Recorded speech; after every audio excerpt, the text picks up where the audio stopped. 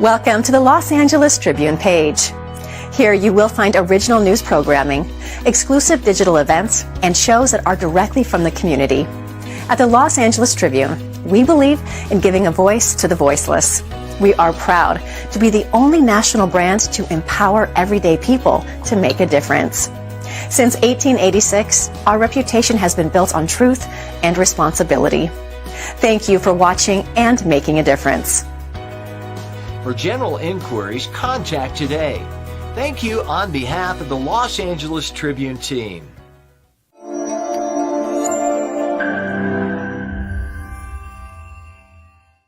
Live and direct, ladies and gentlemen, welcome to day 2 of the LA Leadership Week, and it's so exciting. And we're going to be joined by a handful of people to help kick off day 2 here. I'm joined by some faces that I think most people in our community are familiar with, and those that may not be familiar with have a chance to get to know some of the incredible folks that are helping put together this powerful 8-day program that's going to help you lead your life, lead your business, and transform lives from around. 1, 2.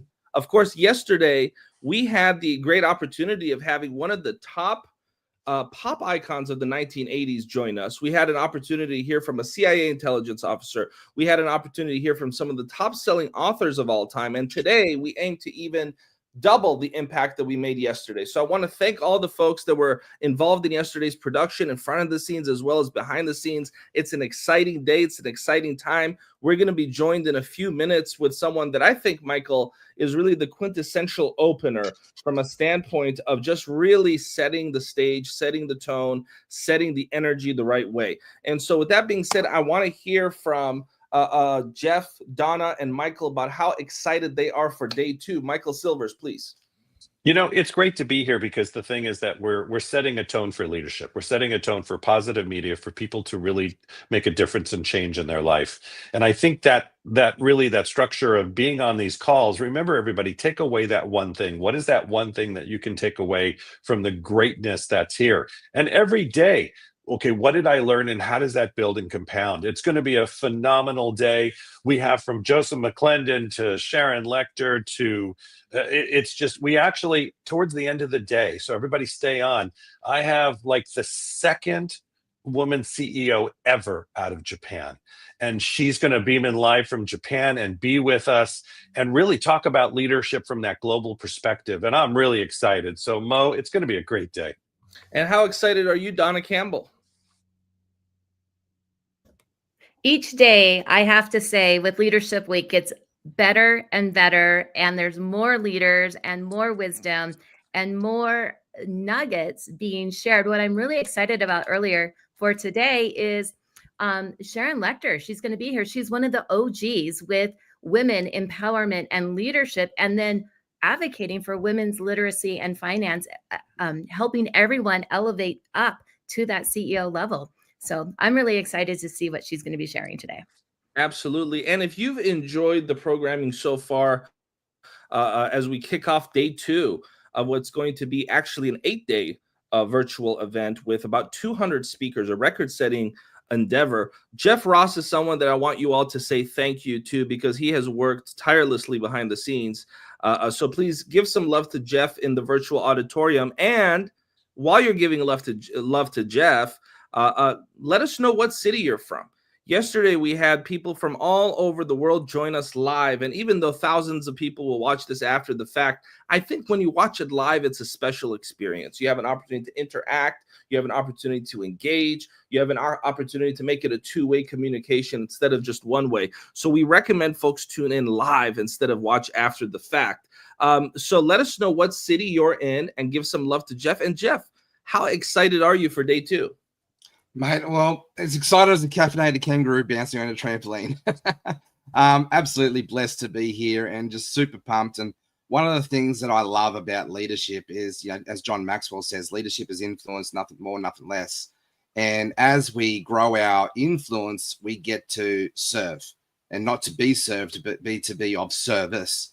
And I'm all about wanting people to be a hero maker, and I just love the vision that you've got here, Mo, for all of us. And that's one word I could probably put down to as being the hero maker, to be able to help us to all lift up the global voice around the globe, over 50 plus countries. And I know that we've got people in countries like Africa and India tuning in today, and that just gives me goosebumps now, knowing that our amazing globe can get to this amazing thought leadership archive, free, like generosity, of our time, talents, and treasures, to be able to just serve the community, to be able to lift up humanity. And it's just a blessing to be here. So thank you.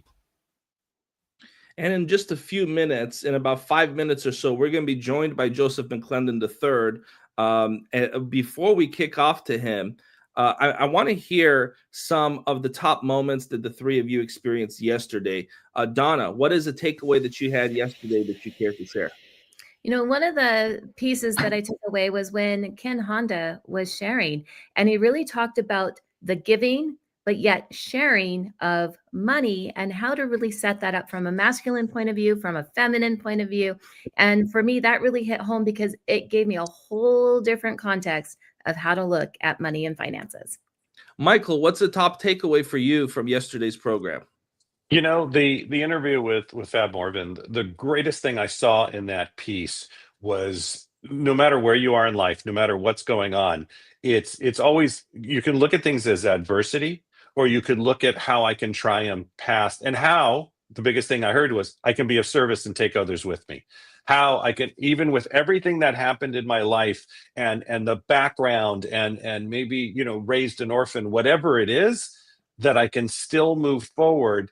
And it's also important that there's people around me who care for you, a team, and move forward. We have a couple of team members we want to give a special shout out to. Karen Hall, who was not with us yesterday, but is a huge part of what we do here at the LA Tribune. Alicia Magnus Lewis. Both of them have birthdays. It's birthday season. Please give them some love in the comments. I'm going to take a quick second before we ask Jeff to chime in on his takeaway and acknowledge some of the folks in the virtual auditorium. We have some individuals joining us from Canada, Alberta, Edmonton, Rochester, New York. Let us know what city you're in. We have some individuals from all over the world. As you can see, KL is in the house, Las Vegas is in the house, Puerto Rico is in the house, Virginia is in the house. Hello to Virginia. I mean, let us know what city you're in. We have people joining from all over the world. And before we kick off with Joesph McClendon here, and Parisa Rose, who'll join us as well to help lead that segment. Jeff, what's the big takeaway that you had yesterday, please? I think the most profound takeaway that I had yesterday was Matt Scott right at the beginning there, when he just dropped the bomb on the statement there, disability doesn't mean inability. And as someone who has, was put onto a disability pension, 15 years ago, and has had to really rise up from that, that really hit home. So, yeah, that was pretty profound. Matt Scott was the perfect opener for us, and he really just defined what Leadership Week is truly all about.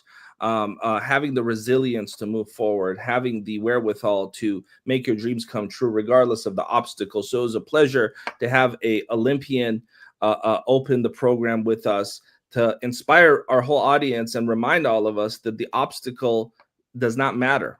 The how big, how small the obstacle is, it's not going to interfere with us making our dreams come true, making the world a better place. And I want to thank all of the speakers and all of the individuals that are involved in putting this together for helping us at the Los Angeles Tribune on our mission to change the status quo and redefine what journalism can be. You see, journalism is not just doom and gloom. It's not just spending hours every day talking about the horrors of the world. It's also about what we've done this week and what we're continuing to do with the LA Tribune Women's Journal, with all of the multiple different publications, with all of the verticals that we have. As a media conglomerate with multiple verticals, we have a lot of individuals that are working collectively to make the world a better place through the power of media. You see, the vision, the dream that we have is that media can be a source of empowerment, not a source of disempowerment. Media can be a source of power. Media can be a source of good. Media can be a source of change. It doesn't have to give you paralysis every time you turn on the news. It doesn't have to make you feel divided from your fellow man and woman every time you turn on the news. We're about unity. We're about making the world a better place with facts, with truth, but also with a greater vision to empower the people that read, that watch, that participate, whether it's one of our movies, one of our live events, one of our newspapers, journals, etc. It's all about making the world a better place. So if you're part of our community, just know you're making the world a better place through a very powerful force, and that's the force of media. And with that being said, I know Parisa is going to be joining us here momentarily to take the lead on a powerful segment. And before we get the green light from Parisa, I'm going to go ahead and welcome Joesph to help kick us off here for a couple minutes before we formally start his segment with Parisa. And Joesph, I want to first of all welcome you to the stage. For those, our community doesn't need much of an introduction. You saw him recently at the Grove with the Los Angeles Tribune event in collaboration with Barnes & Nobles. And that's the world's flagship Barnes & Nobles. That's where the top influencers, celebrities, and thought leaders have a chance to attend. And we appreciate our partnership with Barnes & Nobles. I want to take a second to thank them. We have multiple different projects that we're doing with Barnes & Nobles, especially at the Grove, Los Angeles. And it was a packed house, sold out event. You walk in and you see Joesph McClendon and Los Angeles Tribune, big, beautiful banner for 3 months. That was at the Grove Barnes & Nobles, the world's flagship Barnes & Nobles. And of course, he's a Hall of Fame speaker. He's an inductee in the LA Tribune Speakers Hall of Fame. And I think that speaks for itself. The cool thing, Joesph, about being a Hall of Fame speaker is you don't need to read 4 paragraphs. Right? That pretty much makes the intro a lot easier to just introduce someone as a Hall of Fame speaker. And so you're going to have a really powerful segment here with NCAA champion and COO of the Los Angeles Tribune, Parisa Rose, in a couple minutes. But before we kick off that segment, I want to hear from you about what leadership means for you, and just help us open day 2, please, Joesph. Absolutely. First off, Mo, it is so good to see you. Our ships have been passing in the night, and always, though, even when I was at Barnes & Noble, you were out doing some good somewhere else. So good to see you, and thank you again for all that you do, and thank you for allowing me to be part of this team. Hey, Michael, and hey, Jeff, and to answer your question, I will share with you. I have a couple different definitions for leadership, and maybe I'll share with this when we get going here. I always just look at leadership starts with the leader, and a leader is someone that's got a vision, and they are able to move that vision into the minds and hearts of other people to inspire them and empower them to take on that vision and make it their own and bring it to fruition. And that carries with it a lot of characteristics that person has to have. And one of them is that own self-certainty and that own their own ability to put themselves in the right type of state of mind or whatever it takes for them to pull it out themselves. And then lastly, I'll say, for me, leadership means, as you've heard it a billion times, you got to go there first. You got to go there first. If you're going to be the example and you're going to be the inspiration for other people, I say don't teach theory. Go there first so that other people can go, well, he did it, she did it, I can do it as well. I'm going to jump in. It's, Joesph, you've been in front of so many people. And again, this is not your segment, right? but it's great to have you here with the host, because it really anchors the day. And you've been in front of so many people. I mean, 6 million people live. There's not many people on the planet who have done that. Just talk for a minute about the impact that you have. I know it's about you, but the impact that you've created by being in front of so many people, and what has that done to your life? Yeah, well, here's what I'll say. I'll go back on what I just said in terms of impact. And first off, thank you for the kind words. I do what I do because somebody did this for me. Somebody helped me at the worst times in my life, and they charged me with, or actually I asked for, what do I do for you to repay you back? And they told me we'll do the same thing to other people. So my ability to impact comes from a set of skills that I've learned. And what it means to me is that I'm carrying forth that legacy that man left with me, and my own legacy as well. And my vision is not for me, as noble as this is going to sound. My vision is to empower as many people as I possibly can with the tools and the processes to be able to change whatever it is, the toxic 10, whatever it is that stops them or hinders them, so that they'll go further faster, so that they will also, at the very least, be an example for other people, so that they will take it on and they'll do it as well. So I just believe that our ability to impact people is not just impacting that people, but beyond and beyond and beyond. And there's a saying that came to mind just now, and that is, somebody told me once that if you consider yourself a leader and you look back and there's nobody following you and nobody's following them, you're not a leader. You're just going for a walk and talking to a few people. And so I always like that the impact that we're making is not only an impact so people get it for themselves, but they be the example for other people as well. Yeah, that's a great piece, and it is that impact. I think you talk about that a lot, but it's really it's a ripple effect, because when Yeah. you have think of when you're in front of 6 million people plus everything else you've done and all the virtuals and it's about that one. We used to talk about the thought leader in the middle of the room, or the rapport leader, right? And as it bounces out of them and it ripples through the audience, or it ripples through the community that they live in, it's if you look at 6 million people, I did the math once. I mean, you even if they all talk to one person, that's 12 million people that have had an effect. And if they all talk to two, and that's that ripple effect that you have been part of. So I see Parisa has jumped on with us. Should we bring you up, Parisa? Awesome. There we go. Oh, here we go. There we go. All right, everybody. There she is. There she is. Back forth. Yeah. So, Mo, you want to do the introduction for Parisa? Yeah, well, first of all, that's a great point, Michael. I do want to welcome Parisa. We're right on time here because we're about to have a very powerful, dynamic tag team duo with two high-performing individuals. Parisa not only is an NCAA champion, she also runs a huge company as our COO and wears a lot of different hats. And Joesph McClendon, of course, is one of the world's you already heard me introduce him as a Hall of Fame speaker. That's all I'm going to say. And that's all you need. That's all you need.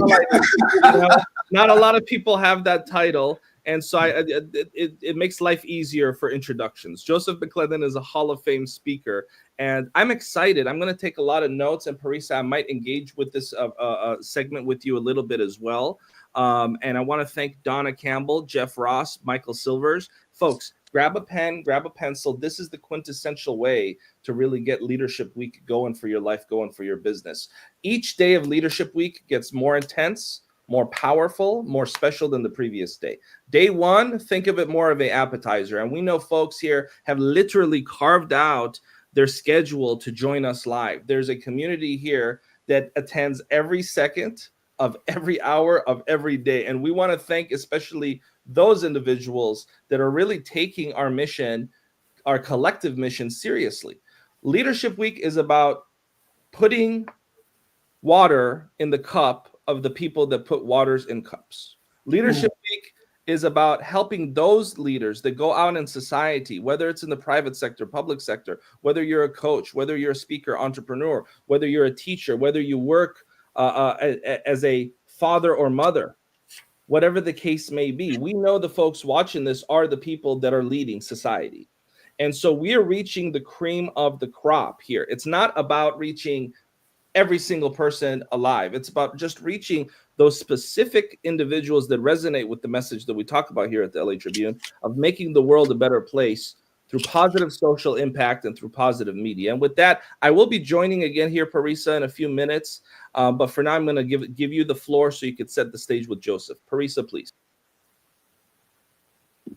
Well, first of all, before I give you an intro that does you justice, hello, Joesph. Hello, since you're already on screen. Yeah, good to see you as well, my dear. It's been a week. It's been only a week. But now, honestly, that's the really cool part about it. And I guess I would say that's the privilege and the honor right now in this season of life. So good to see you. So I will give you a formal intro because it is so necessary to give you a formal intro. So our presenter right now, as he's already on stage, is in a class all of his own. Many of you know him from his work as the head trainer and presenter with Tony Robbins, But what you might not know is that he owns 6 different businesses with sales exceeding $42 million and has worked with the best of the best around the world for the past 2.5 decades.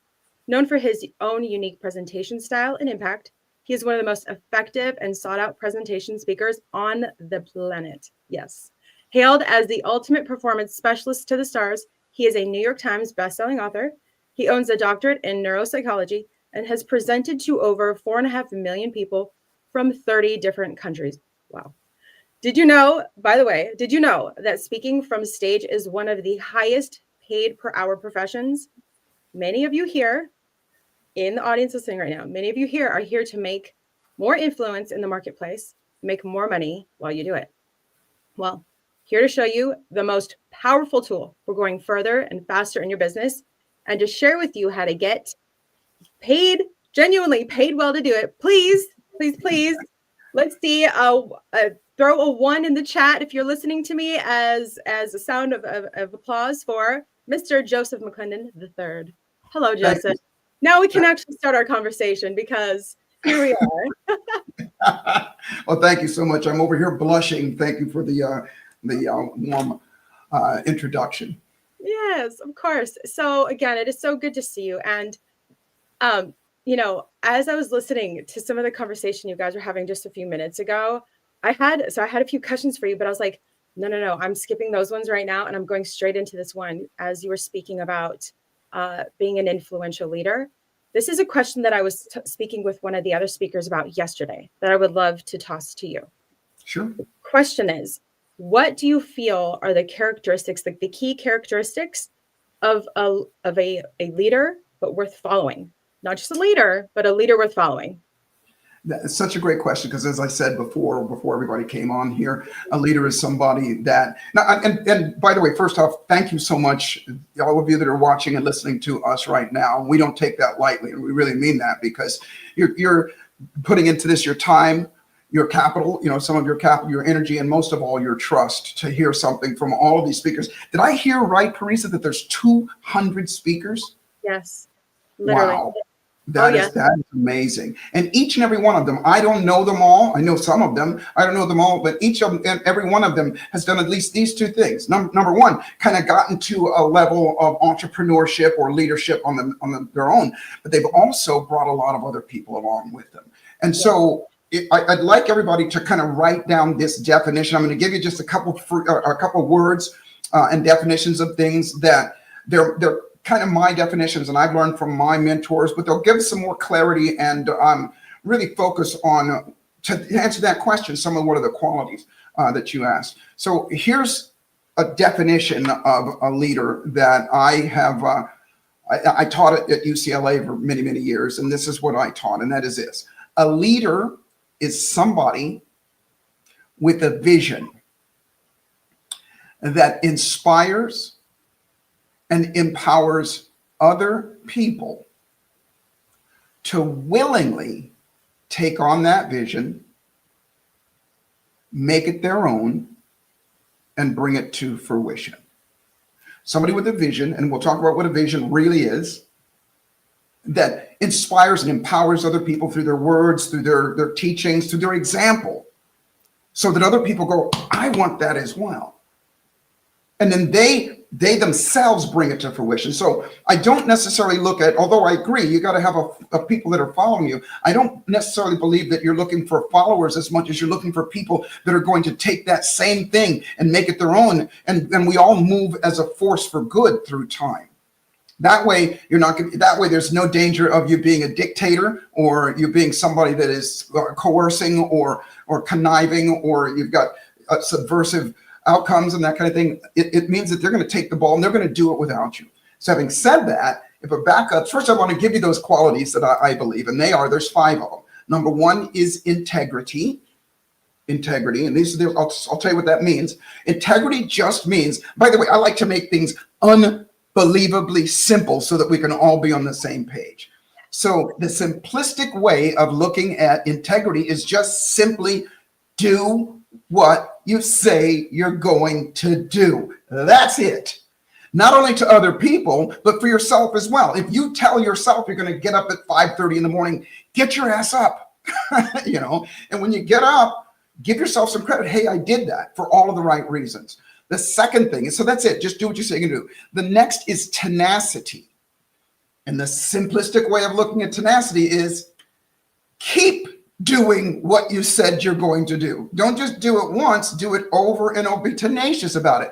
That you get up every day at 5:30 or whatever. And that's discipline, by the way. Discipline is just doing the prescribed activity as prescribed, no matter what, even and especially when it's difficult. And so tenacity to get up and do it again, even if you don't want to, because everybody can start a diet and everybody can start, you know, a business, but staying with it is the second thing. So the third thing is energy. And I don't mean just get up and go energy. I mean that electromagnetic energy that when you walk into a room, people feel you. When you go somewhere, people, you know, this is not unicorns and crystals and rainbows. This is true thing. We all give up off electromagnetic energy. Parisa, you've heard me talk about it before. You're sitting in a car and you feel somebody looking at you, and you look over and they're looking at you. It's because you feel their energy. That's a whole nother piece. Right. So the third thing is energy. And there's a way to cultivate all of these things, by the way, so that they become your natural default. And then the fourth thing is kindness. Kindness. And what that means is doing, you know, caring about other people, loving other people, having compassion for other people, even and especially the people that you're speaking to in front of, you know, in my institute, we teach people how to present, not just speak, but how to present. And you'd be amazed at how many people are afraid of their audience. If you got stage fright, you're afraid of your audience, and they can feel that stuff. So one simple way of getting around it, one of the things that I teach is just love them.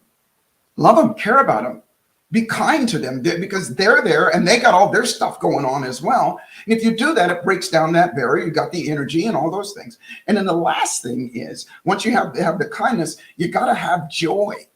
Joy, bring that out. Be joyful. Don't be that kind of leader or that kind of teacher, that kind of presenter that's got one of these going on all the time. There's a place for it. You got to be dynamic about it, but be that kind of person that people want to be around. People want to be around joyful people. That's what makes a leader. So long answer to your question, but you asked, those are in my opinion, the 5 qualities that a person must have. And then I always say lastly, but Parisa, it's never lastly. And I'm here for that. There's a way to quickly adapt those things. It's not, if you don't have them, how do I get them? That's what we teach us how to get them as well.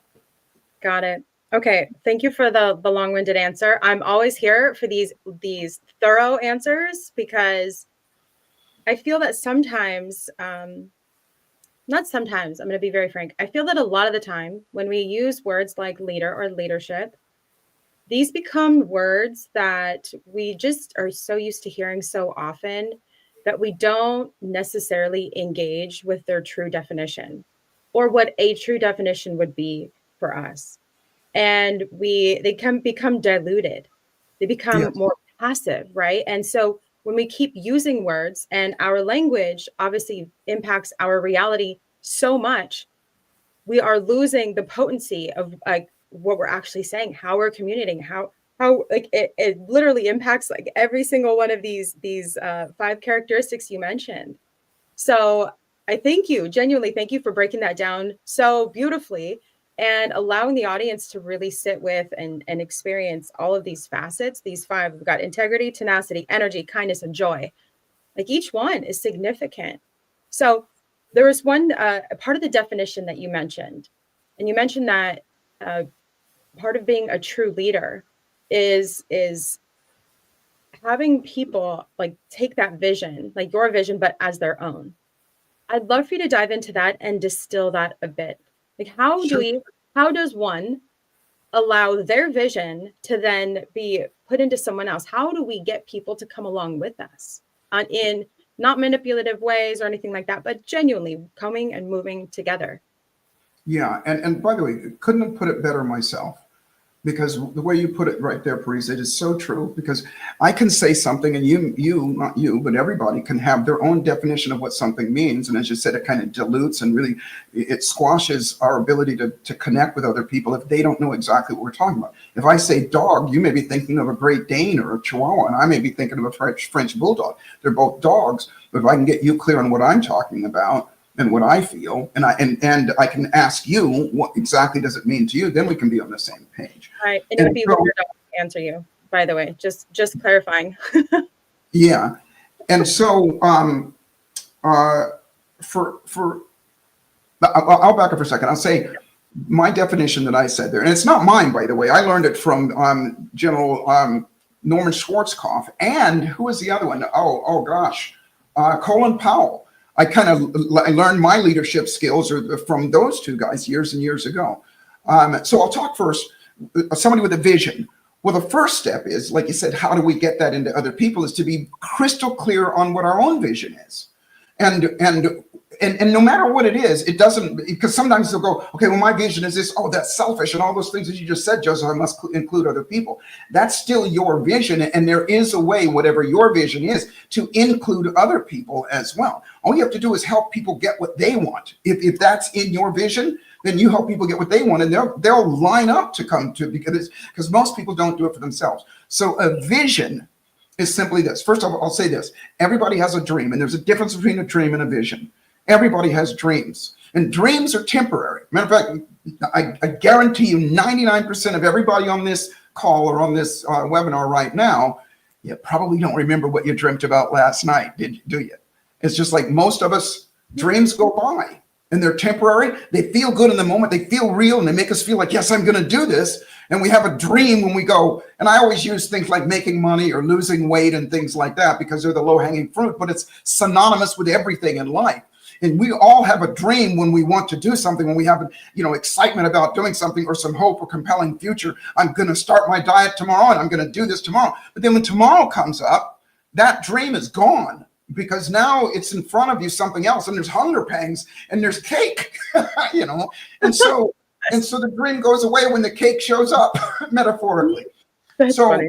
A dream is temporary, and it does have temporary emotional intensity about it. But a vision is a dream that is visited often with an immense amount of emotional intensity.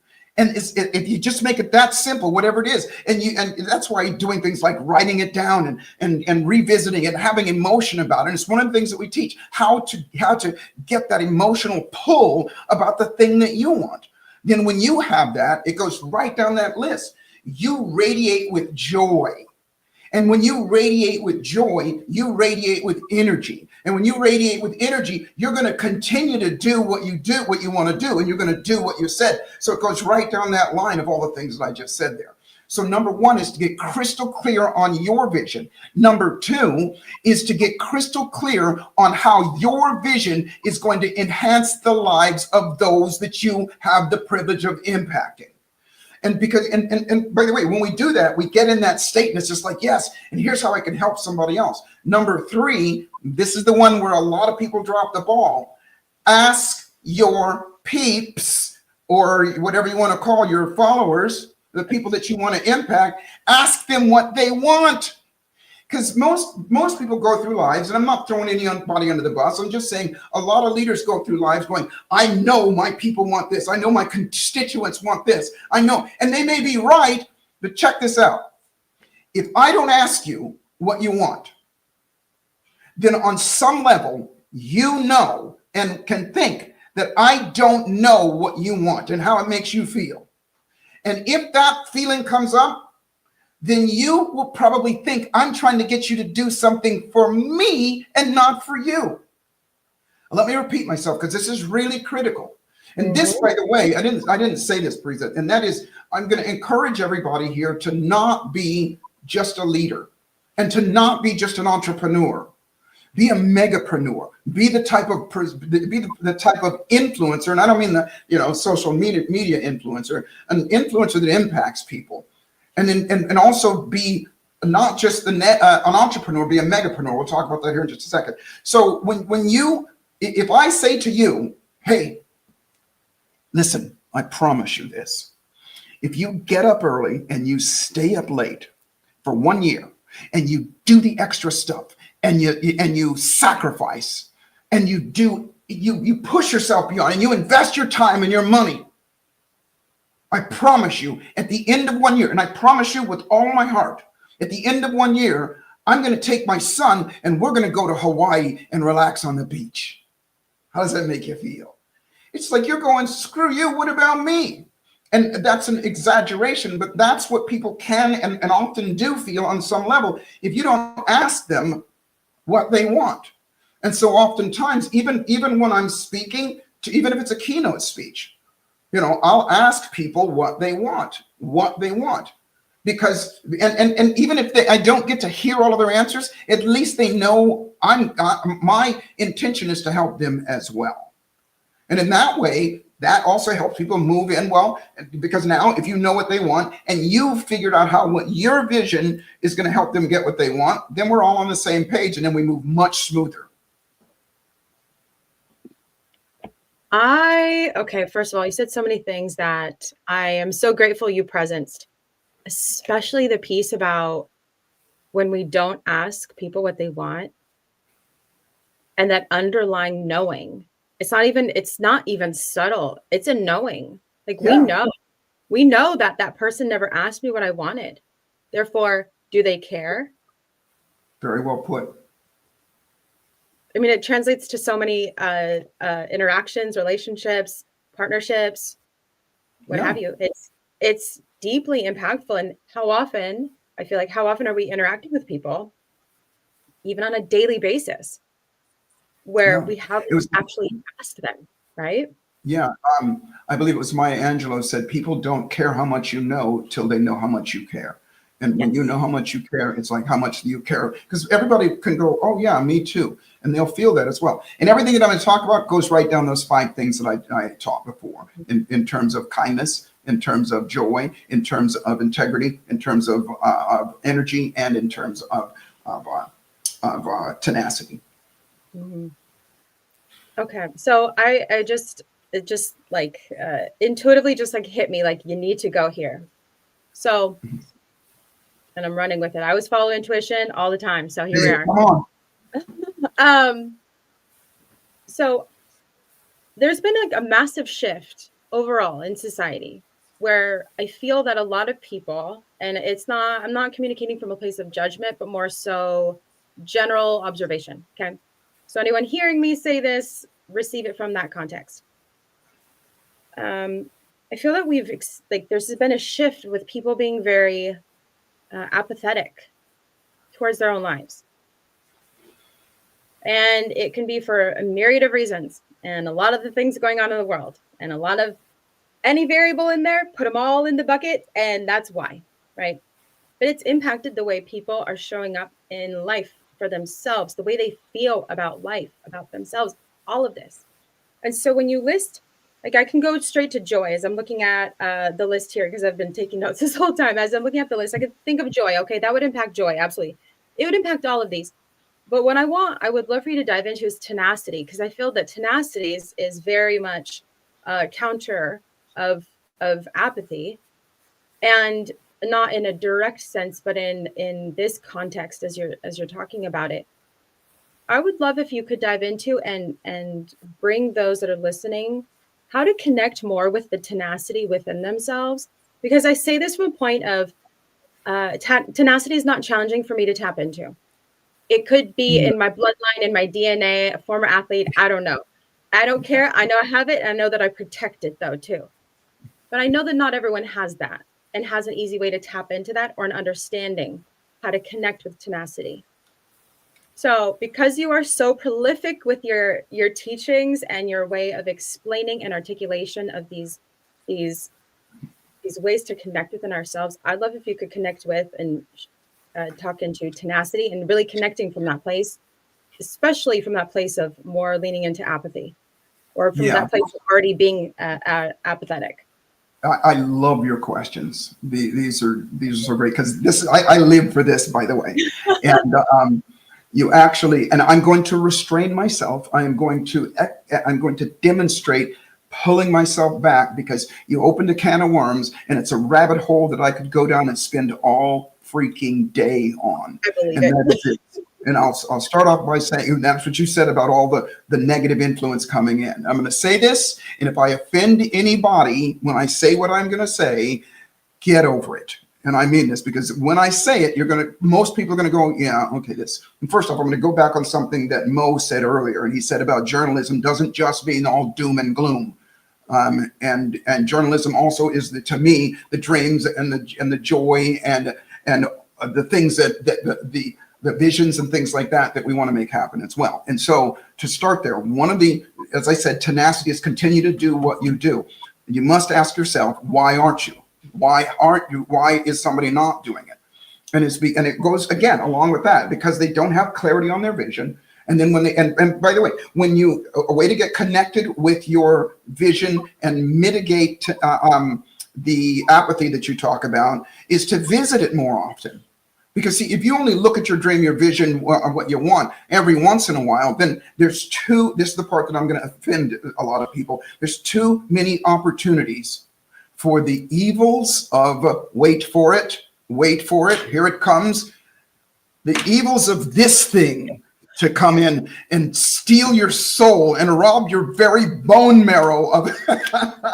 And I'm going to tell you right now, and this is why I say to people, if you have a cell phone, then you most likely have cell addiction.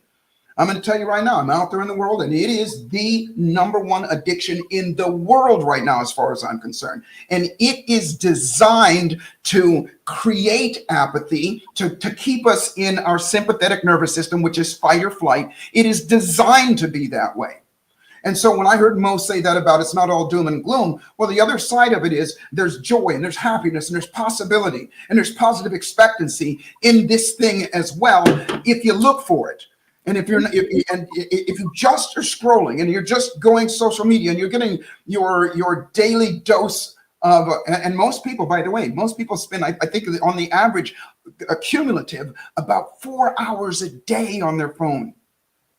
About 4 hours a day. And that, you add it up. It's like when you go there, and I speak from experience.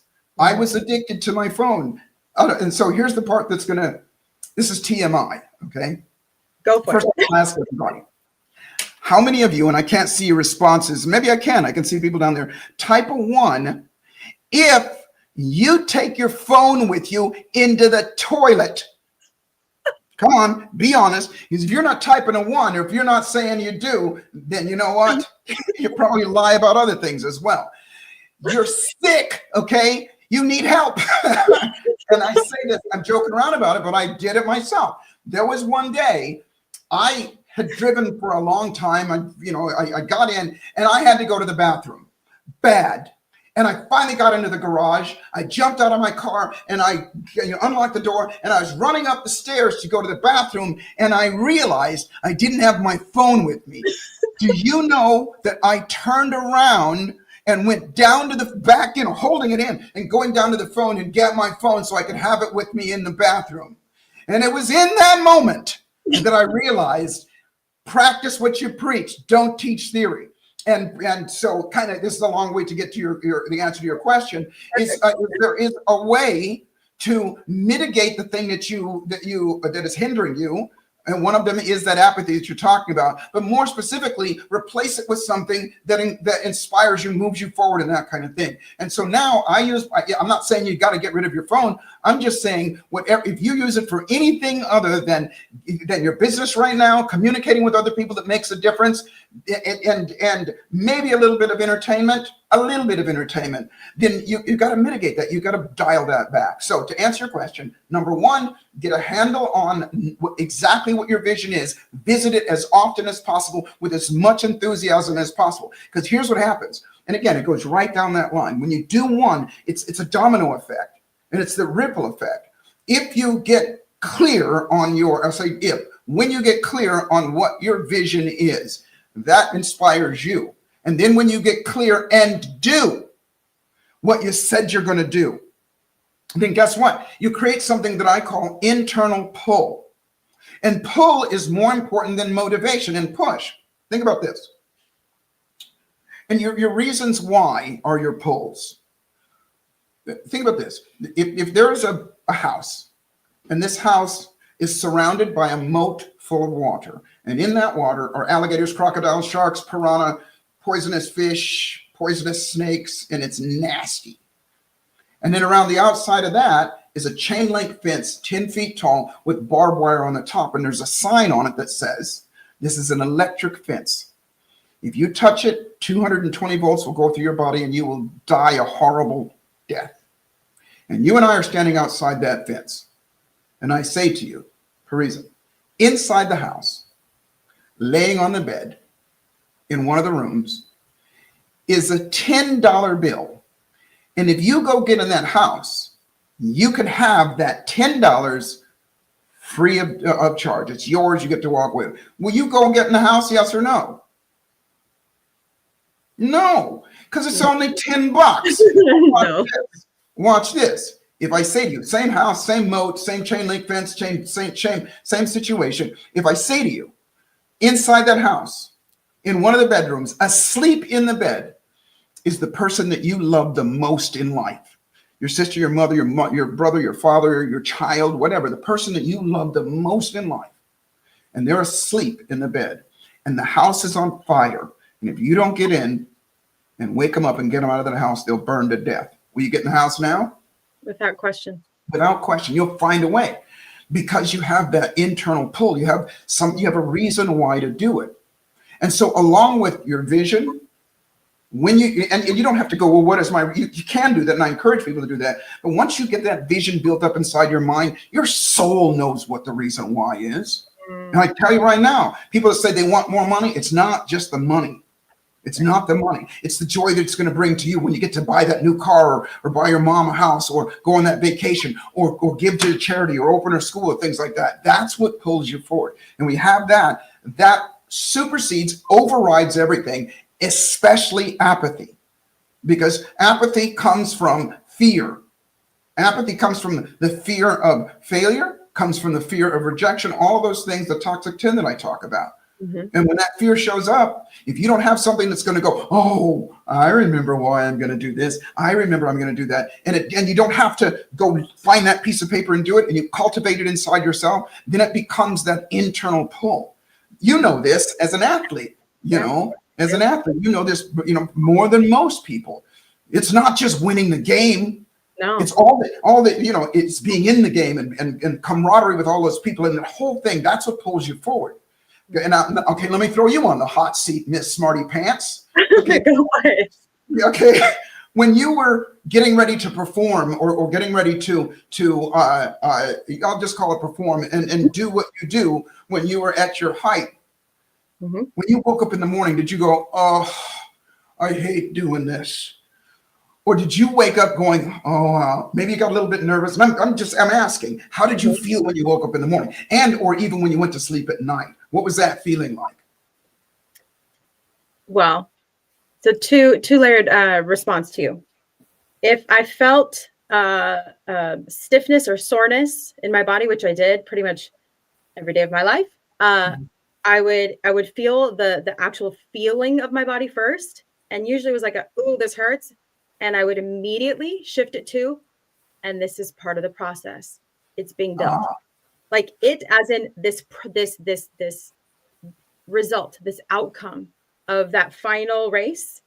Because I was a swimmer. That final race, that time I'm going to go, that best time, that lifetime best time I'm going to go. This is a part of that.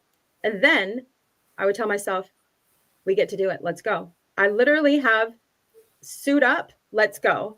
That's my mantra. That's my mantra my whole athletic career. And that's exactly what's on my notebook that I've been writing in. Oh, suit wow. Up, let's go. So that's what I tell myself my entire, here we are. Yeah. Parisa, there is so much in what you're saying, the simplicity of it. So everybody, please understand. She felt the fear. She felt the pain. Now, correct me if I'm wrong, Parisa, okay? I'm going to kind of my version of what you just said. Yeah. She felt the pain. There's going to be pain in everybody's life. There's going to be hardship. There's going to be disappointment. There's going to be, these things show up in her life. She felt it. And then she, wait for it, said to herself, this is part of the process.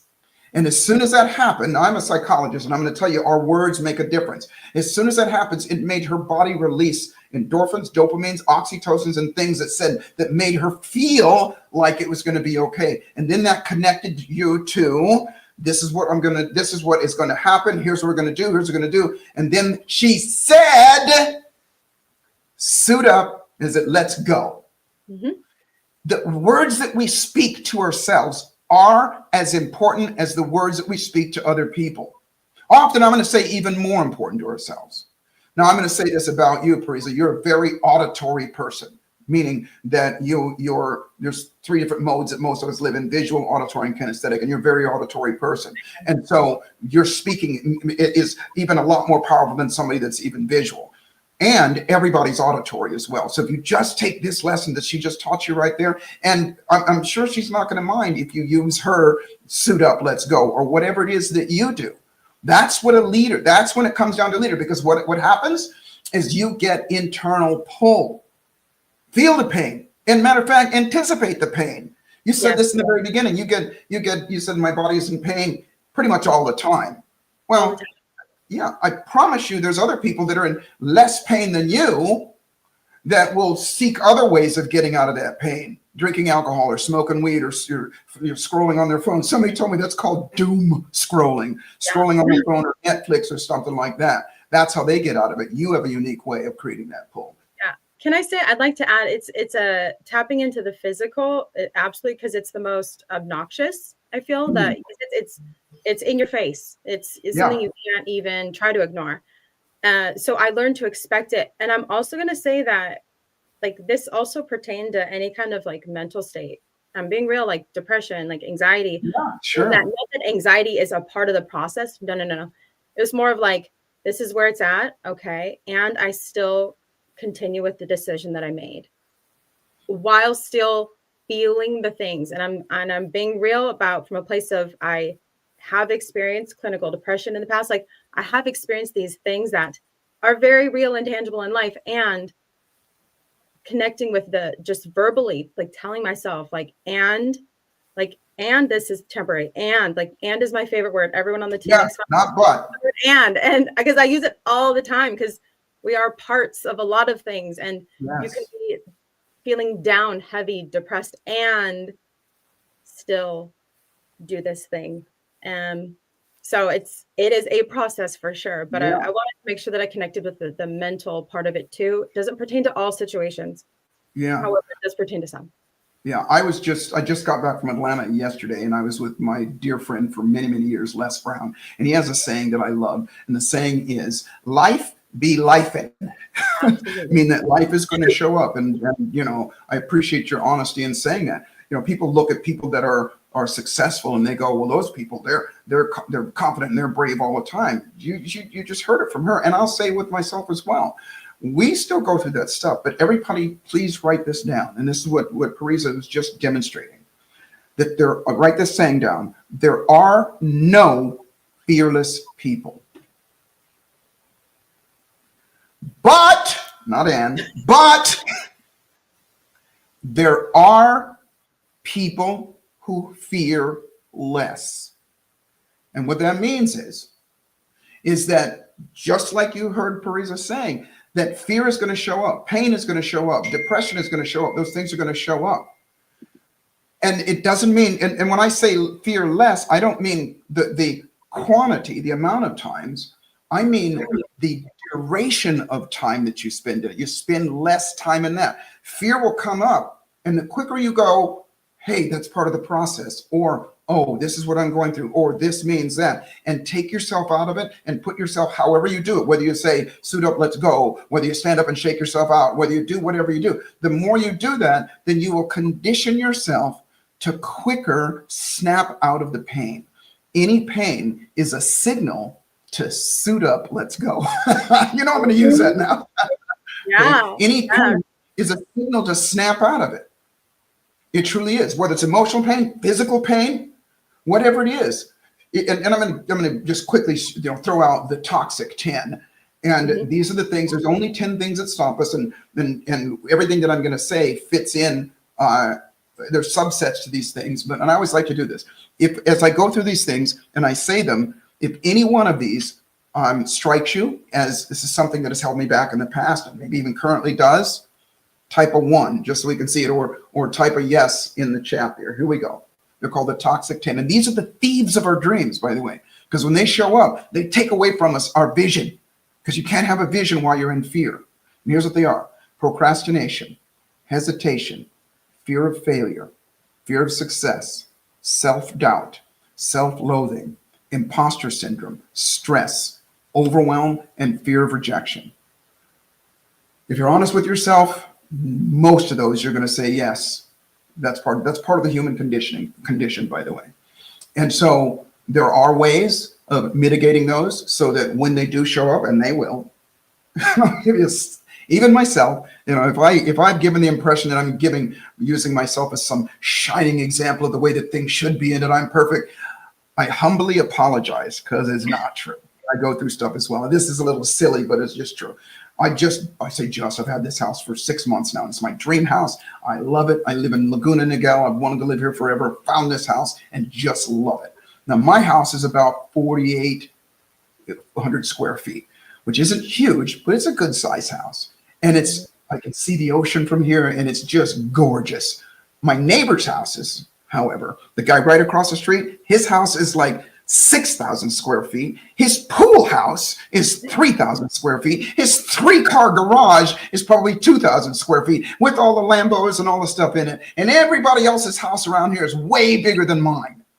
Maybe a couple of my size, gated community. And when I go up the hill, these houses are like 10,000. There's beautiful homes. And so I bought this house and I was traveling a lot, and I hadn't had the time to really get into it. So I was walking my dog a few months ago, and I went up the mountain and I was looking at all these other houses.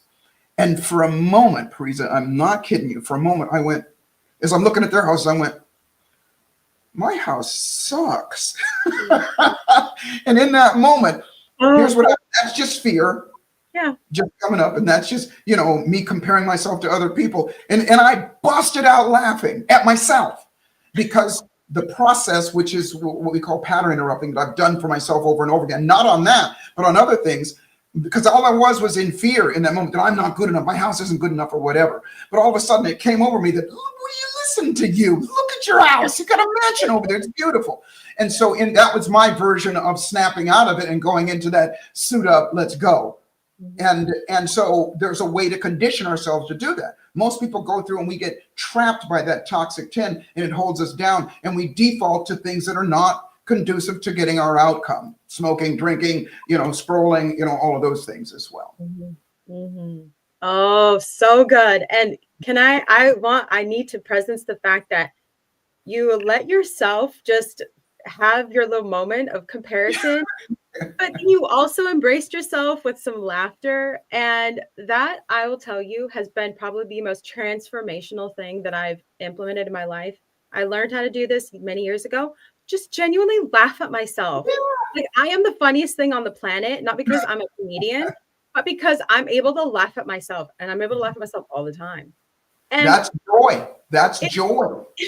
Right. And it's like, it's okay to just let the things that, as we are, humans being human completely, it's okay just to let it be silly and laugh and let it be, let it go. Not only is it okay, like you said, you anticipate those things, look for it, look for the funny things about yourself. And I think more specifically, Parisa, I want to point out to people that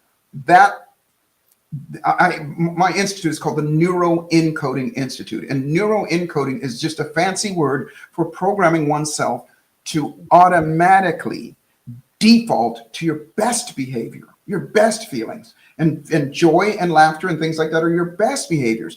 You live longer, you're healthier, you make more money. It's science now. And so if you have any pain triggers you to go, and then you automatically do that because you programmed yourself to do that, then it happens more often.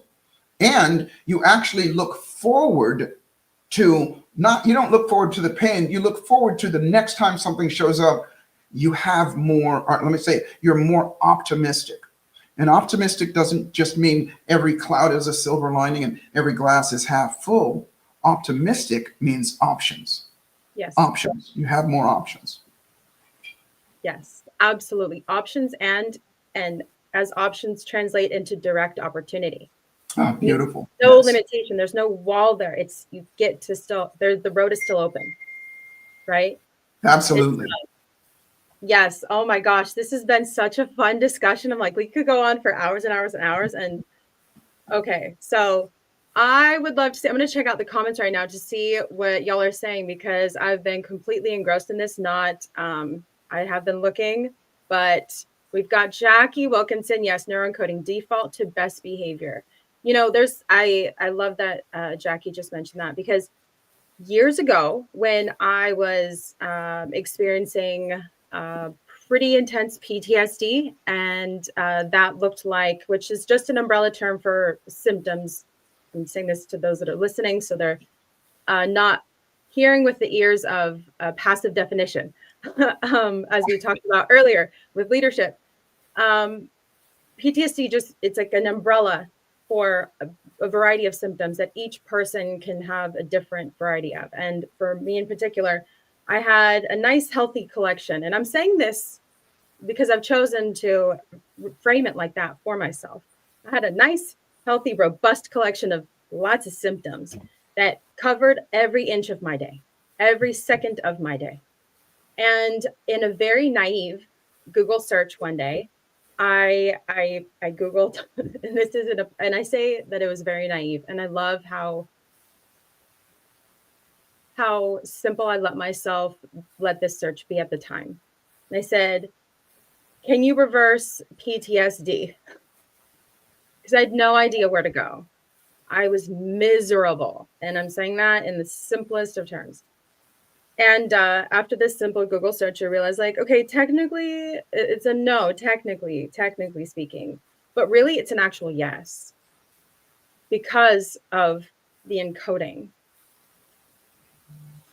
And I'm not saying this from a clinical perspective. I'm saying this from a practical, experiential perspective of my life. So anyone that hears me hears that from, this is just my experience of it.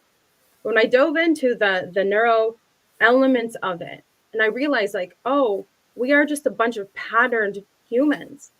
We are a bunch of conditioned humans. I may have experienced a thing that triggered this other thing that is considered or called and looks like depression. Yes. And how often am I also practicing depression while my body and my mind is experiencing this as well? How much am I reinforcing this thing? I might already experience it, yes. But how much am I practicing it and reinforcing it and patterning myself to these exact things? When I realize that, I'm like, oh, I'm actually assisting these things right now. Ah, very well put. Yes. I'm assisting all of these. How about I learn to not assist them? Yeah. Can I throw something in? And you have to keep me honest on time because I have no idea when we're supposed to stop or whatever. I could talk to you all day long. We've got 10. Okay, so take a look at, because people feel like that term PTSD only refers to people that have been in battle out there in the Iraq or something like that. But PTSD, and you, by the way, you are talking about science of it as well. So I'll go just a little deeper on it. And that is this: PTSD stands for post-traumatic stress disorder. Who doesn't have past trauma and stress? Everybody does. So when we think about it, we think of it as the extreme. We think of some guy that has gone, or woman that has gone over and lost a limb over, or lost friends over in battle or something like that. And that trauma happened and it scarred them in such a way that they cannot stop thinking about it.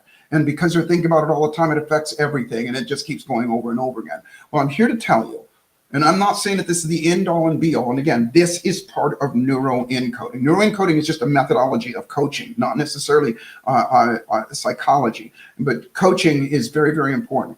It is this: what makes us continue to feel bad, and what makes us to continue to experience. As I love what you said, you had I forgot how you put it, a robust toolbox of symptoms.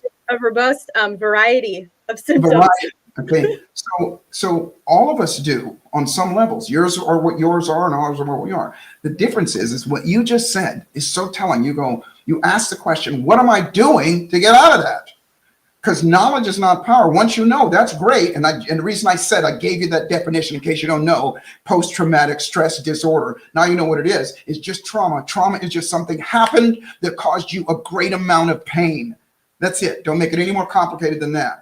Something scared you, or something you saw that caused you to just, feel hurt or whatever. Pain. And it was such a great way. We call that a significant emotional event, which is only one of the two ways that we learn.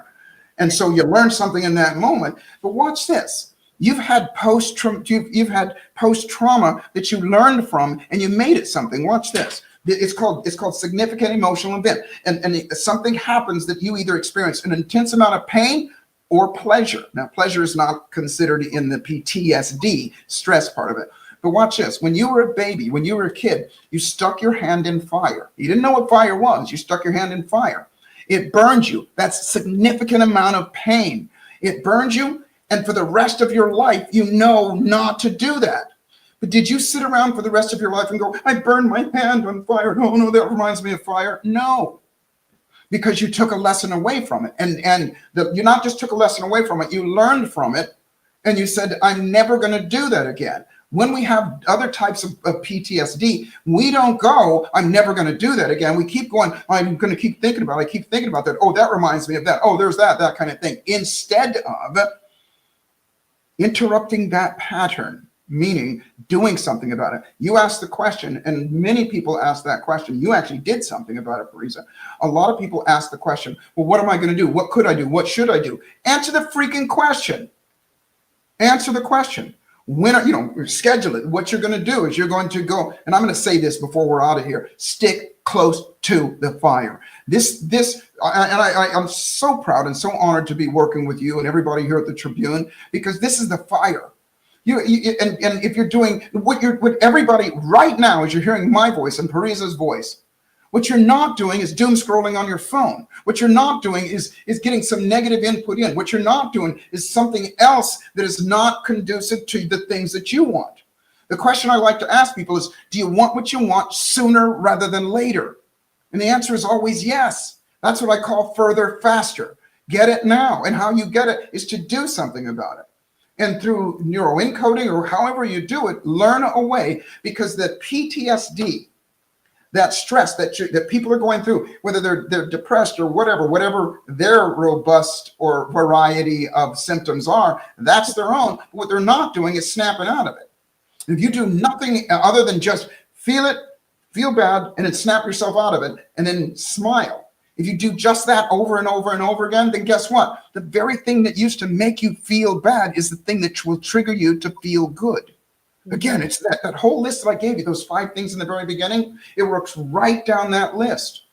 When you have joy, when you experience, and any time that you're kind to somebody, endorphins, dopamine, oxytocin flow through your body, and it cancels out and gets rid of the epinephrine and the cortisol and all of the things in that moment. You do more of it, it's just like anything else.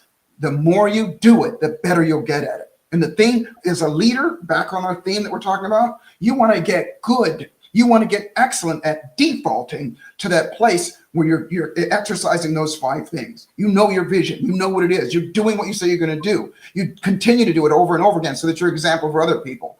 You have the energy because you're doing those things. You have joy because you're happy you're getting closer to your dream and you're bringing other people with you. And then at the very least, in the end, what you always want to do is you're going to be, as you're kind to other people, the things that you're going to do, the things that you're doing are going to make other people feel good. And lastly, and I warned you about lastly, people are looking for their purpose right now, more than ever in life. And I say to you, if that's you, if you don't know what your purpose is, please allow me to give it to you. First off, nobody has just one purpose. People go through life and go, this is my purpose to do that. Now, you may have one thing that sticks out more than anything. When you were an athlete, that probably was your purpose in that moment. But I promise you this, and correct me if I'm wrong, we all love the feeling of helping other people.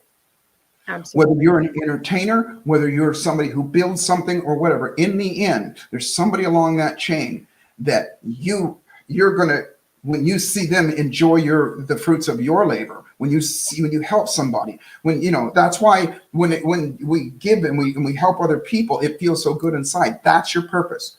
That is your purpose. If you're a parent, you know that beyond a shadow of a doubt, because your purpose is to what? Help that child. But when you take it outside of everything else and you help other people, I'm telling you, here it comes. Wait for it. Kindness, joy, energy, tenacity, and focus. And I'm sorry, and your vision and doing what you say you're going to do. Yeah. Wow. Michael, come on up. I know you're going to come up. It says, Ben, first of all, thank you, Joesph, for the opportunity to be here with you and to roll with whatever I brought forward to you, to dive into. Thank you. It is something that I thoroughly enjoy. I love doing, engaging in a rich conversation and just following wherever it may go. Thank you so much for the value that you've brought, not just to me, but everyone listening. This has been such a joy and such an honor. So thank you. My absolute pleasure, Chris, and thank you. The one thing I wanted to say, because listening to this, between the two of you, because the two of you come from like a high performance, right? You come from that high performance mental set. But one thing that you dropped into, which it was all great. I learned a lot. But when you dropped into PTSD, and that is literally all of us out here, because there is that shame still around it. It's still today that we don't really discuss it, and we're cellular beings that are living this way, and we don't have to. And I appreciate so much that you two covered that, and just because to be a leader, you have to own up to it, but you have to know it's there. And I think I'd love to one day to flesh that out with you much more. And really help our audience that way. So, from myself and Mr. Mo Rock, Prisa, that was brilliant. Joesph, what an amazing time we had together. You should see how many comments there are and how many people are watching this. It has just been mind-blowing. So I just wanted to jump on for a minute, then I'll let Prisa take us to commercial. But thank you both so much. It is my pleasure. Thank you. Thank you. Thank you, Joesph. Wow. Okay, so Joesph, I'd love to give you the floor. The last 2 minutes are all you. And then after you wrap for the 2 minutes, we'll go right into commercial. So Jeff, you can take us right into that. I love the sound of your voice and the resonance of what you will offer to our audience right now to be the last thing they hear moving into commercial, because I feel like that's the best way to close out this beautiful segment. It is my pleasure, and be sure to, if I run over 2 minutes, give me the shut the, you know what I'm saying. Okay? I'll do like something like All this. Right. First off, thank you for everybody. As I said in the very beginning, this is my passion. This is one of my passions, and my purpose on this planet is to help other people. And the only thing that I ask is this: if you've heard anything here today or experienced anything today that Paris and I said, please take it out and teach it to somebody else, because learning it is one thing. Teaching it as though you are, learn it and teach it and do something about it. Then what you're doing is the saying that I said, those of us that dare to dream while the rest of the world is having a nightmare. We're not only going to create the abundance that we have for ourselves, but we're going to be examples for other people as well. So please share it with other people as well.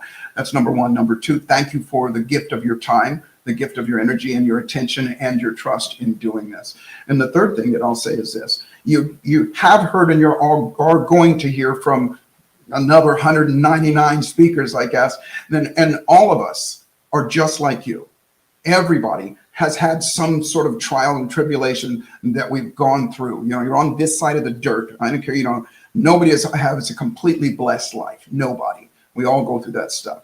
And so we are where we are right now because on some level, we snapped out of it. On some level, we went, okay, there's more for me. There's more for other people. There's more that I'm meant for. We had that conversation. You heard Parisa say it before. She said to herself, I can't express that enough. Say it, say it, say it. See it with your imagination. Say it with your mouth. The more you say it, the more you'll play it. And lastly, I'll say that life is always, always, always exactly what you dare to make it. And fortune favors the bold. And so the trick to life, as far as I'm concerned, is to learn how to boldly step up and dare to make your life magnificent. Again, thank you so much. And thank you for the gift of your time, your energy, and stay close to the fire. It doesn't get any better than right here. Stay close to this fire.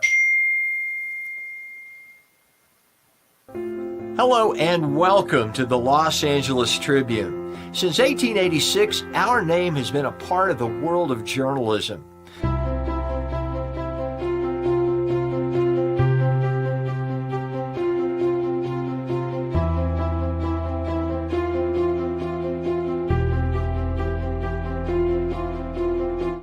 We've earned a reputation for being a publication that practices integrity, authenticity, and responsibility. For general inquiries, contact today. Thank you on behalf of the Los Angeles Tribune team.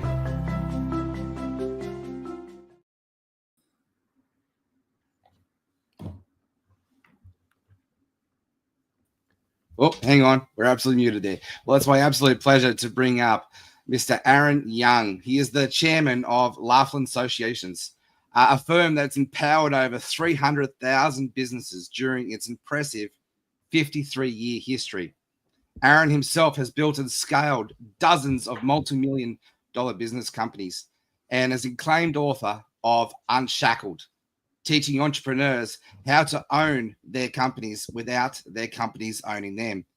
He is the host of the most insightful podcast, Magnify Your Wealth. Married for 38 years, Aaron is a proud father of four and is soon to be a grandfather of 10. And it's my absolute pleasure, Aaron, to have you introduce yourself here today. I'd just love you to share a little bit about yourself, 2 minutes or less, and share a bit more about your story. Sure, Jeff. It's awfully, first of all, it's nice to meet you. Parisa, I know, and Michael, but they told me I got the opportunity to be with one of the great interviewers. So I'm delighted to get to meet you, Jeff. My background's really simple. I was a guy that didn't really enjoy school very much. I came from a middle to lower middle class family and knew if I was going to have anything more in life, I'd have to figure out a way to get it for myself. So that is often a good impetus to begin an entrepreneurial life. Started my first company at 18, had 3 employees, 2 trucks, was the first recycling business in Portland, Oregon, back in 1982. And then in 86 became one of the first cellular phone distributors, or not distributors, but agencies with multiple stores around the greater Portland, Oregon area. Then was recruited to be VP of sales of a multinational financial services company and ran sales for almost 350 offices worldwide, including Australia. And Wow. We went public on NASDAQ during that time. So as a vice president and somebody, there were only 3 of us VPs, did well with the stock. So when that 3.5 years had run its course in late 1996, left there, took all my marbles with me and started to buy companies. And that's what we've been doing ever since, buying and building and fixing companies. You've just pictured out the vision of my own life that I want to sort of one day get to that stage. And so, well, you're young. You're young. Yeah. Look at all this gray hair. I'm in my 40s, but yeah, no, I'm still pretty young. I started my career at School of Hard Knocks. Left school at year 9, and I just love what Joesph was talking about with the 5 qualities, attributes of great leadership there. And one of them that really resonated with me was tenacity, and really sort of being tenacious of I'm not having that give up attitude. I learned to break in horses at a very young age, and I had a mentor when I was doing that.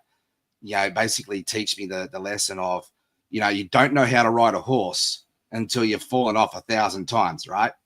And that's a little bit like life and, like business. And so I love to speak to that heart of the resilience and tenacity and what lessons do you have to be able to teach, to go into that space, to be able to share with our audience today? Well, it was interesting to listen to Joesph, and I've been on the program with him at different times in the past. And he's such an inspiring guy. he said near the end of his comments, all of us that are on here that are speaking, and all of us that are listening, have all been through stuff. And they talked a little bit about PTSD and so on. I often say when I'm speaking to business owners that you've got to be a little crazy to be an entrepreneur. You've got to be a little wacky to do it, because you're really putting everything on the line to do this thing that you believe the market's going to accept. And if they don't accept, you have the likelihood of losing it all.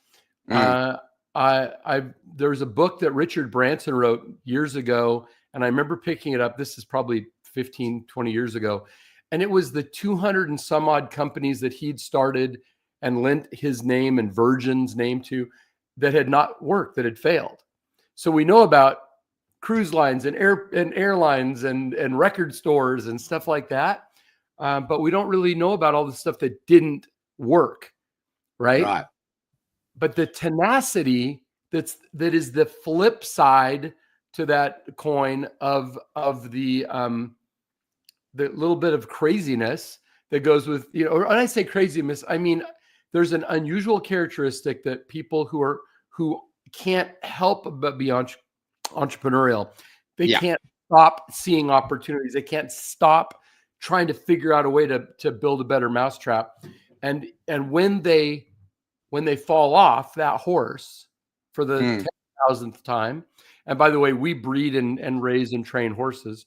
Oh, there you go. So I've got a long history of my whole life with horses.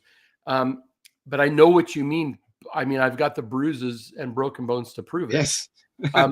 What we do is we get back on the horse. Yeah. Right.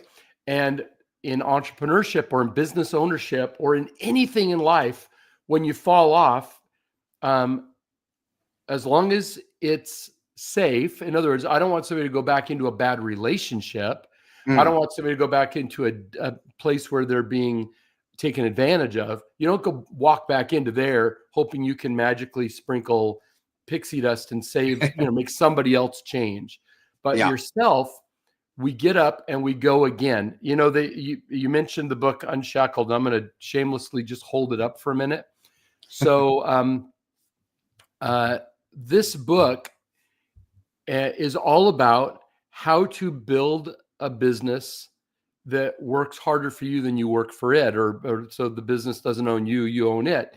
It's an asset. And the reason that matters is, and right before I came on here, I was on with one of my clients who's a brand new client. And I said, what is your goal? They're investors. And they said, we want to be like you. We want to own businesses that we don't have to go to work there, that they just operate. And that if something were to happen, they're late in their 60s. And they said, we could get cancer, have a heart attack, have a stroke. How do we make sure we keep paying our bills? How do we make sure that things go on? And the idea is, with this falling off and getting back on the horse and tenacity, that works as long as you learn from it and you don't seek to repeat the same mistake. Yeah. Right. And you go, oh, okay, fool me once, shame on you. Fool me twice, shame on me. I want to ensure that as I learn something, and here's, ladies and gentlemen, learn it and apply it. Not just learn it and go, yeah, I've heard of that before, but learn it and apply it. When we do that, pretty soon we learn formulas. This book is full of formulas of how I've really been able to do this over and over and over and over again to tremendous success. Yeah. Because, okay, if you're going to write something down, folks, write this down. This down. Same rules apply. Once you learn the formula, if you repeat the formula, you can be in recycling, in communications, in business services, in financial services. I have a business that's biologics. We do high-level wound care. Some of these things are reimbursing at $4,000 per square centimeter for skin grafts and stem cell grafts to repair. Instead of somebody getting their leg cut off, we can grow it back. And this is all Medicare, Medicaid back. That's one of the companies. the same things applied in cellular and in recycling apply in biologics, apply in media. I'm involved with media. Folks, when you learn a formula of success, you can repeat it in almost any situation. What really matters is that you learn what you're great at and you learn the formulas instead of saying, I want to be an engineer, I want to be a plumber, which are both great things to be. If you want to be a business owner, you want to learn the skills that are repeatable, that you deploy your plumbing expertise or your coding expertise in any situation. That's how you build something. And then you get processes and teach other people, and then you become unshackled. Yeah, I love that. That's like what we say in marketing terms when we're following the numbers, is that the numbers tell the story, right? So you follow the patterns and you rinse and repeat and pivot and adjust, and away you go. Now, as an emerging leader, I've just started an online church 12 months ago, and been blessed to be here in this amazing, circle of influence here. One of the things I've had to learn pretty early on in my leadership journey is not to save or rescue people, but to empower them and to equip them and to help them to save themselves. So what do you teach in that space, and what advice would you give to an emerging leader to get out of that need, because it is like servant-hearted leadership. We find ourselves in that trying to rescue and save people, and we've got to go through that journey, I think, to realize that's not what we're meant to do. So what advice would you have for that emerging leader? Very often when we go into some field, especially if we're heart-centered, and I was listening again to Parisa, who went through her low point, right? And so many people go through difficult things. What we do is we go, I don't want anybody else to feel the way I felt. So I'm going to try to head them off at the past so they don't go through the same misery that I went through. The thing is that until somebody is in the middle of whatever circumstance they created for themselves, and are feeling the pain of their lack of preparation or lack of experience to solve the problem, or they've been exposed to some terrible, they've been abused, or somebody's committed suicide, or somebody's, they've been divorced, or they've gotten a terrible illness. These things come in, and you can't always prepare for them. So we, as the ones who are going to try to serve that person, all we can really do is teach correct principles. Yeah. Teach, and then the people that are ready to receive the new information, you can say, I have the medicine, but you don't want to force feed anybody. They have to say, I'd like the medicine. And by the way, they probably need to pay something. There should be some exchange of value in any good contract, because people appreciate what they have if they had to make a slight sacrifice to get it.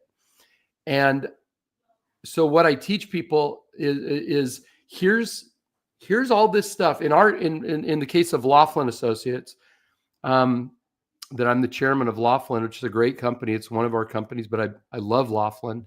What we do is give people the tools to ensure that their business is meeting all the requirements of the law so that they can get the protection in the courts. We have 93% of the world's litigation here in the United States. 93% of all lawsuits are in the United States.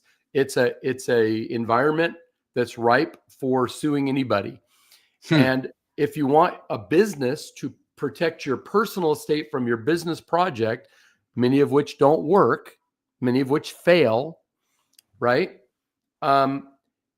What we have to do is make sure that corporate veil between the business and our personal estate is solid. So one thing we do is show people, how do you make sure your business is separate from your personal stuff? And then once we've got the right structure and the right legal compliance, then it's how do you leverage that business so that if you want to be in business, you get the best value for owning something. Here's the deal, folks. You don't need to kill yourself year after year after year repeating the same thing because you've spent so much time trying to build this business that's just not working. Yeah. It's okay to say, I give. Nobody wants my thing. Nobody wants this service. Nobody wants this product. But that doesn't mean you're not valuable. It just means that project didn't work. Move on to the next So thing. when is it? So I just want to dive into that because I think that's a very valid point. So when is that point of discernment that you know it's time to move on? When do you think that is at that point of discernment? Okay, let me take a step back from that. Most business owners that I know, or wannabe business owners that I know, don't think about the end of the path. They don't think about, am I going to sell this thing? Am I going to pass it on? Am I going to merge with something else? Like, they don't think about the end game, right? And so if you don't have an outcome and you see that you're making progress toward the outcome, you don't necessarily know that what you're doing is working or not working. What a lot of people, just as long as somebody's buying something, they go, oh, this is okay, I'll keep doing it. But you know, you're giving up a big chunk of your life to this thing you're doing. And if you own the company, you're probably thinking about it in the middle of the night, and you're probably paying everybody else before you pay yourself. And you're risking your own net worth and all of your social capital to make it work. If we can understand the outcome that we are seeking to achieve, and we're measuring, are we making progress toward that outcome? Then it's easy to decide, do I keep doing this or do I quit doing this? And because so many of us have this abundant mentality and we spend our time in gratitude. By the way, gratitude is great, but you don't need to be grateful for everything. You don't need to be grateful for being homeless. You don't need to be grateful for breaking your leg. You don't need to be grateful for going through a divorce. I mean, unless you really, really needed it. But my point is, I've been married forever. And so I think that would be such a sad thing for me. The point is, we need to be grateful, but we also need to be discerning to the point where we go, this isn't working. I'm going to take what I still got control of and either redirect the ship or do something different. You know, there's that old Turkish proverb that says, no matter how far you go down the wrong path, turn back. Right? People go, I'm making such a good time. And it's, you're on the wrong trip. You just described the last 15 years of my life. Like, you know, my wife and I had a massage clinic. We closed it down because my son got MS, and we needed to find out a way that we could release Sarah from the massage clinic so she could be mum, you know, and, you know, my son's carer. And so we tried to sell the business, but then we realized the business was wrapped around her and she was the business. So we decided to close it down. And there's a lot of, we had to make that discernment to let it go. And there was, once we actually let it go, there was so much freedom on the other side of that. And then that freedom allowed us to step into a new season and finding that new season of growth. So we've only got a couple of minutes left here, but I'd love to talk about legacy impact before we move on. I believe we've got about 3 minutes. So what is your approach to helping to cultivate, you know, future leaders within organizations to ensure lasting success and legacy for a company? Well, okay. The first thing is, if you learn something that works, then share it with other people. Teach people. When I turned 50, I just turned 61. When I turned 50, I went from trying to put numbers around my goals, as far as I want to impact, 100,000 people, or I want to make, $50 million, or just, I quit doing that. And I said, I want to help more companies stay in business for more years, making more money. Right. Yeah, that's what any ripple I can make, whether or not anybody knows I had anything to do with it. If I can help more people stay in business for more years, making more money, I know that they will hire people, give money to charities, sponsor things, and so on. They will pay for health insurance for their employees. They'll do the right things. So first thing is, if you learn something, teach it to other people. Don't hoard it, because you can only do so much yourself, and the world is gigantic. So the more you teach your best stuff and help other people learn, believe me, you'll get plenty of business back to you. And even if it never comes back to you, something good will happen in the world. So let it go out. That's the first thing. Second thing is, organize your assets in such a way that they don't just get frittered away, just kind of get blown into the wind. You organize your assets into structures that will perpetually regain the money. You know, Yeah. we teach a structure at Laughlin called the Rockefeller strategy that's all about how to build your business with legacy in mind, going out to the next generation, the next. People think I'm nuts that I have a trust because of the jurisdiction where it's set up. It's a 900-year trust. But how cool would it be if the things that we're organizing now could really still be impacting our That'd be so descendants cool. 800 or 900 years? I mean, I don't know, but wouldn't that be slick? Yeah. Who knows what the world will be 900 years from now? Yeah. Wow. But that's definitely bigger thinking. But why not think about it and do what we can with what we have from where we are, right? And then the biggest thing, I guess, on a personal level, I guess, is write stuff down. As I mentioned, we've got 8 grandkids now, and 2 more babies will be born this summer. And I want those kids to not have to go through all of the learning that I had to go through and all the pain that I went through to get to where we are now. They're going to have to figure it out for themselves. They're going to have to fall off the horse a bunch of times too. But if we can give them writing, so that's why I've written 4 books, and I have a 5th one that's done now. That's why we do podcasts. That's why we write journals. Yeah. That's why we do that, to let them learn from what has gone before them. Wow, well, this has been an amazing interview, and I reckon you and I could probably talk underwater with a mouthful of marbles. Been an absolute pleasure, and I look forward to getting to know you better, Aaron. But one word that just really sums up your leadership, and it's hero maker. And so I think that's you've got that legacy impact in mind, and it's an absolute privilege to have been on this interview with you. So thank you. Well, thanks for having me, guys. I always love doing things with the LA Tribune, and I look forward to watching the other speakers that come on after this. I know, 200, right? It's actually that amazing? Plus. Amazing, right? Well, we're going to head to commercial. So thank you very much, Aaron, and we'll see you on the flip side. Okay, bye-bye.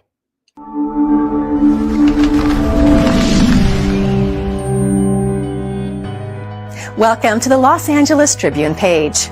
Here you will find original news programming, exclusive digital events, and shows that are directly from the community. At the Los Angeles Tribune, we believe in giving a voice to the voiceless.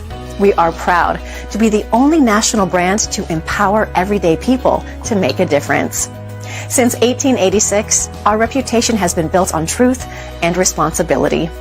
Thank you for watching and making a difference.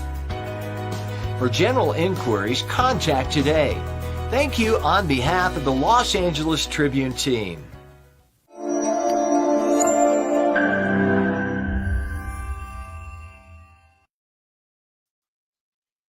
You know, what an amazing day. There has been, Joesph McClendon really and I jumped on when they talked about the PTSD and as leaders, what we need to do. And Aaron coming on to say really that framework and really look at leadership and how do you do that? And as a CEO, it's that perfect part again. Are you working in your business or on your business? Do you have the right team? Are you willing to do that? Are you willing to learn how to do that? I can tell you from Aaron Young, I have learned more about business than almost anybody in my 30 years. I have gone to events. I have been on major stages. Just the way he frames it and the way he puts it out, you want to definitely reach out to Aaron. Just look up Unshackled Owner.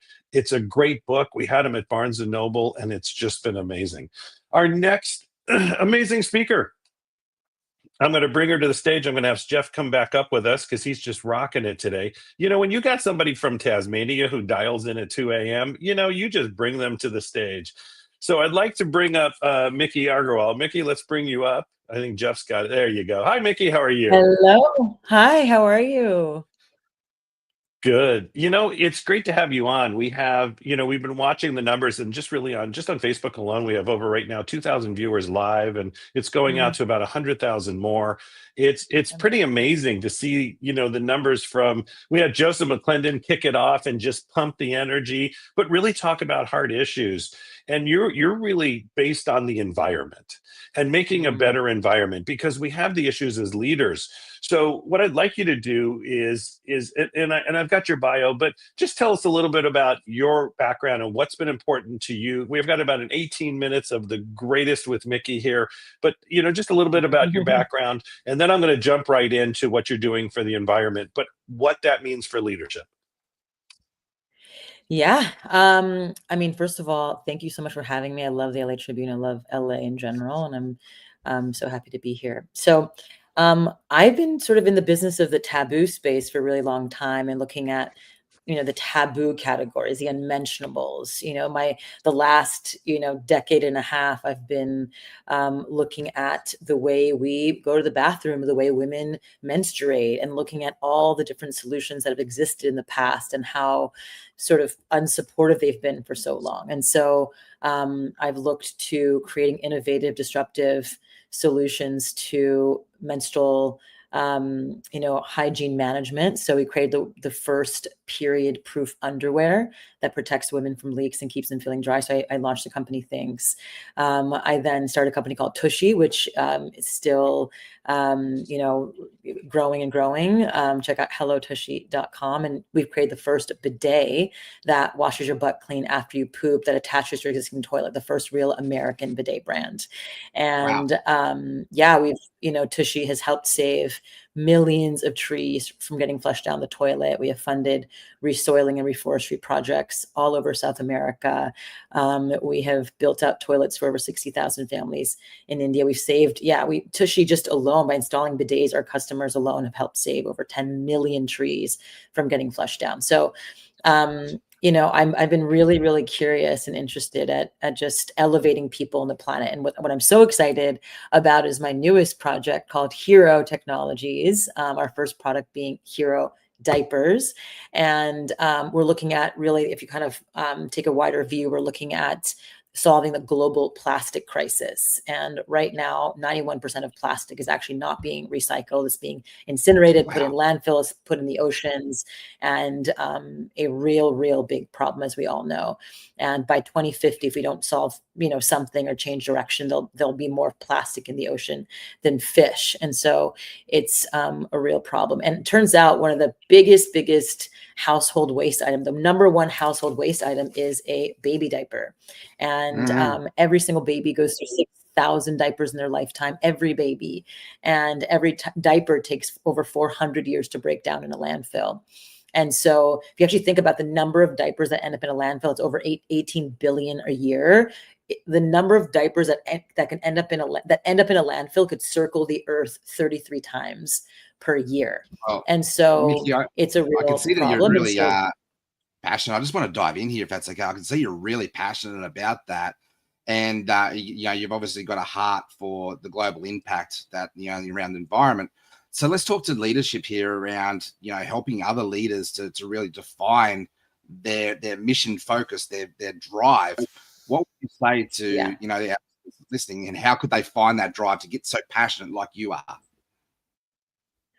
Yeah, well, I mean, I'll just complete this loop. So we've looked to nature. So nature is the greatest leader of our time. Nature's been iterating for, billions of years to really, iterate and improve and self-improve over and over again. So we look to nature to solve this global plastic crisis, and found that certain types of fungi can break down plastics. And so we have spent the last 4.5 years harnessing these fungi that have been breaking down trees for hundreds of millions of years to break down plastics as well. And so our first product is Hero Diapers, and it comes with special fungi that can break down the diaper in a fraction of the time than the 400 years that it currently takes. So that's what we've launched and what we've created. And the brand is HeroDiapers.com, HIRO diapers.com.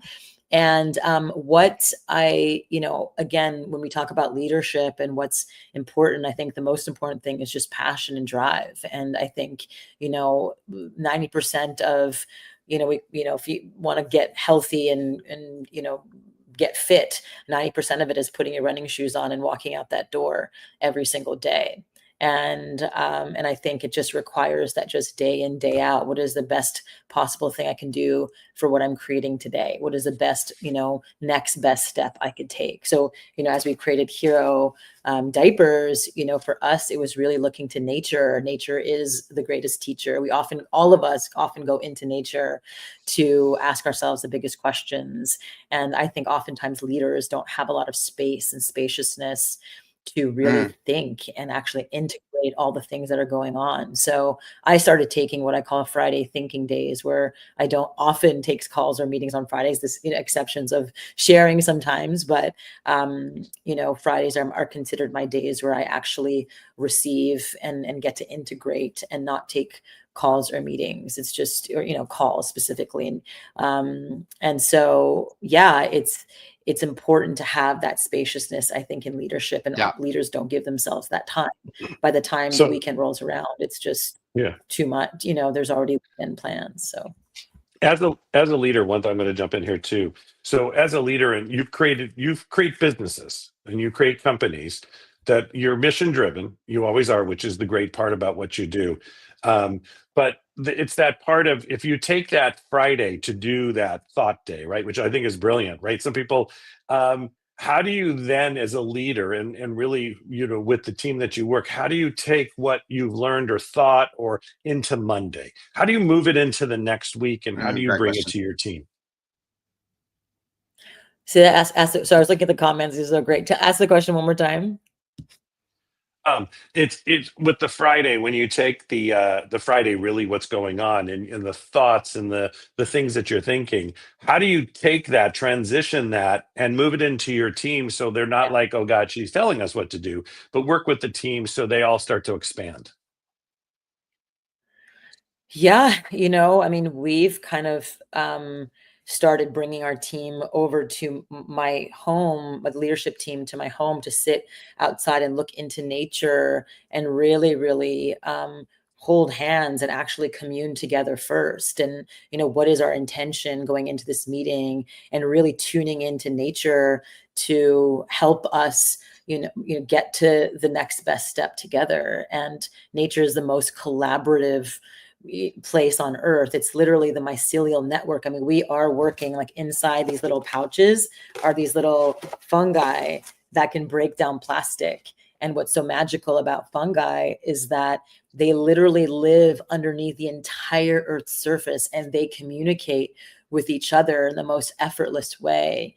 And so I think for us, it's just, again, recommuning together. How do we collaborate with one another, with nature, in an innovative new way? And I think we've done this top-down structure for so long. I think there's more of a community structure that feels a lot better to more people. And so I think, when it comes to meeting and getting the teams to kind of go, move into this new direction of communing with nature, is bringing them to nature and actually holding hands and saying, I know this sounds kind of weird. This is a little strange for business meetings to start where you're holding hands and kind of saying almost like a prayer to nature of what you want to achieve in this meeting in an effortless way. And it actually works.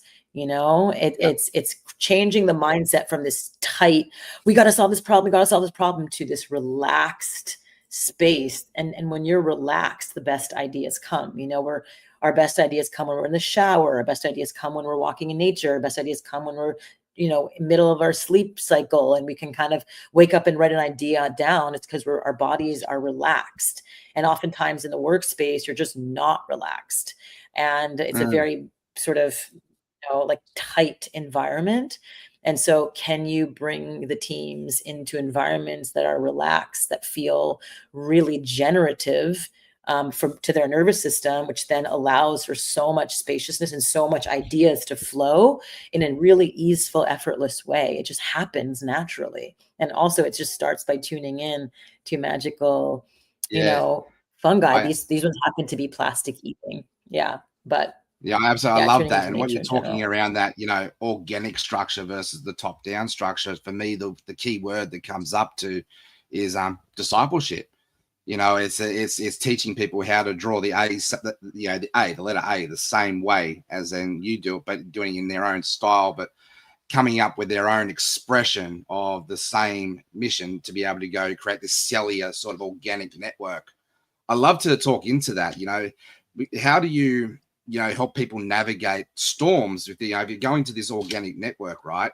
The law of navigation says the captain has to change the tack, the wind to to go the right sail to take the team in the right direction. So with the more organic structure, how do you keep everybody heading in that right direction, the same vision? Yeah, you still have your tasks. So these are the buckets of what needs to get done and accomplished.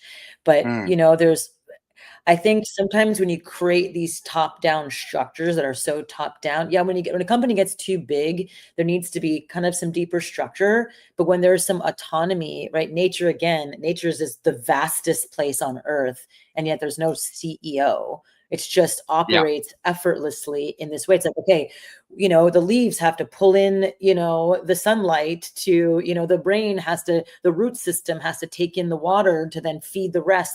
And then the mycelial network talks between the trees, and all the different creatures underneath kind of help, regulate the soil system, whatever. There's so many pieces of nature that just operate effortlessly in this way, that we've kind of created these structures that don't actually feel natural. And so I think for us, I don't do well in structured environments. I never have. For me, what I always say, as soon as we have an HR department, I'm out, because I just feel like there's this feeling of, it's tight energy, and, when you step into the office, this is a certain way, and you can't talk about personal stuff, or if you do, it has to be out of the, or whatever. There's just so much, whereas in nature, it just flows.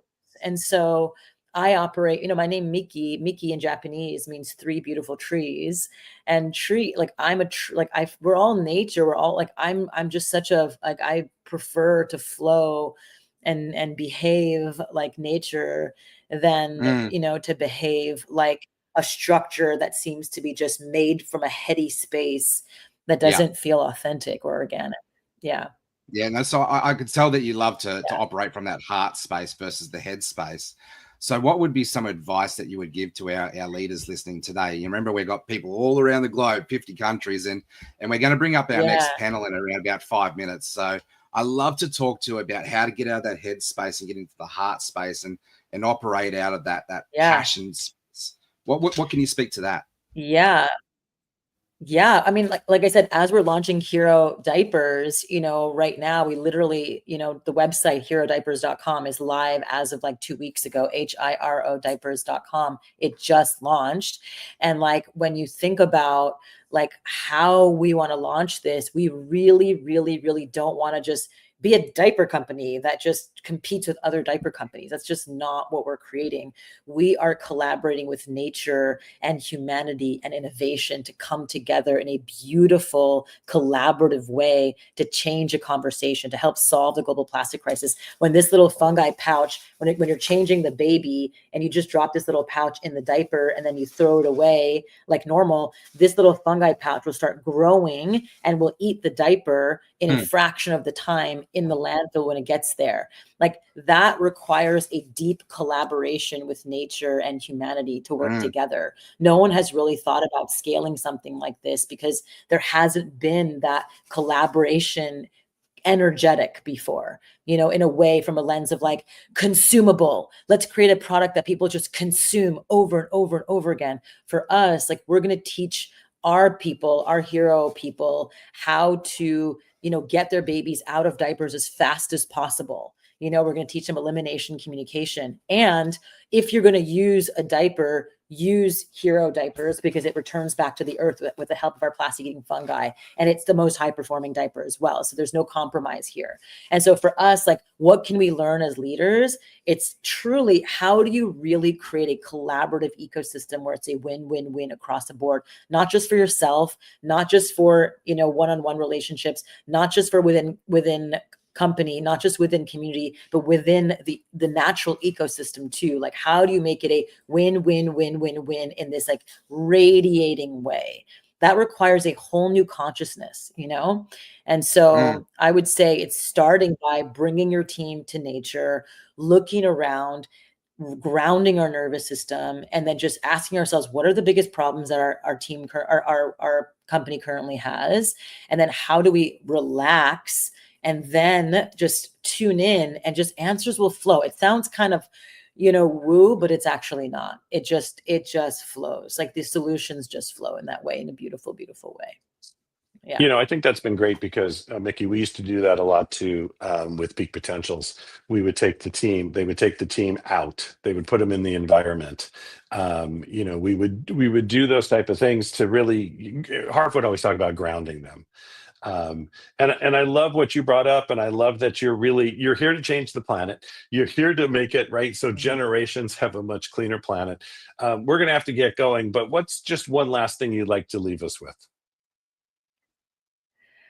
Yeah, I mean, it's just, I think the word of 2025 and beyond is attunement, and attunement. I think we've lost touch with nature. We've lost touch to tuning in even to ourselves. Like, what do I really want? What do I really need? And we override and we override and we override ourselves over and over again. Nature doesn't override itself. Nature tunes in and just literally does what makes most sense. We have this prefrontal cortex as humans, and we just tend to overthink with our heads and cut ourselves off from our bodies. But if we actually tune in to what we actually need, the answers are all there. We've just we have to retrain the attuning muscles and the tuning in technology, which comes from starting point by tuning in with nature within my mycelial network. So definitely check out herodiapers.com, everyone. Please share it far and wide. It requires everyone to change conversations like these. So thank you so much for this opportunity to speak. HIROdiapers.com. Thank you so much. Thank you so much, Mickey. Thank you for being on here, and thank you for spending your time with us. Have just a blessed day, whatever you're going to do today. Go out to nature. I'm sure you will. Thank you, Nick. Thank you, Mickey.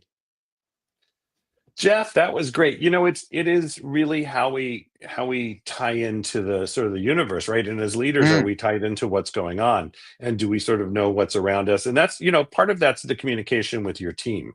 And I think that's that important piece to really drive you forward. Yes, 100%. But I love the whole getting out of structure, but having that balance with the organic side of things there to be able to still keep the mission be the main mission. We go through life, right, and we get knocked off, we have storms, but if we keep focused on the main thing, the legacy type impact, that'll drive us and pull us up the mountain, right? Yeah. And it's all those things that we create, right? And that we're leaving. And have you noticed, by the way, the amount of comments that have poured in over the morning session? I know, right? It's I know, it's been great. And thank you, viewers from all over the world, for your comments. Let's just do a quick now that we have this tremendous group, if you're on a comment section for YouTube and Facebook, let us know where you are. So again, really let us know where you are. We'd love to see that. That's great, because again, this is interaction. You can actually ask questions. Our team is watching out for questions. We're watching out for those things that you always wanted to ask, and we'll log them. And we also, for those of you who want to register, and Jeff will put up that link in a second because I've just prepped him. But if you would like to register, make sure that you do, because we're going to have a couple post calls where we're going to talk about all of this and what we learned and do it together and mastermind. And we're actually going to have our first post call not tomorrow night. What day is it? Friday, Sunday night. So we will have an email going out if you register. So there's the registration right there. Make sure that you register, because then we can have you on the post calls. And I'm going to be running the first one Sunday night. We're going to talk about what we learned. We're going to build as a community, and we're very excited to have that. So it's great. We have people from Canada, from Malaysia, it's funny, when you have the US, we always say the state, right? Don't we do that? Isn't that, you'll have countries, but Australia, it's been great. Utah, this is the States, Arizona, Denver, that's Colorado, Wyoming. People are coming from all around the world for this. Italy. Wow, we got Italy as well. That's pretty cool. Italy's here too. I know. I saw Italy just pop up. That's right. India's in the house. India just popped up. This is fantastic, and this is just a great show. So, it is just one of those days where we just move forward. I'm just seeing. Okay, we're just waiting for our guest host. She says she'll be on in just a minute. And as we create this into everything else we're doing, I want to thank all the viewers from all around the world for watching. Yeah, look at this. I love the diversity. It is, because it's people coming from villages to large cities, to CEOs, and from all around the world, because we're bringing that positive media out there. We're bringing that communication and connection, and you're one team, one family. The other thing that's great, Jeff, is you look at the numbers, is people are staying on, right? Yes. People are Yeah. literally staying on all day with us. And Like we're I think 2 hours in, and we've still got thousands of people here tuning in. It's amazing.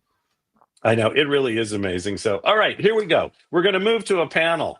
So what we're going to do is, when you listen to a panel, listen to actually everybody's going to give you one thing that you can take away.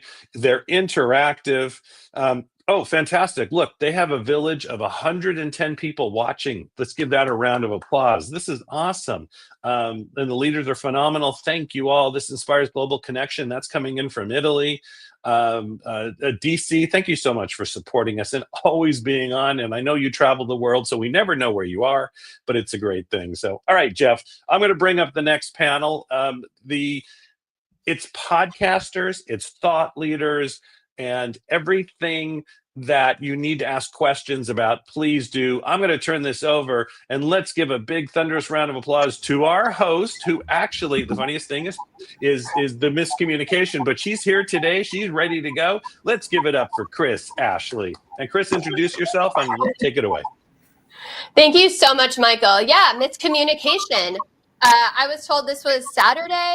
5 minutes ago, we realized it's today. And so leadership is about showing up, whether your hair is wet and you're fresh out of the shower or anything. And I am just so grateful to be a part of this amazing event with the Los Angeles Tribune, and to be on a panel with so many of my incredible fellow podcasters.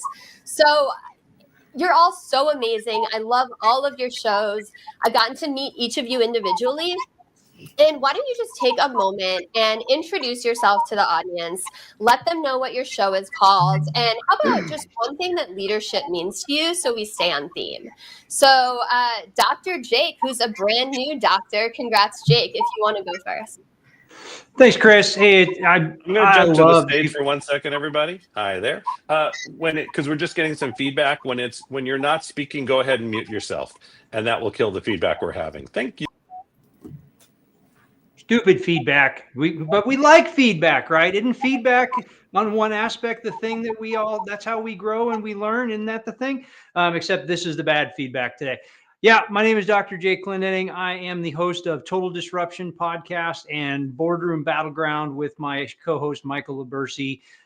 We do all the stuff in the thing. So like one thing about leadership, I would tell you today, and we heard it yesterday, and we've heard it several times today. It is relative to being a leader, not a manager, right? It's leading ourselves, not just leading people. So it's the ability to lead ourselves. And I'm gonna run with the gardening theme, because I don't know who said it yesterday, but I'm gonna beg forgiveness because I forgot. But it was beautiful because I was writing so many notes except your name. You were using gardening as the reference of it. You plant a seed to start new behavior, to start moving down this road. You can't expect to harvest it right away. It's going to take 85, 90, 120 days to be able to harvest that new behavior, that new theory. Joesph talked about it today. It was absolutely awesome. Yeah, thank you so much. I love that, because so many people, kind of like Joesph was talking about, want to have their thing right now, right? But it's about having that vision and knowing your why, and keep going even when the challenges show up. So thanks for sharing that, Dr. Jake. I love that. Let's turn over to Mark. We'd love to hear a bit about you as well. Sure. My name is Mark DeGrasse. I'm the host and founder of Dads in Autism Land. It's basically a podcast for dads of all autism levels. I am actually a severely autistic dad, so it really affects families. And so my goal is really to give these families a voice, hopefully some support and some tips on how they can keep it going, because it's a difficult situation. In regards to leadership, I will echo the vision is 100%. My other job is actually teaching branding and AI, and that's actually the thing we start with all brands, where we say, okay, the thing that matters more than anything else is the vision of the founder. And where brands tend to go wrong is they start to delegate this vision to other people in their company as they start to hire, and then the whole company gets diluted into this, made by committee brand, which isn't a brand at all. So if you could solidify your vision, and for us that means making it not just pretty, where it's I want to change the world. It has to be quantifiable, and it has to be ambitious, because what you're doing as a founder of a company is essentially making a vision that's big enough and broad enough where everybody you hire can fit their visions within. And so yes, it's all about the vision. I love that so much. And it's so amazing how many people don't have that vision, don't have their North Star. And I think that that's relatable, whether you're an entrepreneur like we've been talking about today, or just in your relationship or your personal development, or your health, right? It's so important to have that vision. So thank you for bringing that up. That's really great. Alana, Alana's amazing. You're all going to love her. Alana, tell us a bit about yourself. Hi, Chris. Hi, everyone. It's wonderful to be here. So I'm a mindfulness coach, and my podcast is called Creating Abundance. And it's about creating abundance for your health, your wealth, and your happiness. It's not just one, it's all of it, right? So as a leader, what does that mean? That means you have to take care of yourself first. Your health is the most important aspect as a leader, as anyone really. Coming from a clear mind, a clear conscience, opening your gut, being aware, being able to listen, and to solidify your vision, right? Why? What is the why? Why are you leading? And this has to do with not just running a company or a product or a service, but running your family at home, running a congregation, running a community. How is it that what you want to convey, why is it important? How does it serve others? And how can you stand in a strong, confident position so that you can guide others to create subcommittees that will continue to follow or flow with your vision? Absolutely beautifully said. And like you said, this transverses all things in life, like we were just talking about with Mark. So having this vision, knowing your why, it's so important. And finally, Kathy, love Kathy's podcast as well. Kathy, tell us about yourself. Hello, friends. Kathy Riley, CEO and founder of Sharing the Shine, because when you show up as your authentic self, you shine. I'm the podcast host of Breaking Bad Communication, because leaders and in leadership, it's all about communicating. Our biggest mistake is that people think that they have communicated, right? They think they have an understanding. So the layers are, what's said, what's heard, and then the questions in between to make sure we're all on the same page. That equates to effective communication. So we talk about that in the podcast. I talk about that from stage. And that's part of the things that within leaders, we really need to make sure our team, we're all on the same page, because otherwise that's where we get hiccups, right? We get conflicts, we have troubles. And when we want it smooth sailing, we all need to be on the same page. It's so important. Thank you for bringing up communication. And, communication, that's how we get our message across to the world, because we're podcasters, but also in our interpersonal relationships, with our peers, with our neighbors, with our friends, our family. Communication is so important. So such an important topic that you cover. So, one thing about my podcast is that I have had so many unexpected learnings from it. I got into this to help promote a book, and I've learned so much, so many surprises along the way. So bringing it back to leadership, I would love to hear how podcasting for you has helped you become a better leader. And let's start with Alana this time. Okay, I love this question. How has podcasting helped me become a better leader? Really, it's about listening. First of all, I love people who take the leap of faith and lead and follow their dreams. And so on my podcast, I interview people who do that, right? Whether they're CEOs or authors or podcasters. And I love to hear their story, not just their story, but the story of how they move past obstacles. Because let's face it, we are all going to be facing obstacles in our life. Once we pass through one, there will be another. It's what do you do with that? How do you learn from it? How do you grow from it? So I am just learning loads of information from these spectacular people. Some of you have been on my podcast, and it's understanding how you did it, because we can all do it. We can move forward and let go of the stuff that doesn't serve us and rise to the stuff that does.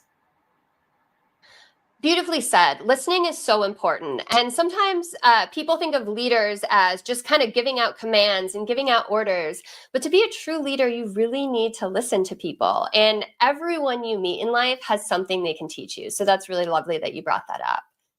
Let's stick with the women. Kathy, let's go next.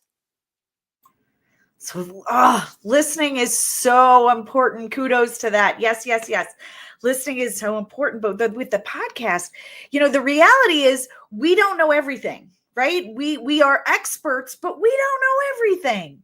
And so when you're able to have a podcast, you create position and posture as an expert, but then you can bring in people who know more, right? Who can go deep into juicy content and share their knowledge, their genius, so that the messaging goes. And then, when you create a following, it's kind of like the Charlie Brown effect. There are certain people that know you, right? And they follow you. And then when you start talking, it's roar, roar, roar, roar, roar, roar, roar. And so when you can bring somebody else in, they're like, oh, I didn't know that. And you're like, yes, you did. I said it 100 times, but that's okay, because this person is an expert and they know more, right? So it allows you to open the door to showcase genius at a different level.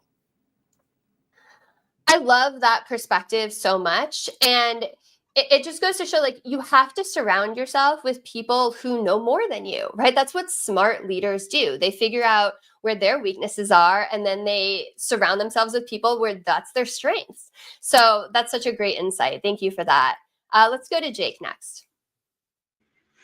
I love all of this, plain and simple. I just love all of this. And Alana's right. We're gonna learn from people that bring on, because we're not the experts. Kathy's talking about communication. I guess one of the things from me personally in my podcast that I'm learning to do is, from that connection to the audience perspective and connection to who I'm interviewing in the moment.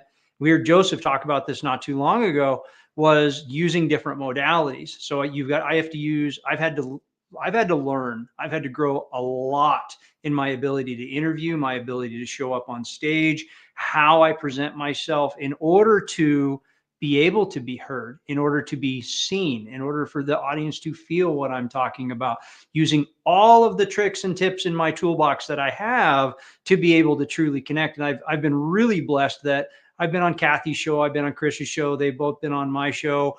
And I learned, much like Alana's talking about, I learned great things from Chris, and Chris taught me deeper curiosity. I dug into questions I would not have normally asked just because it was so interesting. Kathy's the exact same way. Is as a podcast host, it's not about us, right? It's not about us. It's our show, but it's not about us. So it's all about how do I make Kathy look the best that she can? Not that it's hard. How do I make Chris look the best she can? Not that it's hard. Alana, the exact same thing. Mark, the same thing. But I got to show up in such an authentic way that I just have to ask the right questions. I've got to ask them different ways so that the audience is going to hear it and really connect with it in that space, because some people are visual learners. They got to see the language. Some people are auditory learners. They got to hear it. Other people have got to feel it. So we've got to use all the tools in our toolbox. And the leadership lesson there for me has been practice. It is practice. We don't practice on our guests. We don't practice on the panels. We don't, we stand in front of the mirror. We practice in the car while we're driving down the road. We're prepared, and that's what I would say. We practice and we're prepared. I really appreciate what you said, because putting the spotlight on someone else is so important. We're there to serve. We're there to make them look great. We're there to highlight them. And it takes you out of your own head, right? Out of your own stuff, when you can really focus on another person and serving the audience. So love everything all of you are saying. I knew I would. Let's go to Mark. Go ahead. Yeah, and podcasting literally has been life-changing for me personally. I actually started doing it about 10 years ago when I had a company that I sold to another company called On It, which was owned by Joe Rogan. So it was like podcasting was a big thing.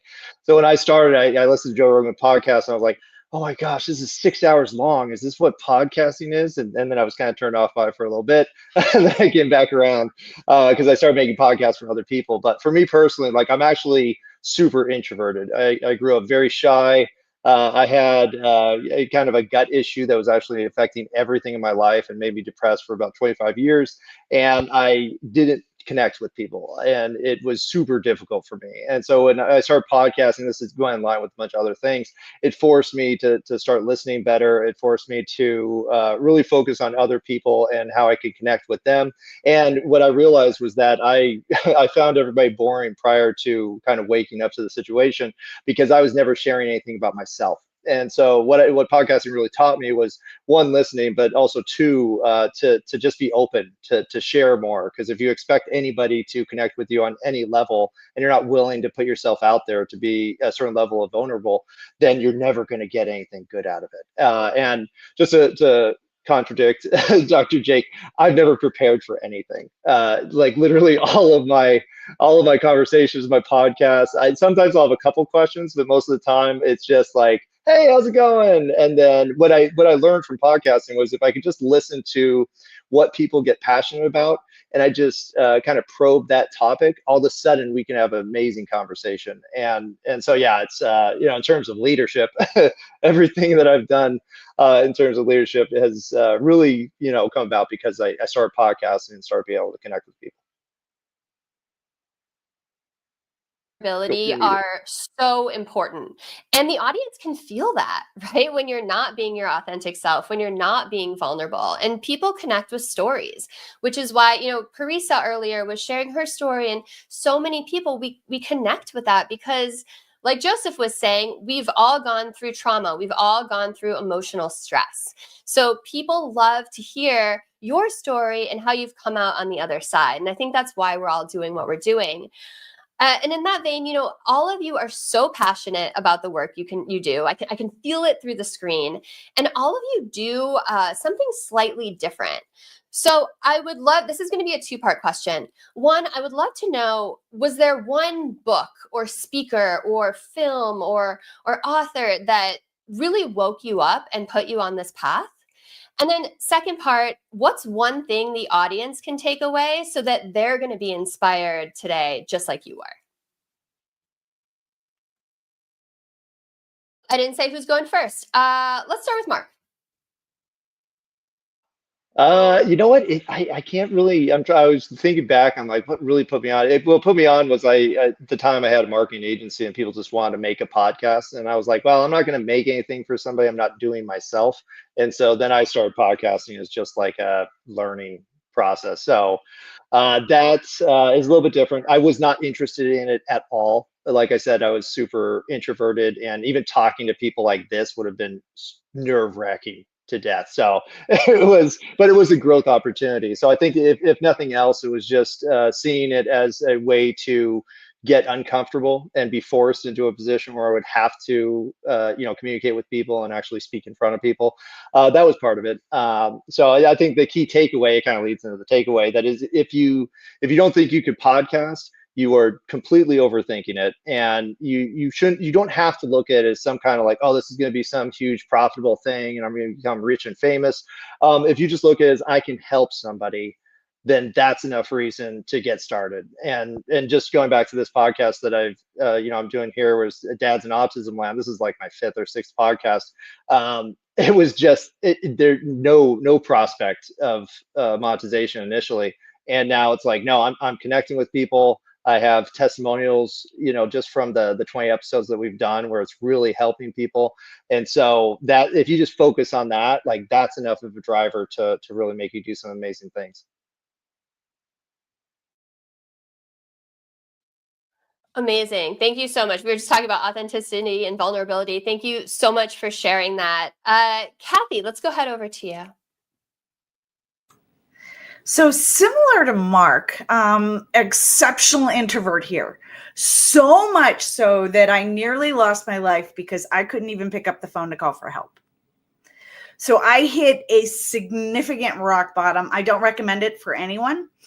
But when I looked at my daughter at that time, I knew that I was done. I was done being that kind of person. So I hired a coach by the name of Trey Malacote. And I believe every single one of us needs to have a coach. We need to have somebody to help us see what we can't see. There's a lot of blind spots out there. And for me, that rock bottom, it led to my book, which I love, Unleash Your Inner Voice, An Introvert's Guide to Combating the Itty Bitty Shitty Committee. And when I was writing it, I was interviewing people after people, all of these experts, these people that I thought that I admired. And 99% of them were introverts. And I was like, seriously? So to step into using your voice, having the courage to speak up, whether it's from a stage, whether it's to call and ask for help, whatever it is. So that's the one thing that I would want the audience to know, that you have, first of all, you have everything you need right now to step into owning your voice. You do. You have it. If I can do it, you can do it. And the other thing is, our voice is powerful. Our message is powerful, and you are a gift from God. So you got to speak up, because you never know. You never know. If you do not use your voice, you may end up like me and in the hospital. And that's no bueno for anybody. So use your voice. So powerful. And so many people are afraid to do that. But you are a great testament. Like, once you start doing it, suddenly it's not scary anymore, right? You become more comfortable with it. Amazing. How about, let's go to Alana. That was wonderful. Yeah, our voice is so important, but yes, I am naturally an introvert, but I got a degree in theater so that I can feel confident talking to people.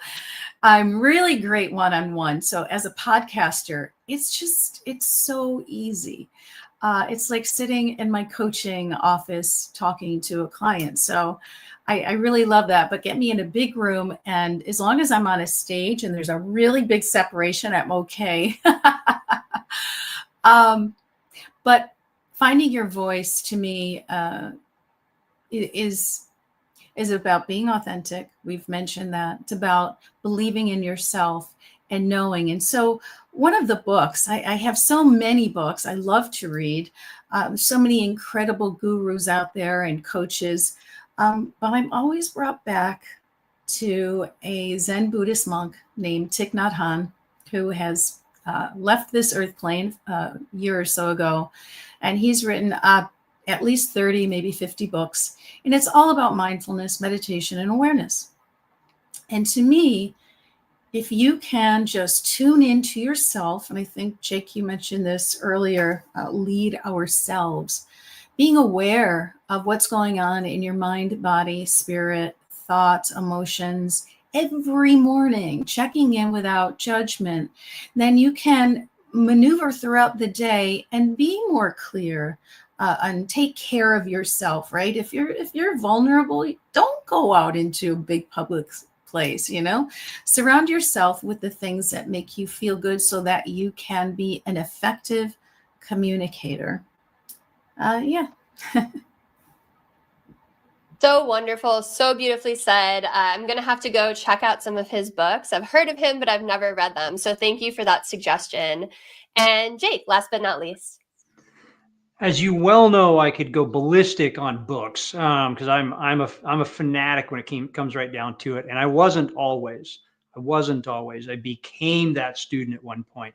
And thanks, Mark, for calling me out, dude. You made me laugh really hard, but I promise you, Mark is more prepared than you think he is. He's being really humble in that space. So one of the books, and to tie it in with today, Rich Litvin wrote it. It's called The Prosperous Coach. And there's one particular segment in that book that literally changed the direction of my coaching industry. I call it an industry now. Literally changed all of it. And it was the statement that my business is not about me. And I said it a little bit earlier, and we all heard that, right? And I could say that, okay, well, if you didn't have customers, you'd have a hobby, right? If you weren't making profit, you'd have a hobby. It's not about you. I used to get up in the morning and I'd ask a very simple question. Let's say Chris would be one of my clients. And I would say, what can I do for Chris today? And genuinely, that's coming from a servant's heart. That's true, and it's valid, and it's where we are. But for me, it was the wrong question because the question was still about me. At that moment, when I heard this and I was listening to Rich on Audible that day, he literally, it sounded like he said it to me. And that's why I'm saying it this way, it's not about you. And I changed the question. Now I get up in the morning. What does Chris need? Your brain has to unpack that from a completely different place. It has to answer the question. So that one changed the way that I do business. Sarah Jordan Ross made a brilliant comment in the comments that I want to address. And we were all talking a little bit about this. Your voice may be the one that makes a difference to someone else when they need it most. Amen. I can't agree with that more. I had a brilliant coach. Like Kathy said, everybody needs a coach. Absolutely. Kathy has been one of my coaches in my life. Absolutely. And she's amazing at what she does. One of the coaches that impacted me his name's Terry Gurno. Look him up on Facebook. Super inspirational dude. Love Terry.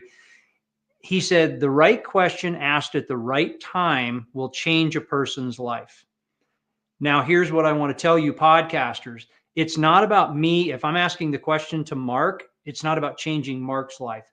Somebody somewhere is listening to what you're saying. Somebody somewhere. You have an impact that is far greater than what's on this screen right here. So what I'm saying to the audience today, for everybody that's thinking about doing it, that's not doing it, you are denying someone else the gift of your message. You are keeping it from them. I would tell you your message is absolutely valid. You have a message, you have a gift, you have a light. It is your responsibility to share it with the world. So beautiful. And I used to run yoga teacher trainings, and that's what we would say. Like, someone might come to your class and hear the same cues for a pose 500 times, but until they hear it from your unique perspective, your unique way of saying it, it might just click with them. So this has been so inspirational. I appreciate all of you so much. All of you are fantastic. Your podcasts are amazing. A huge thank you to the Tribune for this incredible event. I'm being told we're going to go to commercial now, but thank you all so much. Keep enjoying the event, everyone. Hello and welcome to the Los Angeles Tribune. Since 1886, our name has been a part of the world of journalism.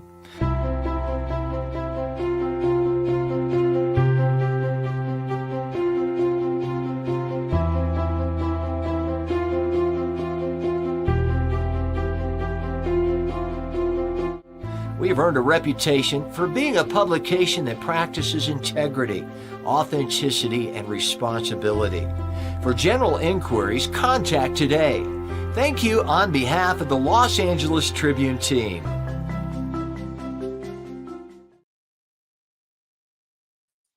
All right, fantastic. It's great because what we're doing is we're really doing that thought leadership part. And for everybody, by the way, as the day goes on, you've got to wait for Sharon Lechter. Not only has she been on the presidential panels and changed the world, but what she's going to do for your mindset leadership. And she's spoken all around the world. She's just amazing. And then we're going to have one of the first women CEOs from Japan, broadcasting live from Japan with us. So it's going to be a great day. And right after all these sessions, we have the Woman's Journal, and we have panelists from all around the world really saying what it's about, and that's a really exciting piece. So this next part, I want to talk to Jake. And Jake, was Michael going to jump on? He is not able to today. He's doing the family thing. God bless him. It's always the boys first. It's always the boys first. Sometimes I have opinions about that, but it's always the boys first. No, I get it. I get it. So, what's great is just a little bit of time we have. You said a lot of things that really, resonated with me earlier. But, part of what you're doing is you're creating what we call a disruption. You're taking something that has been done and you're doing it differently. And without a lot of self-promotion, right? Because we always watch that. Talk more about, from a leadership perspective, why you did that. From a leadership perspective, there's a lot of, and Joesph talked about this earlier, and Ken Honda talked about it yesterday, actually, too. If you guys didn't hear that, you should go back and watch the recording.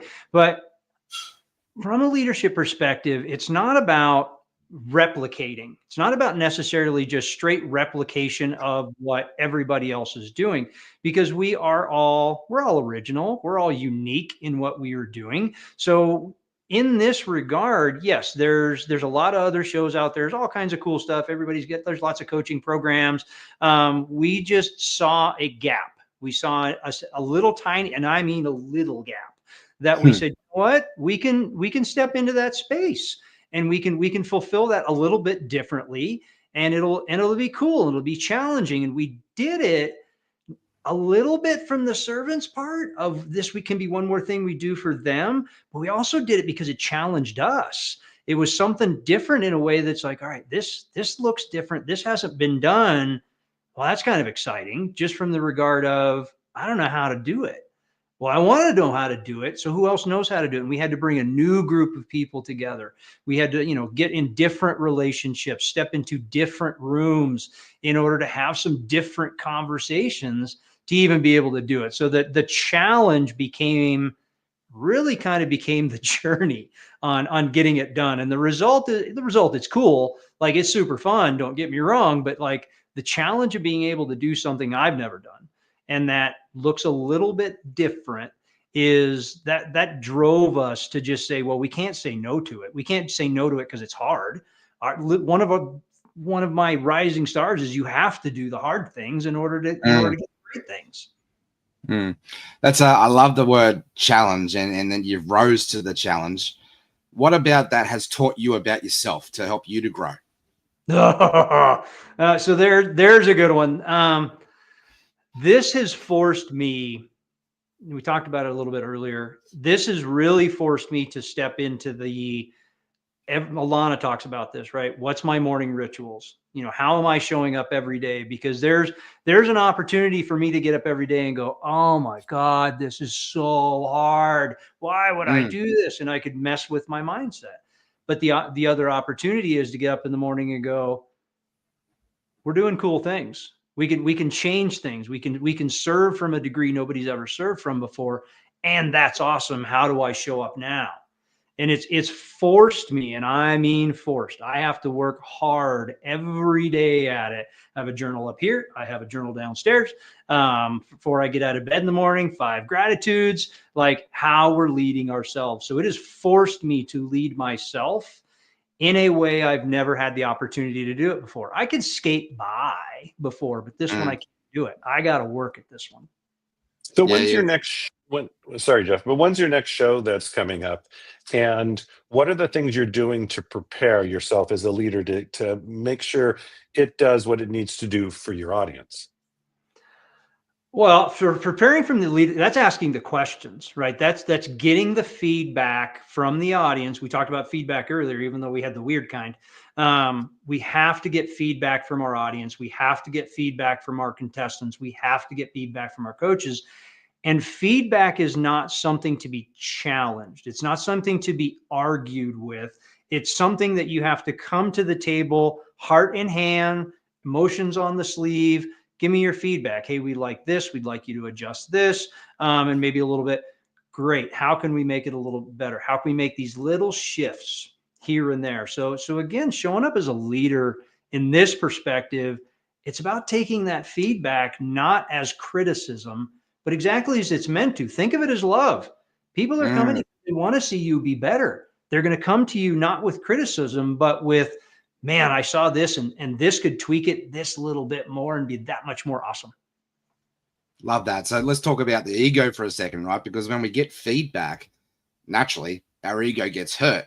So how do we help discern to keep our ego at bay and actually take that feedback as it's meant to be taken to grow from that? Right. And that is the official challenge, right? And that's because, and again, it goes back to what we were talking about on the panel a little bit. It's not about me. It is not about me. Like plain and simple when it comes down to it. That has become, it's not my actual real why, but like that has become, it's written everywhere. I've got it on my phone. I got it on my computer. It's all over the place. I have to remind myself the true statement is it's not about me. And when it's not about me, it's easy. No ego exists in that space if it's not about me, because somebody's just coming genuinely from curiosity and clarity and from a place of love. And you have to believe that. And you have, now, yesterday we talked about planting that seed, right? And it takes 85 days for that seed to grow. I thought that was brilliant, by the way. And it's gardening season, so that works. And that's the truth of it. You know, can I get up today and plant a seed today and expect to harvest it? No, I can't. But I've had to work on it for the last 90 days, the last 6 months, the last 5 years. And this one will kind of cook everybody's noodle a little bit. And I've heard this said before. You can be anywhere you want to be in 5 years. And we believe that, and we all know that that is true. Here's the one that'll bake your noodle. 5 years ago, you made a decision that put you right where you are today. So 5 years ago, I made a decision. Don't know what it was. I'd have to go back in the journals and dig to show up as a leader, to show up authentically and make it not about me. I started down that path. I started down that journey. So also take into account how far you've come in your journey as a leader so far. I mean, are you where you want to be? Maybe not. Maybe so. Are we ever going to get truly there? I would say no. But 5 years ago, you made a choice to start marketing. Look how far you've come in that 5 years. Yeah, you know, it's great. We're going to have to wrap here, but you know, from the name of your show to everything that you're creating, it's been phenomenal. And we're at the Los Angeles Tribune happy as we are to help you through this process, because it is about partnerships and friendships and creating what we are. But can you just really quickly just let them know the name of your show and again when the next one is, and then we're going to say goodbye to you. And by the way, on the panel, you were phenomenal. That was great. Thank you, Michael. I really appreciate that. And we love the partnership. Michael has been a great mentor. Jeff has been a great mentor. You know, and that's a great place to take feedback from. They're only interested in growing others, and we're so grateful for that. Our show is called Total Disruption Boardroom Battleground, airs on Tuesdays and Thursdays, 4:30 Pacific Standard Time. As Michael has reminded us, there's only ever one time zone, it's Pacific. It's 4:30 p.m. Pacific time. On E360 TV. You can catch it on YouTube. You can find it on, you know, anywhere that says Total Disruption, you'll find it. We're not difficult to hunt out at this point. And if you can't, reach out to me directly. I will send you the link myself. Awesome. Thank you. Everybody give Jake a thunderous round of applause. Go ahead and put a 5 in the chat. Jake, you've been great. We'll talk to you soon.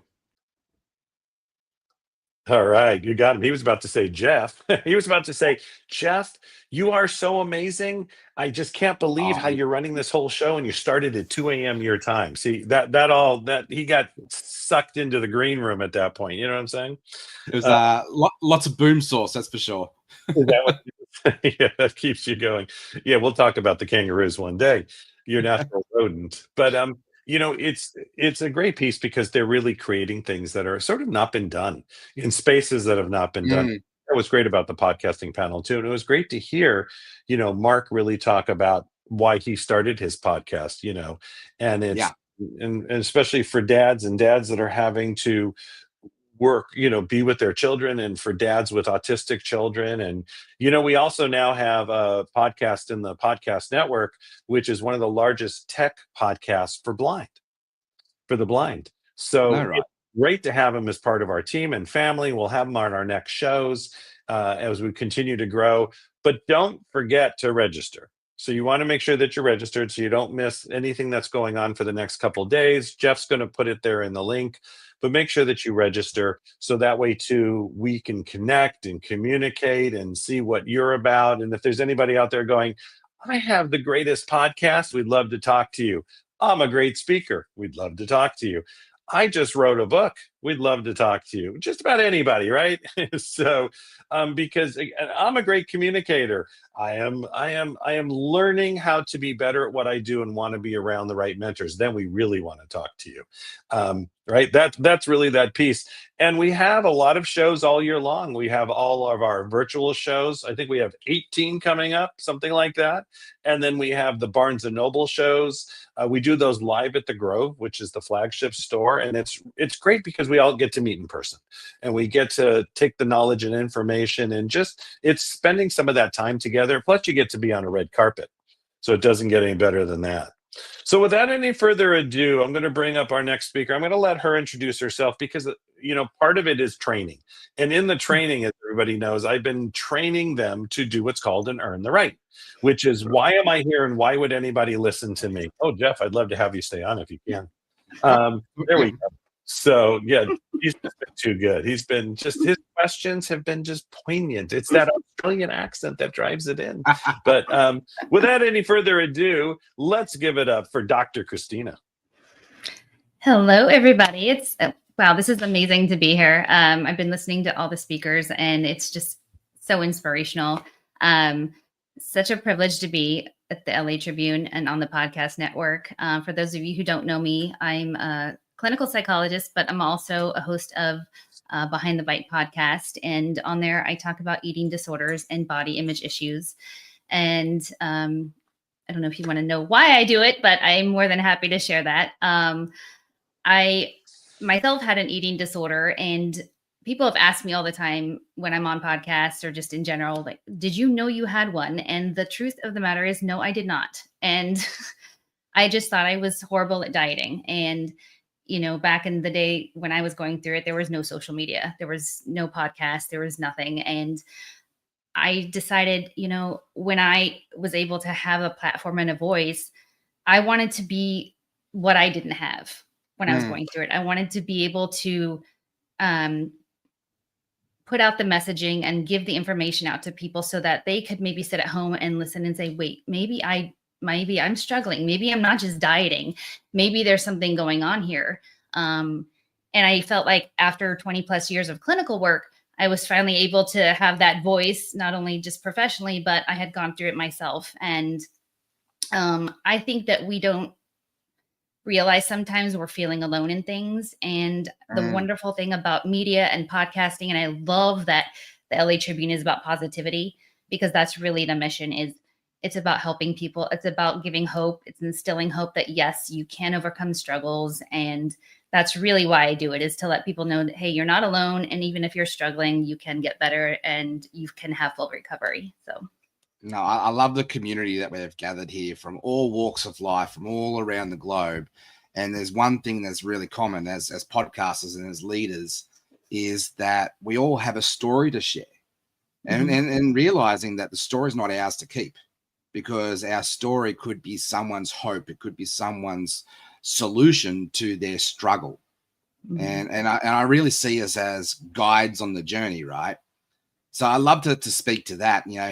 What does it mean for you to be a guide on the journey for even someone who's not, you've never met, you've never connected with, but yet through your podcast, you could be their guide still? What does that mean for you?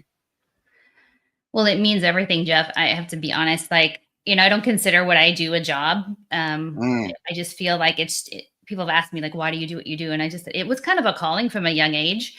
And if I can just even reach one person, to be honest with you, that's it, like right there. And I get DMs, and, there's days, I'm not going to lie, like, especially early on, I know you have your podcast too. I don't know if you've ever had this where I was like, gosh, this is a lot of work.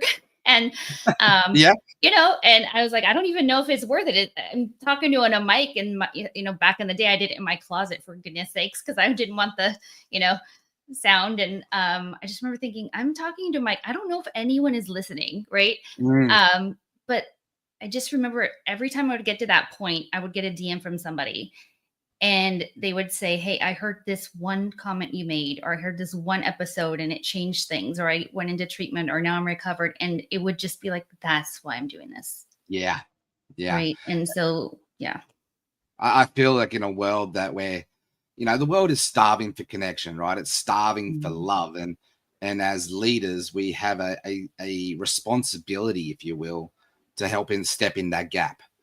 And love is a sacrifice, like true servanthood leadership. It's a sacrifice.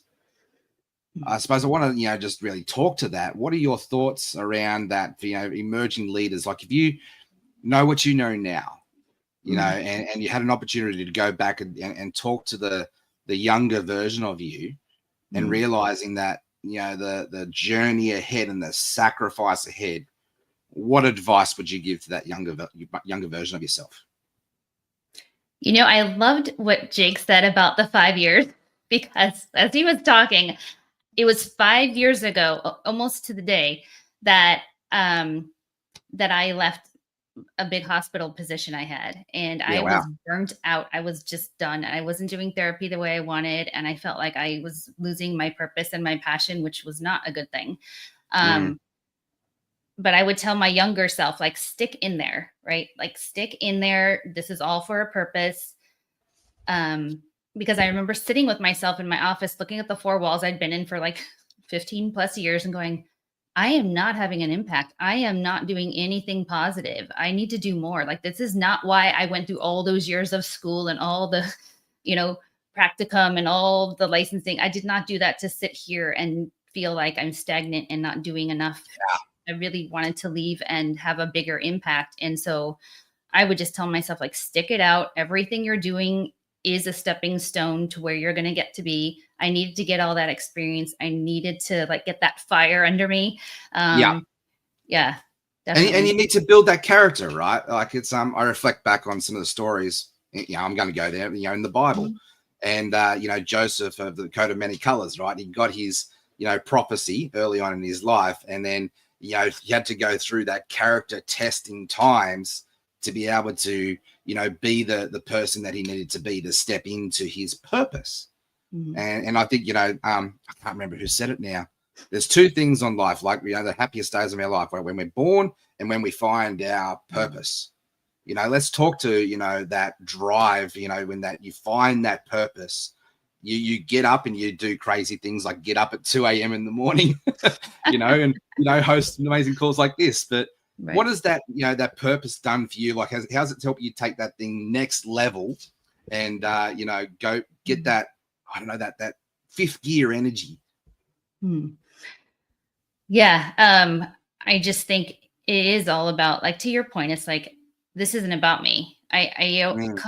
Somebody told me once when I was first deciding if I wanted to do my own practice, they said, what good is it if you sit at home and you don't use the gift you were given to help people? It does no good. And I thought about that. I was like, I do feel like there's all of us have a gift. All of us has something that's our gift in the world. And I do feel like I'm very grateful and blessed that, like, for whatever reason, this is something I was meant to do. And it would not be a service to whoever needs it that I not out there, like, trying to help people. So, or spreading the word. Like, I think I had to go through my eating disorder and all of the treatment and all the recovery for a reason. It was very painful. It was a lot of struggle, but my goodness, like, I can definitely relate to when people come into my office and they're struggling, and I can look in their eye and say, hey, listen, I get it. This is hard. This is scary. Like, and I feel like I didn't have that when I was going through it, and I wish I would have. So whatever I can do to support people, help people, give them hope, like, walk them through the path of the struggle, like, I want to do it. Yeah, I love that. And what you're describing there is you're helping people feel seen and valued, right? You feel known. And that's what we're all striving to, for that connection, right? Is to feel seen, valued, known, ultimately loved. So, we've probably got about, I reckon, 7 minutes left together before we got to go to the next section. So I want to give you time and space here to be able to, teach into this space around helping people to be that communicator that helps others to feel seen, valued, and known. I love to, I've got my pen and paper. I'm ready to learn. You're ready to learn. Okay. So I think are you talking about speaking to people who are right now trying to figure out if they want to be a leader or to get out on their own? Yeah, well, I think as a leader, right, it's our job responsibility to, to mentor people. And the only way that we can really mentor people is to help them to know that we've been down the paths that they've been down. So there's that intimacy, right? We've got to be intimate with each other to really be, with our mentees, to be able to understand them at that deep level, to be able to guide them, to be able to shape them, to be able to help them to be able to step up and empower themselves and equip themselves. So I love to, dive into your thoughts and insights around that. Sure. Well, I think it takes a certain type of person who wants to be in that role, right? And so really looking at like what is it that you're seeking, right? And what is it that I said earlier, what is it your gift that you want to like share with the world? Jeff, you're so good at saying like, I'm of service. I love that you say that all the time. Even for me, when I hear you say that, it's like constant reminder. Like, well, you know why I say that is because I wasn't of service a lot of the time. It was all about, 10 years ago, it was look at me show. It was all about my ego and arrogance. And so their little quirks, little sayings, little mantras to help me to humble myself, to keep my ego in check. But I wonder, speaking of that, I think there is sometimes that you look at that motivation is like, is the motivation solely to like become profitable? Just, is it fame? What is it? Right. And so looking at that and saying like, where was it? Joesph was talking earlier this morning about your dream versus your vision. Right. Yeah. And so really thinking about like, what's your vision? Like, what do you imagine like is going to happen when you start this process, and where do you want to go? Who do you want to impact? What do you want life to look like? And I remember I had a coach really early on, and I'm all into, like Michael Silvers always talks about, like, say yes to coaching, say yes to learning, right? And I believe that. And I've taken tidbits and lots of coaches along the way. And I remember somebody saying to me once, do not feel guilty if you are successful in your endeavors, because the more success you have, the more you have the ability to help more people. And it's the more impact. Yeah. Because if you're not successful, you can't have more impact, because then you're struggling and you're just trying to make ends meet, right? And it's not about, for me anyway, it's not about being profitable. It's about, this allows me the ability to do things like be part of like the Tribune, or to get more training, or to, go to more conferences, or to, just have the ability to do more things. And I think that's where it's at. It's like looking at like, what kind of an impact can you have? Yeah, I think it is. I'm going to jump in for a sec, but I think it is that it's sort of what you surround, like Christine, what you said, Christine, what you surround yourself with, and who you surround yourself with is almost more important than anything else. Because we used to always talk about, would you take the advice from your broke brother-in-law, right? We talked about that, or would you take the advice from the greatness around you? And I think that's different. Okay, Jeff. Yeah, thank you, Michael. I totally agree with you. And I was just reflecting there on what Joesph said this morning around. If you look behind you and there's nobody following you, are you really a leader? And that was actually a statement. I can't for the life of me actually who said that, but that was a statement that just sits with me as well. And I looked at myself 10 years ago and I looked behind me and there was nobody behind me. I thought I was a leader, but I obviously wasn't. So, John Maxwell talks about leadership as influence, nothing more, nothing less. What are some of your tips to help, leaders grow in their influence, to help them to become the leader that they need to be able to have that impact on the world around them? Well, I think it is an openness and a kindness to be around other people and not think, I've arrived, now I'm done learning, or I'm done like connecting with people. I think that's big key, right? I don't know. I just think like there's different stages of things too, right? So for me, it's just being kind of like a role model, I guess, too, of like, okay, if people see that, like, I get inspired by people like who've been on this been on this, right? Or the I know, other right? podcasters, like looking at like, what are you doing? And so I think about that for myself as like, what image am I putting out there? What messaging am I putting out there? If somebody is listening to me, what messages are they hearing? And so I certainly wouldn't want anybody to come and ask me things, and then, you know, I'm not like a good role model or having like the integrity, you know, like Joesph was saying earlier this morning too. So just constantly thinking about, even with my kids, right? Like, okay, I think about that. They're starting to like think about college and careers now. And I constantly think, even for them, I'm like a leader for them. And like, how are they going to go about figuring out their lives, their careers, their goals? And so it's like, you're not just the leader for like other people in your profession or other entrepreneurs. It's like leaders in a lot of different places in your life.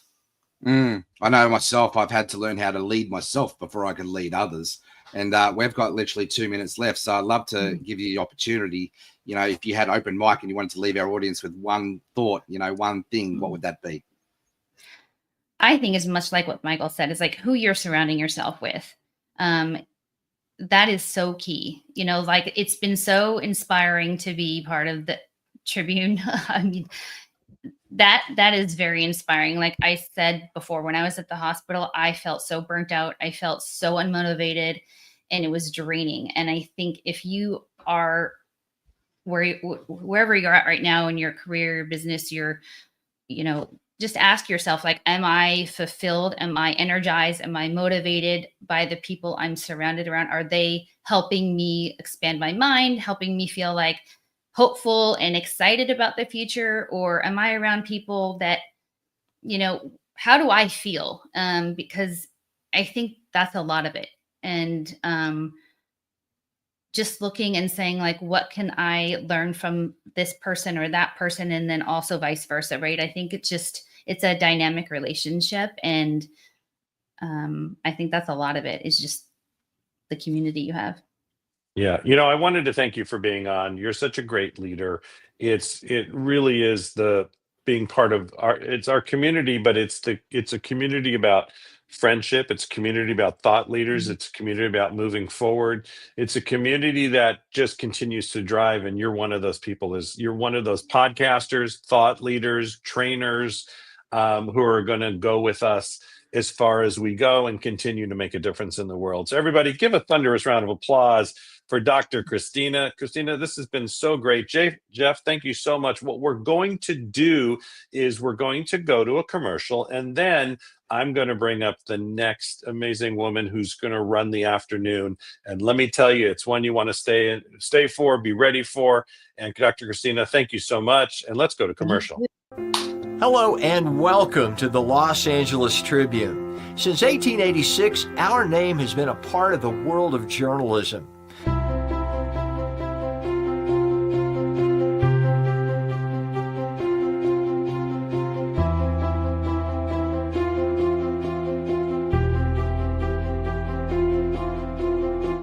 We've earned a reputation for being a publication that practices integrity, authenticity, and responsibility. For general inquiries, contact today. Thank you on behalf of the Los Angeles Tribune team. You know, it's such an amazing day, and it continues to be. So make sure that you stay with us till the end. We're going to go to about 4:30 Pacific Standard Time today. We have Sharon Lecter. We have women from all around the world on panels and thought leaders for the Los Angeles Tribune Women's Journal. We have one of the first women CEOs ever from Japan broadcasting in. Those are the people that you want to hear and listen to. Those are the people that make a difference. And you want to share this stream with everybody you know. You want to take your Facebook lead, your YouTube lead, your Twitch, your LinkedIn, wherever you are, and share it with somebody else. Share it with those people around you that make a difference. Share it with those that absolutely will change the planet as you continue to become better, a better leader, a better thought leader. And at the same time, make sure that you register. You have everybody around you register so you can be part of what we're going to be doing. You can be part of the future. You can be part of the information. If nothing else, you'll get on a call and we'll do a bunch of networking, and that will make a big difference every single time. So, you know, it's really great to see what we do, and I'm really excited to just bring up the next person. So here's what I'm going to say. There are some people that enter your life that just, you know, there's something different. There's something special. You want to do business with them. You want to have them in your environment and they in theirs. You know, you're going to learn as much from them as they from you. And then you start to talk to them and you realize you have things in common. Way back when I was a dialysis nurse, and she was a dietitian in the dialysis world. There were so many pieces that we had together. And then we realized that we were grandparents. And being grandparents, it was a blessing in the day. Karen, I'm about to bring you up. And was a blessing in the day. And knowing that we had those things in common and that familiarity as business partners, as partners in crime, as creating a difference, as grandparents and changing it for our planet, everybody, give a warm, thunderous welcome. Put those ones in the chat to Karen Hall.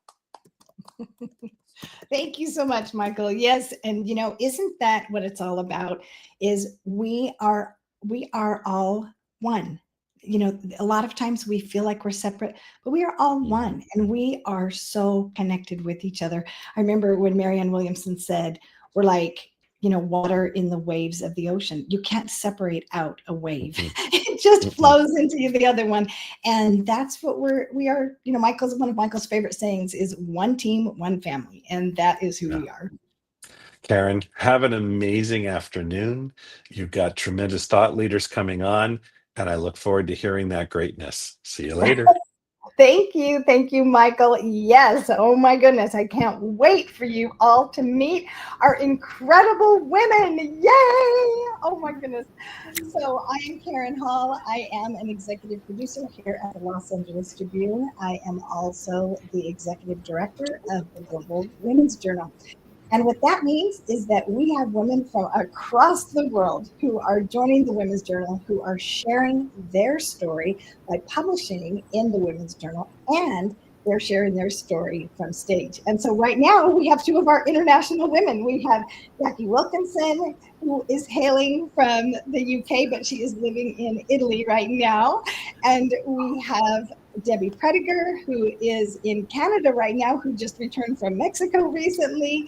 We have Gail Larson, who lives in Las Vegas, and we have Terry Clifton, who is in Los Angeles, and we have Cheryl Lizelle, who is in New York. But they are always traveling. You know, they're speaking at events and they are, you know, promoting their books. They're on book tours, and so they are all over the world.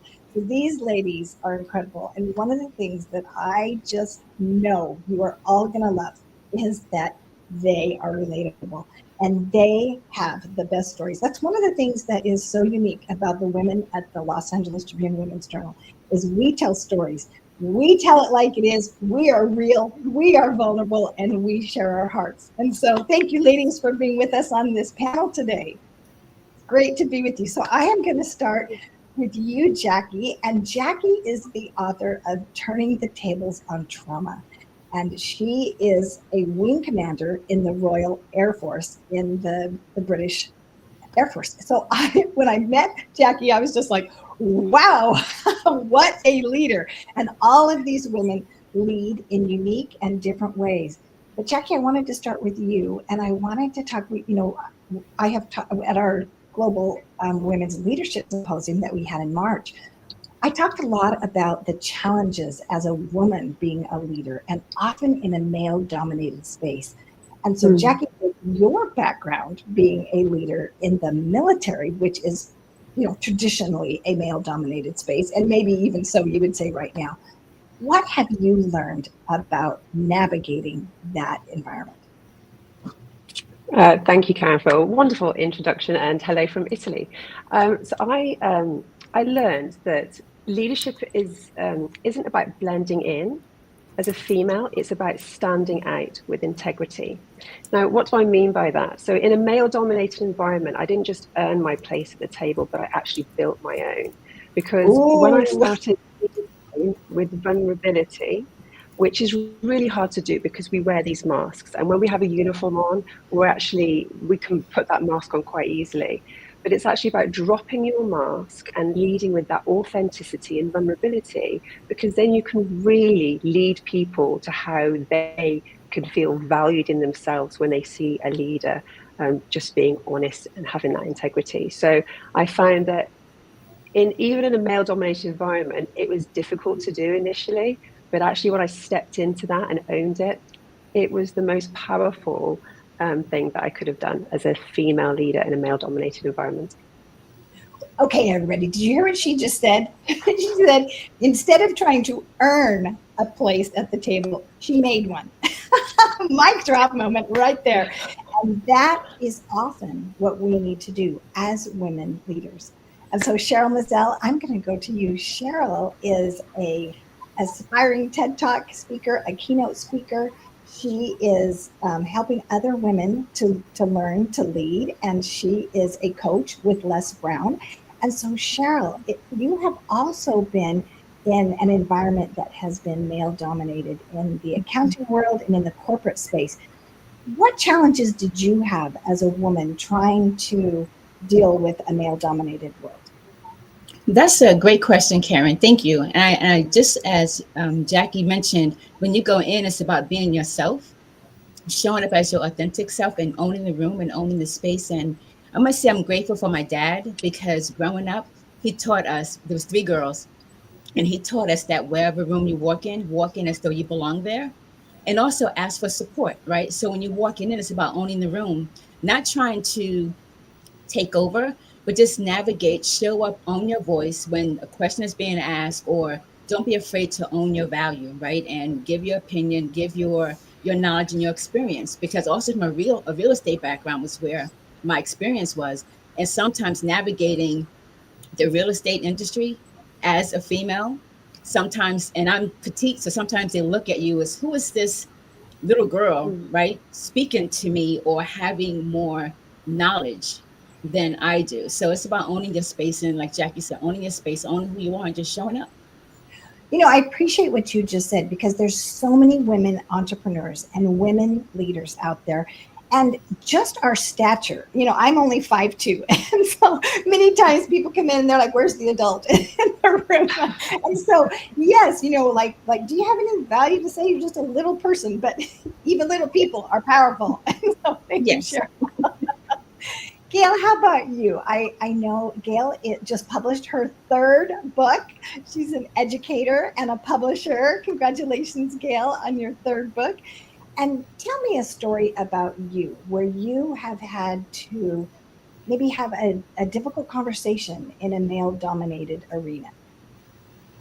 Well, my difficult conversations really had to do with diversity, because I know we're talking more about being in a male-dominated world, but it was a challenge for me as an African-American woman to bring my whole self to the table, to the degree that I wanted to bring my whole self to the table, because there were so many issues revolving around politics.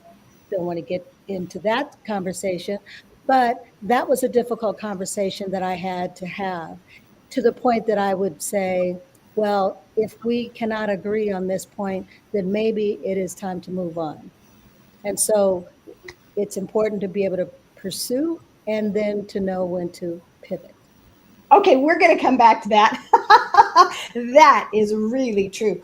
And you know, it doesn't have to be racial or political. It could be any form of discrimination. It could be age discrimination. You know, I have experienced that at my age, and there's all different forms of discrimination that we can experience. And so being able to know when to be at the table and how much of yourself to bring to the table and when to pivot.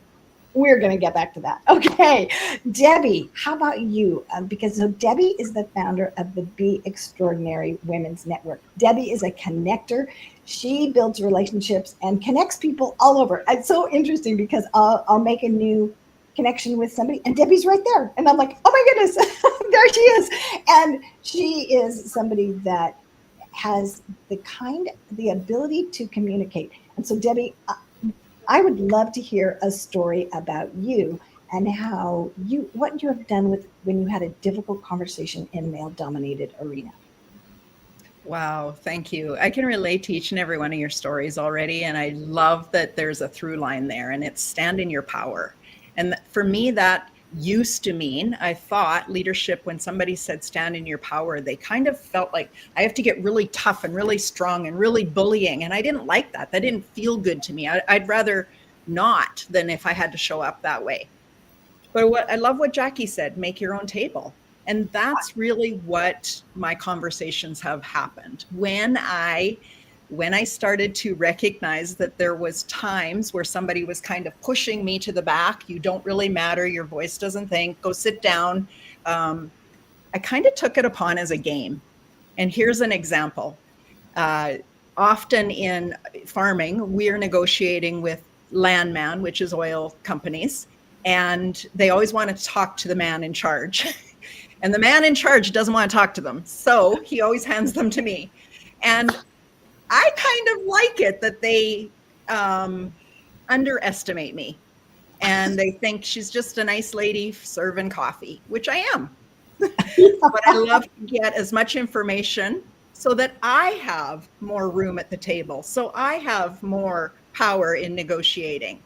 And I have a reputation on showing up strong in my power, including everybody so we can have a real conversation without somebody being left behind, and still making sure that we all get a win-win situation. And I think that I take that into all of my world, really.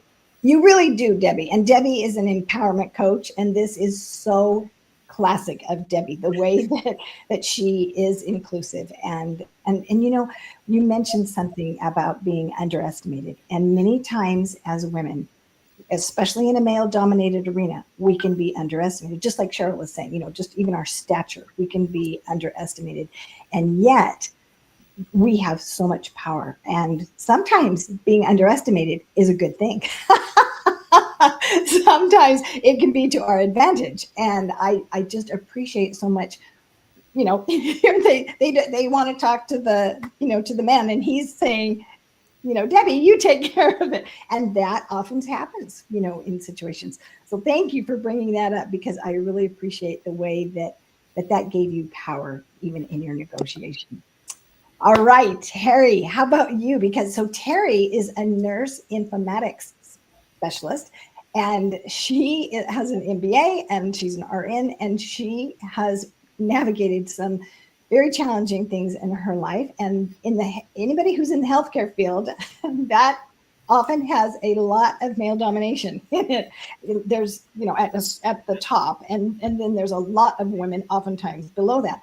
So Terry, tell us a story about when you had to navigate as a leader in a male-dominated arena. Sure. Thank you so much, Karen, for having me here. I appreciate it. Yes, in the world of nursing informatics, I am the clinical integrator between clinicians and the IT department. And sometimes, as you mentioned, in the healthcare industry, it can be a male-dominated industry in terms of decisions that are being made. And then I'm coming in as the nurse informaticist, some not realizing my true position and the purpose of my position. So it was really important. I think I heard Degrassi say earlier that, you know, I literally didn't prepare for anything. I'm like, oh, I can't afford to do that. You know, it was comical when he said it, but I'm like, no, as a woman in leadership, I cannot afford to do that. I have to make sure I prepare, because there's lots of regulations that are involved, that are embedded in the software.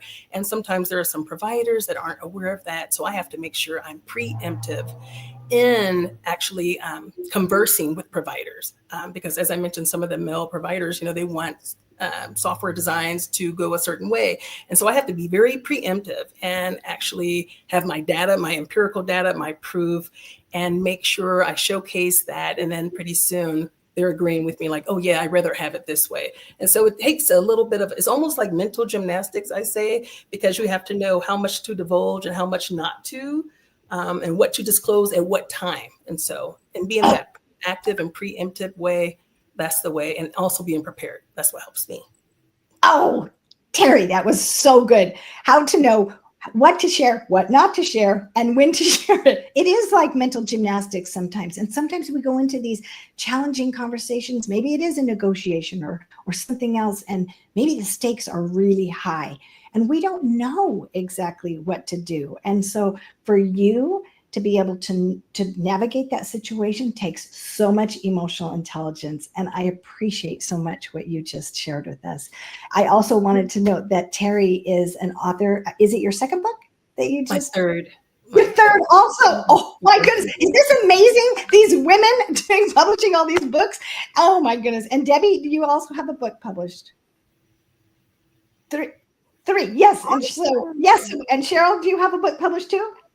Yes, so Cheryl and I are published in a book as well. So it's so exciting to have these authors. Not only do they have their story published in the Los Angeles Tribune Global Women's Journal, but they also are published elsewhere in books. And when you have a story and you share a story, it changes you. And that is something that a lot of people don't realize. Many times people have writer's block. They have, like, where do I get started? I don't even know how to do it. And so I want to talk about your leadership as authors, because you all are fantastic storytellers. And I want to hear a story about you as an author getting your story in print. And so I'm going to start with you, Terry, because this is phenomenal to have 3 books already at your young age. Oh my goodness, you're just such an inspiration. Can you tell us what leadership principles you used to be able to put your story in print? Sure, absolutely. So my story started in a very kind of unorthodox way. Decades ago, I thought about writing a book. Life got in the way, forgot about it. And actually, and this is something hardly anyone really knows about me, there were 2 people who prophesied to me that I was supposed to write a book. One I knew, it's my friend's husband. The other person, after he told me a month later, this person I met in the Philadelphia airport came up to me and said, "You're supposed to write a book." And it's supposed to be. And I was just like, she said the same words he said. I was just so I didn't even know what to do when I ran into her. And I thought, okay, well, God, you haven't told me that. Like, what am I supposed to write about? I wasn't sure. So life got in the way again. And there was some procrastination because I was going through some things in life. And life just kind of entered through the back door. But through all that, it really took just dedication and perseverance and tenacity. And it came back around to me. So I just began typing. In a Word document. And it's like I was getting a download, just a heavenly download. And I just kept typing and typing. And when I finally got to the end and I actually started editing it and I was reading, just kind of proofing it. And it was like months later when I finally started proofing it because, life's get in the way. I travel a lot, things were in the way. But as I was reading it and editing it, I was like, I don't remember writing this. I just remember it. And it was those wee hours of the morning, like midnight to 3, I'm writing because I'm traveling for work and I'm up late working, and as I sat there and looked at that, I was crying at what I wrote because it was actually ministering to me. And, my book that I wrote, I say is Healing for the Fractured Soul. And as I'm looking at it, I was like, I don't remember writing. And it took a span of 4 years for me to write my book. And I heard God's voice say, "You didn't, I did." And that just gave me chills. And I was just like, oh my goodness, I just started crying. I was just like, oh. And so it really took that perseverance and tenacity definitely for me to stick with it. And occasionally going on vacations where you have a different change in view, change in scenery, that's also like a catapult for me also. So that helps. Wow, Terry. I mean, to hear that message, you didn't write that. I did. Yeah. That is powerful. That is really powerful. And you were changed by that experience. I can feel it as you share that with us. Oh, that was really powerful. And to have 2 people witness to you that you were supposed to write it and one a stranger and say the same thing. That's incredible divine message for you to be able to have that motivation and to fall back on the days when you didn't feel like writing. You're like, oh yeah, I had 2 people tell me that, and then now the 1 or 2 witnesses, 2 or more, whatever. Anyway, I just appreciate so much that story. That was a very powerful story. All right, Debbie, I'm going to ask you the same question. how have you as a leader changed by writing your story in your 3 books? Yeah, so I want to say, Terry, oh my goodness, that is amazing. And I can relate so much. So here's my leadership journey and writing. As a kid in school, I didn't know I could write. I just felt like I was doing everything wrong, nothing right. So the first time that somebody said to me, you have a story in you, I was like running backwards. No way. There's no way I'm going to write anything. What does anybody want to hear from me? Right? You can hear the old beliefs and the old stories in there. And the very first book that I wrote, as Terry just mentioned, it was healing. I got to know myself better. And I too have divine downloads. So there was places that is like, who wrote that? Who wrote that about me? Is that true? And so there was a deeper conversation and a deeper leadership that evolved from writing a book. I think there's a book in everyone. And I know that there'll be many more books in me as I get to hang around amazing people that bring out that story, bring out that truth in you. Debbie, that is so incredible. I mean, how many of us want to run from our book? We don't have to be in grade school to think that we're not a writer. We don't have to have fear, just because we're a child that we can't write. I think most people have some resistance about writing and feel fear and feel inadequate about that. And yet 3 books later and more on the way. Look at you go, Debbie. I'm so proud of you. Thank you so much for sharing that story with us. How about you, Gail? Tell us a story about now having written 3 books. Tell us about some things that you learned about yourself as a leader. Well, my journey began actually as a leader, as a manager. When I was writing my emails, I would put my own quotes in the email signature because I felt that everyone always spends so much time quoting other people. Not to say that the people are not worthy of being quoted, but my main quote was be quotable because what you say matters and people will remember. So then every time I'd put a quote in my email signature, which was once a week, people would say, who said that? Who said that? And I would say, a wise woman once said. And then finally, people were saying, you should gather all those together. So that's how it started. My first book was Weekly Windows of Wisdom, which had 52 quotes. And then Excerpts of Enlightenment, which had 52 quotes. And then the one that just came out, which is Prompts for Perseverance and Purpose. And so for that, I was able to put those books together. So in that way, it just came about. And that's awesome. And I love the way you had things that were so practical and rely, here you were collecting these quotes and then you put them in a book. Well, that is really wise of you for your lessons of wisdom on Wednesdays. And so I appreciate so much that you did that. And what you just said is I want all of you out there who want to write a book, who have a desire, who think maybe I could write a book. It's in you. You already are a writer. You already are a speaker. And you just have to get that out. But sometimes it feels so ordinary because we've been through the journey, we've done the work, and it's just like, doesn't everybody know this already? But they don't. Other people need your wisdom. And for you to take what you have learned and put it in print is very powerful. Thank you so much. I appreciate you sharing that, Gail. And Jackie, how about you? So such powerful ways of leading yourself to write a book. And it is one of the most profound things you can actually do. The introspection that you get from writing a story, a book is really powerful. And I used to lead from the armor that I wore, but now I lead from my scars. And I learned this on the journey of writing. So I was diagnosed with complex PTSD. I came back from Afghanistan and then I had unresolved childhood trauma from 9 different adverse childhood experiences. And how I led myself through that to write, it was a dissertation at the time, it was a master's in how primary socialization shapes how we narrate our adult behaviors and how that develops our leadership skills. I purged everything, because I was at rock bottom, and all of the thoughts, the negative thoughts, emotions, and behaviors that were happening in my life, I needed to understand why and what was the root cause of my trauma. So I wrote an autoethnography, which is based in academic research linked in with the lived experience of myself. So I was my own case study, and me search became research. And then I left it for a while. And then I was like, do you know what? This has really helped me. I've healed so many of my scars, so many of my wounds.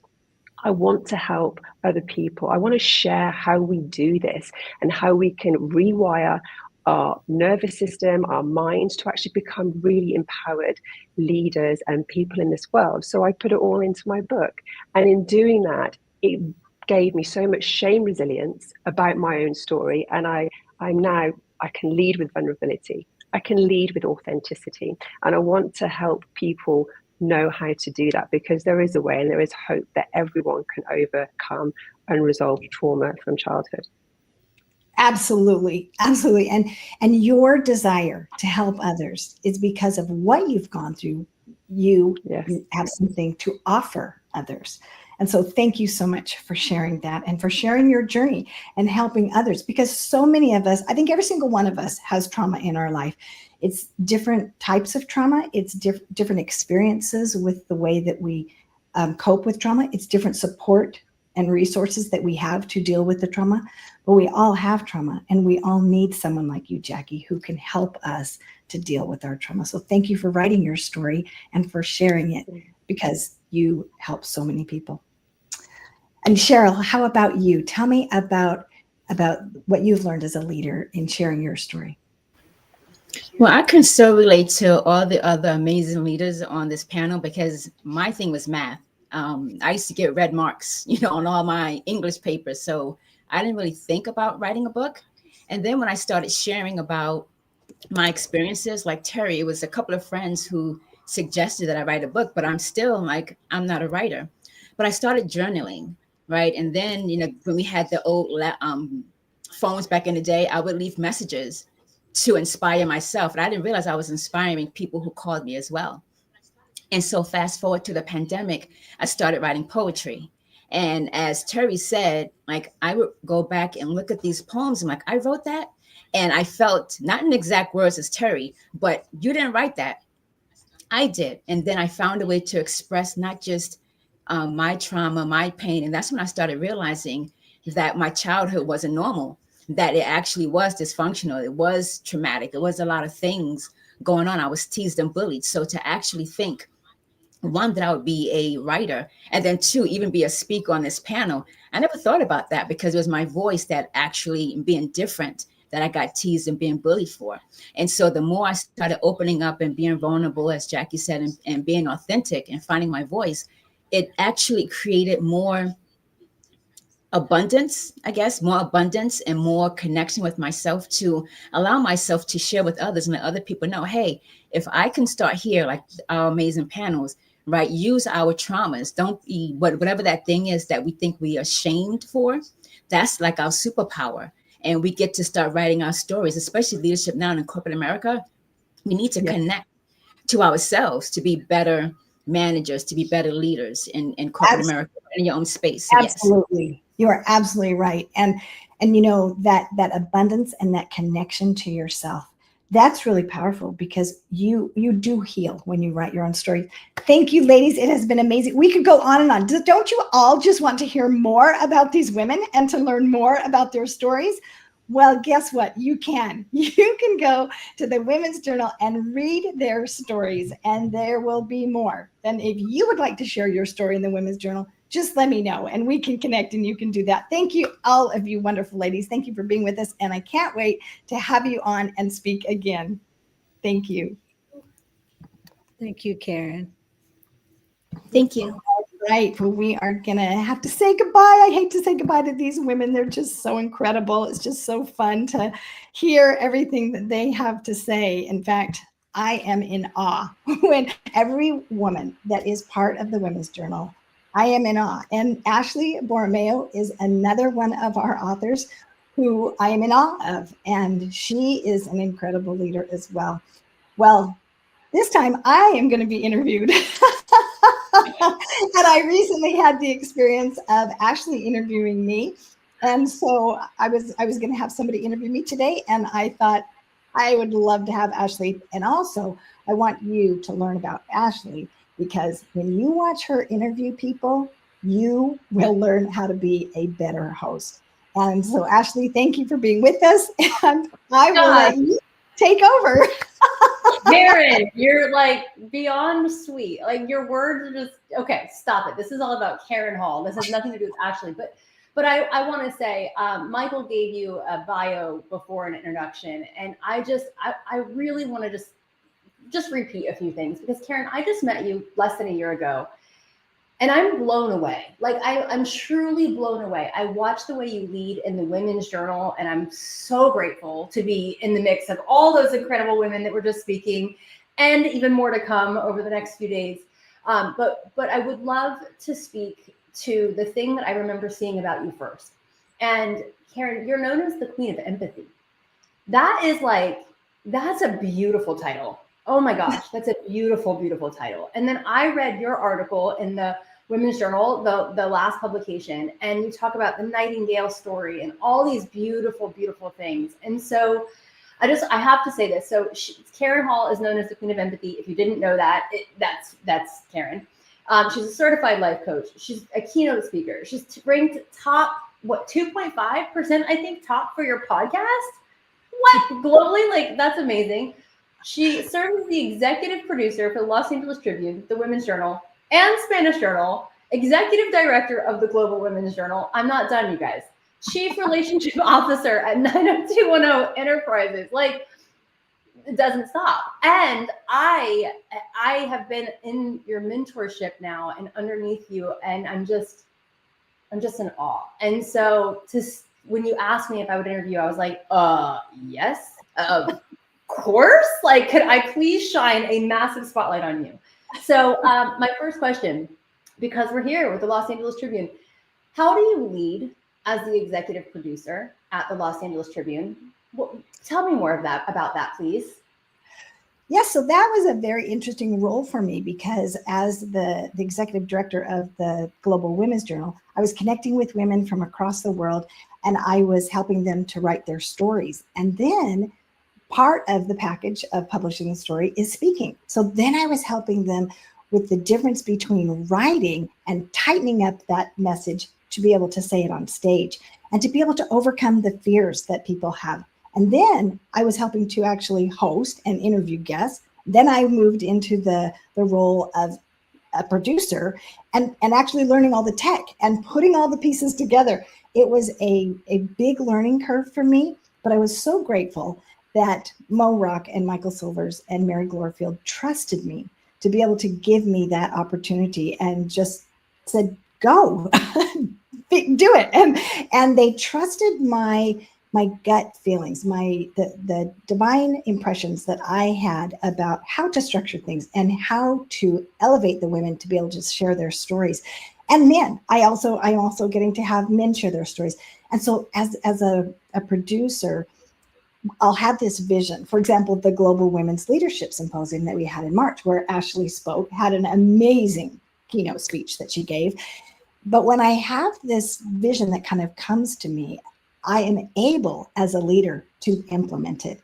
Now, if I am a speaker at an event, I have control over my speech, right? But as a leader, I can then share that vision and I can help to produce it in that way and elevate those speakers and the other producers who are involved and elevate the Tribune as well. And that brings me so much joy. And so I'm very grateful for that opportunity that I have been given. And I feel very, very blessed. Oh, that right there. So I used to own a dance studio. You and I have talked about this. And it's exhausting, the prep to put on a dance recital for 350 students. That's, include their parents. That's well over 1,000 people. And their grandparents, which always have a hard time with finding tickets and all the good stuff. It's so beautiful. But to put it on because I knew I was giving those dancers an opportunity to shine, that's what it was all about for me. So Karen, I totally relate to what you just said. And what you just said reminded me of what the amazing Joesph McClendon III said this morning when he said, I do what I do because someone did this for me. So what Mo Rock and Michael Silvers and Mary Glorfield did for you, you're doing for me and all the women in the Women's Journal and everybody when you host and you produce the way that you do. So on behalf of everybody that gets to be a part of that, thank you. And you can tell it resonates. It resonates that you love to do that. Thank you. And that does make me so happy to give you this opportunity to grow. And the other women in the Women's Journal, I have given them opportunities to host. And it does bring me a lot of joy to see all of these authors and speakers just elevating and growing as well. Oh, it's so good. It's so good. It's like it brings more energy to you and to them. And then therefore the snowball gets bigger and bigger, the momentum. I love it. Okay, next question for you. Okay, how do you lead as the executive director of the Los Angeles Tribune Global Women's Journal? So it's a similar role, except it's much more one-on-one related. So I will talk to each speaker individually, and I'll review their story. I'll review the message that they're going to share on stage. We'll compare and contrast, and I'll say, let's go deeper. Let's really share the heart of this story. And sometimes it's a little vulnerable to do that. And most authors, they share a certain level, but I don't really want to go there. And I'm like, I want to tell you what the pain points are of the audience and what they want to know about you. And then we dig and we craft that message. And then I say, now, how can we take that story that you just wrote that is stellar and amazing? And now how can we say it? How can we capture them with our voice inflection, with the words, with the feeling? Because it's one thing to write a story, but when you hear a voice, you connect on a deeper level. And there's a lot that a speaker can do to connect with people, even on a Zoom call. A lot of people think, well, how can I connect to someone? I can't even see them. You can feel that energy when people are drawn in. And that's a skill that I help teach. Oh, and I'm sure that has something to do with your highly sensitive HSP superpowers. And I love that you call them your superpowers. So I'm going to skip to that. I wasn't going to ask you this next, but it ties in so perfectly, Karen. And I'm looking over here at the chat, and Jason is in the chat, and he says she more than walks the walk and talks the talk. Like, it really is, you pull something out of somebody because it's in their best interest, and you truly do care. You want to shine, and I've loved my communications with you so much. And anytime you respond back, you're like, "What about this?" I'm like, "Ooh, that's going to take me another at least hour to even get to." And okay, yes, like, it's so fun because it's like you're helping me to chisel out the story that I know will be the most impactful. So can you tell me more about the HSP? Because, how does being an HSP, how does that support and shape your leadership? Absolutely, I know it does. Yes, HSPs are highly sensitive people. And there is so much research about HSPs. When I was growing up, I was always told, you're so sensitive. And when I heard it that way, I thought it was a terrible thing. I thought there was something wrong with me because I was so sensitive. And I would look at other people that got their feelings hurt, and they'd bounce back and they did it fairly quickly. And then there was me. And I felt things so deeply. And it took me a while to regulate my nervous system and to figure out how to bounce back. And I remember looking at other people and thinking, I wish I could do that. I wish I had that ability to do that. And so I felt very flawed as an individual. And I remember when Elsa came out and the song, Let It Go, Let It Go, I was like, that's my theme song. I just need to learn how to let it go. And I had been working on it and learning things. But I remember when I finally realized, it was when I was in college, that I realized that being sensitive was a gift, because I could pick up on nuances that other people couldn't pick up on. Even divine downloads. I didn't know that was challenging for other people to hear a divine download and to recognize it, that it was divine. I thought everybody got that kind of information. But when I realized that there were subtle cues, like I could walk into a room and I could kind of read the energy, and I could, many times I didn't even see somebody, but I could feel the energy. And I realized that helps me in such powerful ways to lead, because when a leader is aware, then you can do something. If you're not aware, what can you do? And if a leader is not aware of what's going on with their team, how can they address it? How can they educate? How can they motivate? And how can they inspire? But if they are aware, and the first part of awareness comes from being aware of myself, being able to regulate my own emotions and my own nervous system. So if I'm triggered because something happened, and maybe there's a very stressful situation, and I come into the thing and they're looking at me as the leader, you need to lead this thing, but I'm triggered, it's more challenging for me to lead and I'm not as effective. But if I can calm myself first, if I can regulate my nervous system, my mirror neurons activate your mirror neurons, and then you feel calm. And then we can both communicate on a grounded level. Instead of being escalated where we can't remember everything and we might say things we regret later, we are able to have more effective communication. So being an HSP, I found, was a huge benefit as a leader. And then I read the research. Dr. Elaine Aron has done so much research on HSPs, and they are some of the most powerful leaders because of that sensitivity and that awareness. Wow, so I am not an HSP, and I'm thinking to myself, how did you even discover that you were HS? Like, how did you know this? Well, you said college, but like, did you just decide, I want to figure out more about this, and you took some tests and then finally got, some clarity? I just want to know more personally. I have to ask that question. Yeah, I did take personality tests. I happen to love, I'm a life coach, and I happen to love learning everything about the brain and about neuroscience. So I was always researching the brain, and I was researching about how, we develop personality and why we did the things that we did. And my dad's a psychologist, so I think I got it naturally. My mom should have been, but anyway, so I loved learning about people and about the brain. And then because I had been told I was so sensitive my whole life, and I was wishing that I could overcome that, I did a lot of research on sensitivity. And so then when I found that, I was like, oh my gosh, you take the little quiz and I'm like, 100 out of 100, practically on the test score, And so then I'm like, I go and look at all the footnotes and I go read all the research articles, about the functional magnetic resonance imaging that they have done on brains of people that are highly sensitive and how they have more mirror neurons that are activated. They have their brain lights up in different ways. It's biologically wired. It wasn't because I had a flaw. It was because I was divinely designed that way. That's how I came to Earth, and that is how those gifts that I was given to help me to navigate and to deal with the things that I have had in my own life. So that also was very empowering, because I realized there's not something wrong. There's something so right. What if this was a great thing? And when I realized it was, I was so much more empowered within my own personality and as a leader. Oh my gosh, I feel like you just gave so much strength to anyone else who is an HSP, which I think I read somewhere. It was like 15 to 20% of people. It's not a huge number, but it's big enough. Gosh, Karen, that just gave so much strength to anybody else who is an HSP to see that superpower. And I love talking superpowers because we all have them. We all are, uniquely and beautifully made. I do want to go back because we only have a few minutes left. I want to go back.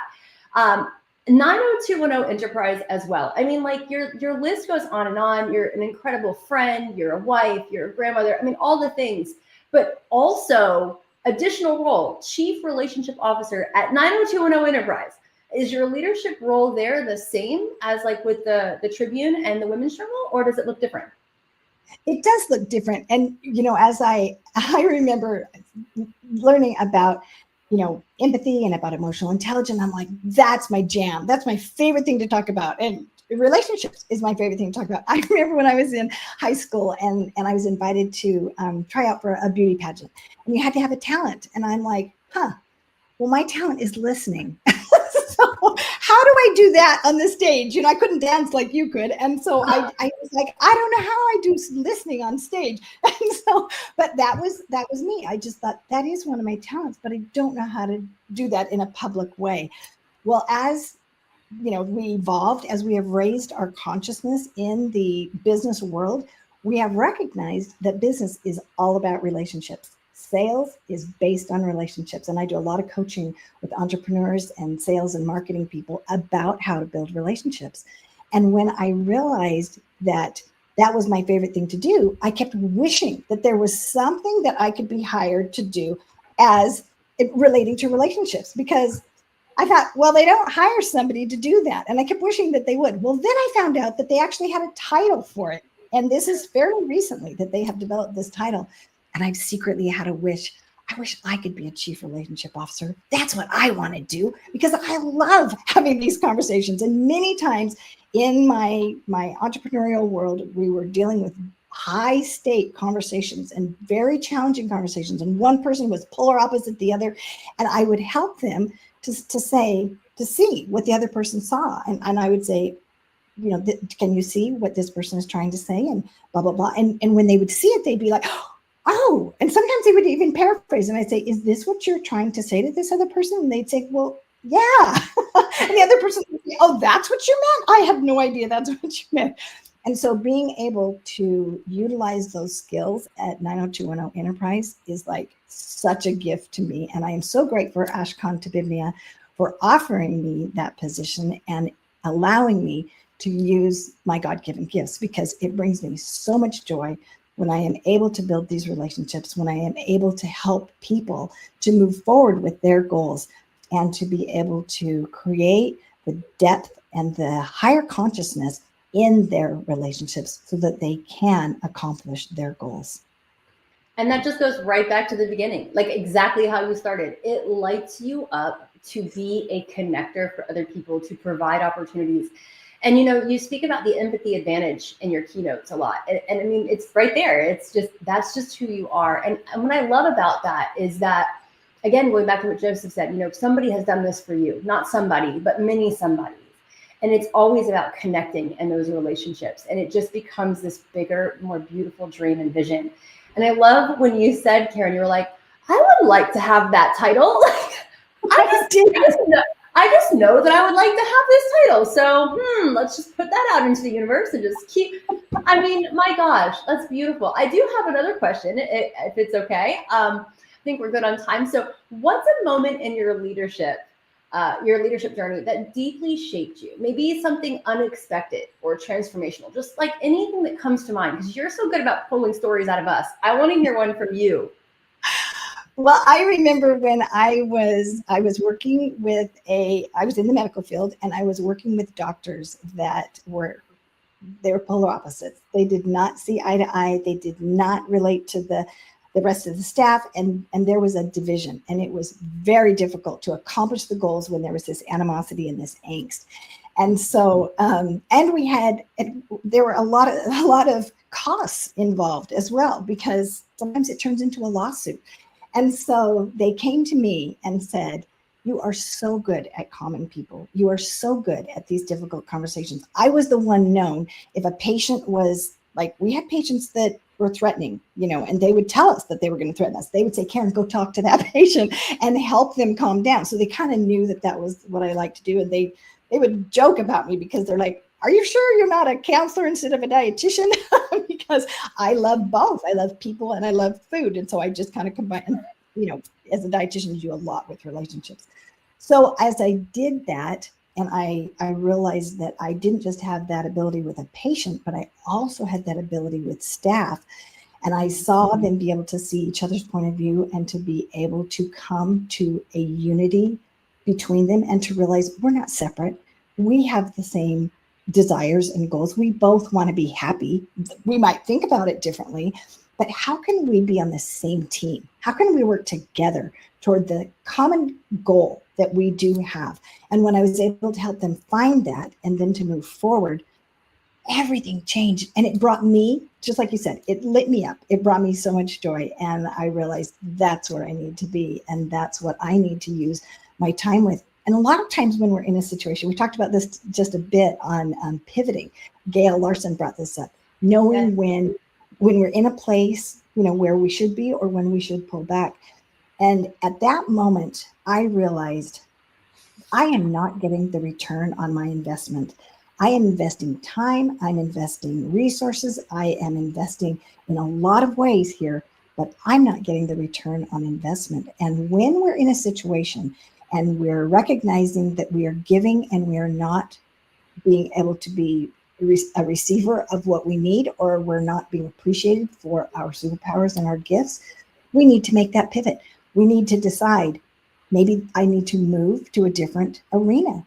And God tells me that. He'll let me know this is not working for you. You're not being recognized in the ways that you need to be utilized. So I'll just help you move to other ways. And he does that for me. He moves me without me even doing anything. It's not like I go knock on doors and ask for things. People come to me because God is doing that, because he says, I want you to be able to use your powers. I gave you those powers and those gifts, and I want you to use those.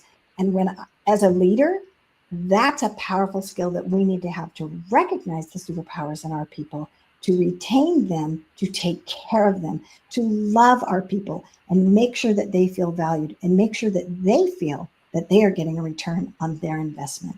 Because when a part of it, when a team member feels valued and loved, what do? They produce. They're loyal, they're committed, and they're an active member of the team. They communicate with the leader and they tell them, did you know this is happening? And the insights that the leader would not know otherwise, because there's that open dialogue. So it's a powerful role. For me, it was powerful to see it in myself, that it was me to make a pivot, but it was also powerful to teach me as a leader. I had a responsibility to deliver what I promised and to have the integrity to do so. And I can speak to say that you 100% do that with the Women's Journal. Like, you empower us and you see us and you hear us, and you just tied to so many things. I just want to just put this little tie together, because the whole event, the whole leadership week, we all are leaders, and in so many beautiful gifts that we have. But when you just said putting that time in, right, and what are you getting for it, reminded me of what Aaron Scott Young said when he was like, what's the end goal? What are you putting all this time in for? You know, what is that? And then, you know, just constantly going back to your gifts. When Dr. Christina said, you know, what good is it if I sit at home and I don't use this gift to share with the world? And you just said, you know, God gave me this gift. This is for you to share. So, Karen, I just thank you for your leadership, because I, for one, get to feel the ripple of it. And thank you for letting me interview you and ask you these questions and shine a light on all of the many hats that you wear so beautifully. Thank you. Thank you. You're amazing. Keep leading. We all need you. We all need Karen Hall. Thank you, Ashley. What a joy to be with you today and to get to share my story. And thank you. You were an excellent host, and I appreciate you so much. Thank you. All right. I hate to say goodbye. I hate to have her go, but we have another amazing speaker, and this is Sarah Barthell. And Sarah is the CEO of Vibrant Via. And she is also a published author, and she is working in a very unique field of functional medicine as a functional medicine nutritionist. And so, Sarah, thank you for being with us today. Thank you, Karen, for having me. I'm so excited to be here and have this conversation with you today. Well, Sarah, tell us about your book that you have written. So I just recently was featured in the first edition of the Global Women's Los Angeles Tribune Journal, really just sharing my story of how I got on this journey of working with women, healing them, rebalancing hormones, weight, digestion. Really, it was my journey from my 20s, kind of looking healthy from the outside and in the inside falling apart and really being brushed off and told, like, looks good, everything's normal. And you start to question yourself when that happens. Yeah. So. And oh my goodness, this is so true. How many times have we felt something, either felt something in our gut that something's, you know, there's something else. I'm just feeling some vibes here. You know, I'm not really sure what's happening, but I'm feeling some vibes. Or maybe in our body, we're saying, I don't feel so great. We go to the doctor and they're like, you're fine. Your labs all look great. And you're like, I don't feel so great.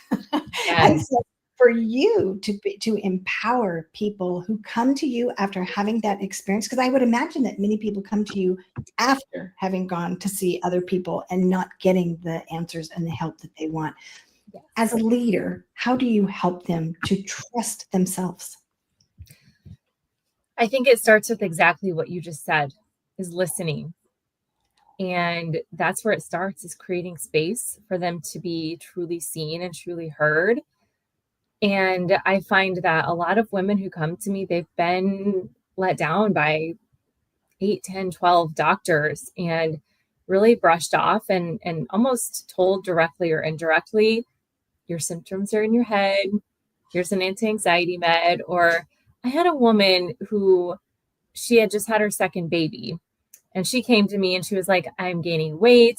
I'm struggling with rage issues. I hired a trainer. I hired a physical therapist, and I'm cooking organic and using healthy oils and eating 1,300 calories, and I'm still gaining weight, and they're afraid of me once a month. My whole family's afraid of me. So we had to rebalance some things. She was doing a lot of things right. And she was told, she was like in her mid 30s, you're just getting older. And that kind of and that's where I was too in my 20s, basically just this feeling of hopelessness and frustration. And I think now that's why it's my mission to really educate and empower and inspire women to take back control of their health. And, this is the period of our lives when we are stepping into our power, where everything is sort of falling into place, our life experience, our confidence, and our health has to be there too. We have to put on our own oxygen mask first, and our bodies are changing. I want to show women that this can be the healthiest decades are yet to come. Yes. I read a quote once that said that, we're always after the thing. We want to accomplish the thing. And we often neglect our health. But when our health is suffering, it's like the only thing that matters. And I think you just touched on that, basically, that is vital for us to take care of ourselves. Like you just talked about, putting on your own oxygen mask first. So as leaders, and especially as women, many times we're the ones who are giving. We're the ones who are serving. What can we do? And what advice would you give to us as a leader to help us take care of ourselves so that we have the fuel, so we have the energy, so that we can use our gifts in the world? No, absolutely. And I think as leaders, we have the opportunity to set an example to those around us, to the people we're leading, to our kids and to the next generation of, it's not selfish to take care of yourself. And I think, especially when we have a higher calling on our lives, when we feel like we are being called by God to step into make a truly deep and lasting impact on the world, how much of an impact can we make if we're like barely making it through the day? We're exhausted. We have brain fog. We don't feel comfortable in our own skin. That just doesn't sound like the description of a powerful woman with a calling to lead on her life. And so we simply have to, and there's a lot we can get away with in our 20s and even our 30s. And so that's where women start to get frustrated, is they go back to the old tricks, and really oftentimes in our 30s, 40s, and 50s, those things that worked in the past are actually worsening our symptoms and our imbalances now. So we have to tune in to our bodies and to listen instead of just slapping a Band-Aid on and powering through. Oh my goodness. And isn't that true? I don't know about you guys, but when you're in the college days or whatever, you can stay up all night long writing, studying for a final or writing a paper or whatever. But then there comes a point in time where that doesn't work so well. And trying to have the stamina, the emotional stamina, the physical stamina to be able to function and do what you are called to do requires that we take care of ourselves. And it's interesting how, when we're young, we feel invincible. We think we can just keep on going and we don't have to put fuel in. We just go in. But you mentioned something, later in life, with menopause and premenopause and things like that, we start to notice. And so what have you found? Because you were talking about weight loss, you're doing all the things, you're eating healthy, you're doing all the things, but it's not working. What do you do for women, and how do you lead them because that's half the world and the rest, the other half of the world have women that are dealing with it. So every single one of us is dealing with that issue. What can you teach us as a leader in this area? No, that's a great question. And I think we have to slow down and take our feet off the gas pedals, even if we're driven type A, high performing women, and really slow down enough to listen to our bodies, to listen to our internal voice, to listen to the voice and the guiding of God and of the Holy Spirit. And if we are constantly have our foot on the gas pedal, we're never slowing down enough to listen to our bodies and to really start to bring things back into balance, because our bodies are not our enemy. And I think this is where a lot of women, I think I liken it to back in my Ironman days. I was actually, one of my first races, I started to go blind in 2 miles from the finish line. And of course I didn't stop. I just kept going. There was an ambulance that tried to pull me in, and I latched onto this runner guy and I finished, right? But that's what women do. As high performing leaders, we don't stop. We are the ones that our bosses pile on more work because they know we'll get it done. We're juggling a career and a family and trying to look like we have it all together, and probably still feeling like maybe we're not doing enough. And I think we just have to give ourselves as much grace as we give others, but we also need to slow down and realize that maybe some things that we're doing, whether it's with our sleep or how we're fueling our bodies or how we are moving our bodies, all of our body's needs change as our hormones are changing. And so we have to slow down enough to realize our bodies can come back into balance. They are for us, not against us. And we just have to give them what they need so that we can keep moving forward. Sarah, this was so good. Our bodies are for us, not against us. And many times when we are going through those challenges and we don't feel good and we're trying to do the things and it's not working, it can feel like our body is our enemy. And as women, there can be many issues with body shaming and a lot of things that come into play with that. But then you add on the emotional element with, premenopause and menopause and that aspect. And yet we just keep pushing, push, and keep going. And many times we feel like there's something wrong if we slow down, if we need to take that rest. And I remember thinking about winter, and, a lot of people don't like winter. They're like, you can't go out and play as much in the sunshine and, it's cold or whatever. People often, they talk negatively about winter. And sometimes the ground is barren and dark and there's nothing happening. It looks like nothing's happening, but there's so much rejuvenation that happens during wintertime, just like there's so much rejuvenation that happens during sleep. And so tell us about the power of sleep and the power of slowing down to rejuvenate ourselves so that we can heal on a cellular level to be able to be more effective. So I think, and that's what, as women, oftentimes we're like, well, if this isn't working, I'm going to double down and I'm going to work harder and do more and stay up later and eat less and exercise harder and fill in the blank. But that's usually what got us to success in multiple areas of our lives to a certain point. And then we have to slow down and sleep is a cornerstone of that rest and rejuvenation at the cellular level, at the brain level. We're immediately insulin resistant the next day if we don't sleep enough. Our brains detox while we sleep. During our 30s, 40s, and 50s, our brains, we have hormone receptors all over our bodies, skin, brain, gut, everywhere. And so our brains are even rewiring. So a lot of women notice changes in mental health and mood. And so we do really need to be mindful of caring for our body, mind, and spirit. And sleep is just a cornerstone. We absolutely have to get a deep restorative 7 to 9 hours of sleep. But I think it's also important to remember to carve out non-sleep time. That's not just dedicated to work or to tasks or to learning, but actually creativity. Yeah. Oh my goodness. This is so true. Carving out that time and not only sleep, but recreation, to be able to have fun. I remember when the song came out there, you may not know it because you're so young, but there's a song that came out, there's no such thing as too much fun. And I'm like, yeah, I kind of agree with that. I mean, we need fun in our life. And a lot of times as entrepreneurs, as women leaders, we may be lacking some fun in our life, and that fun can be rejuvenating, just like sleep can be rejuvenating.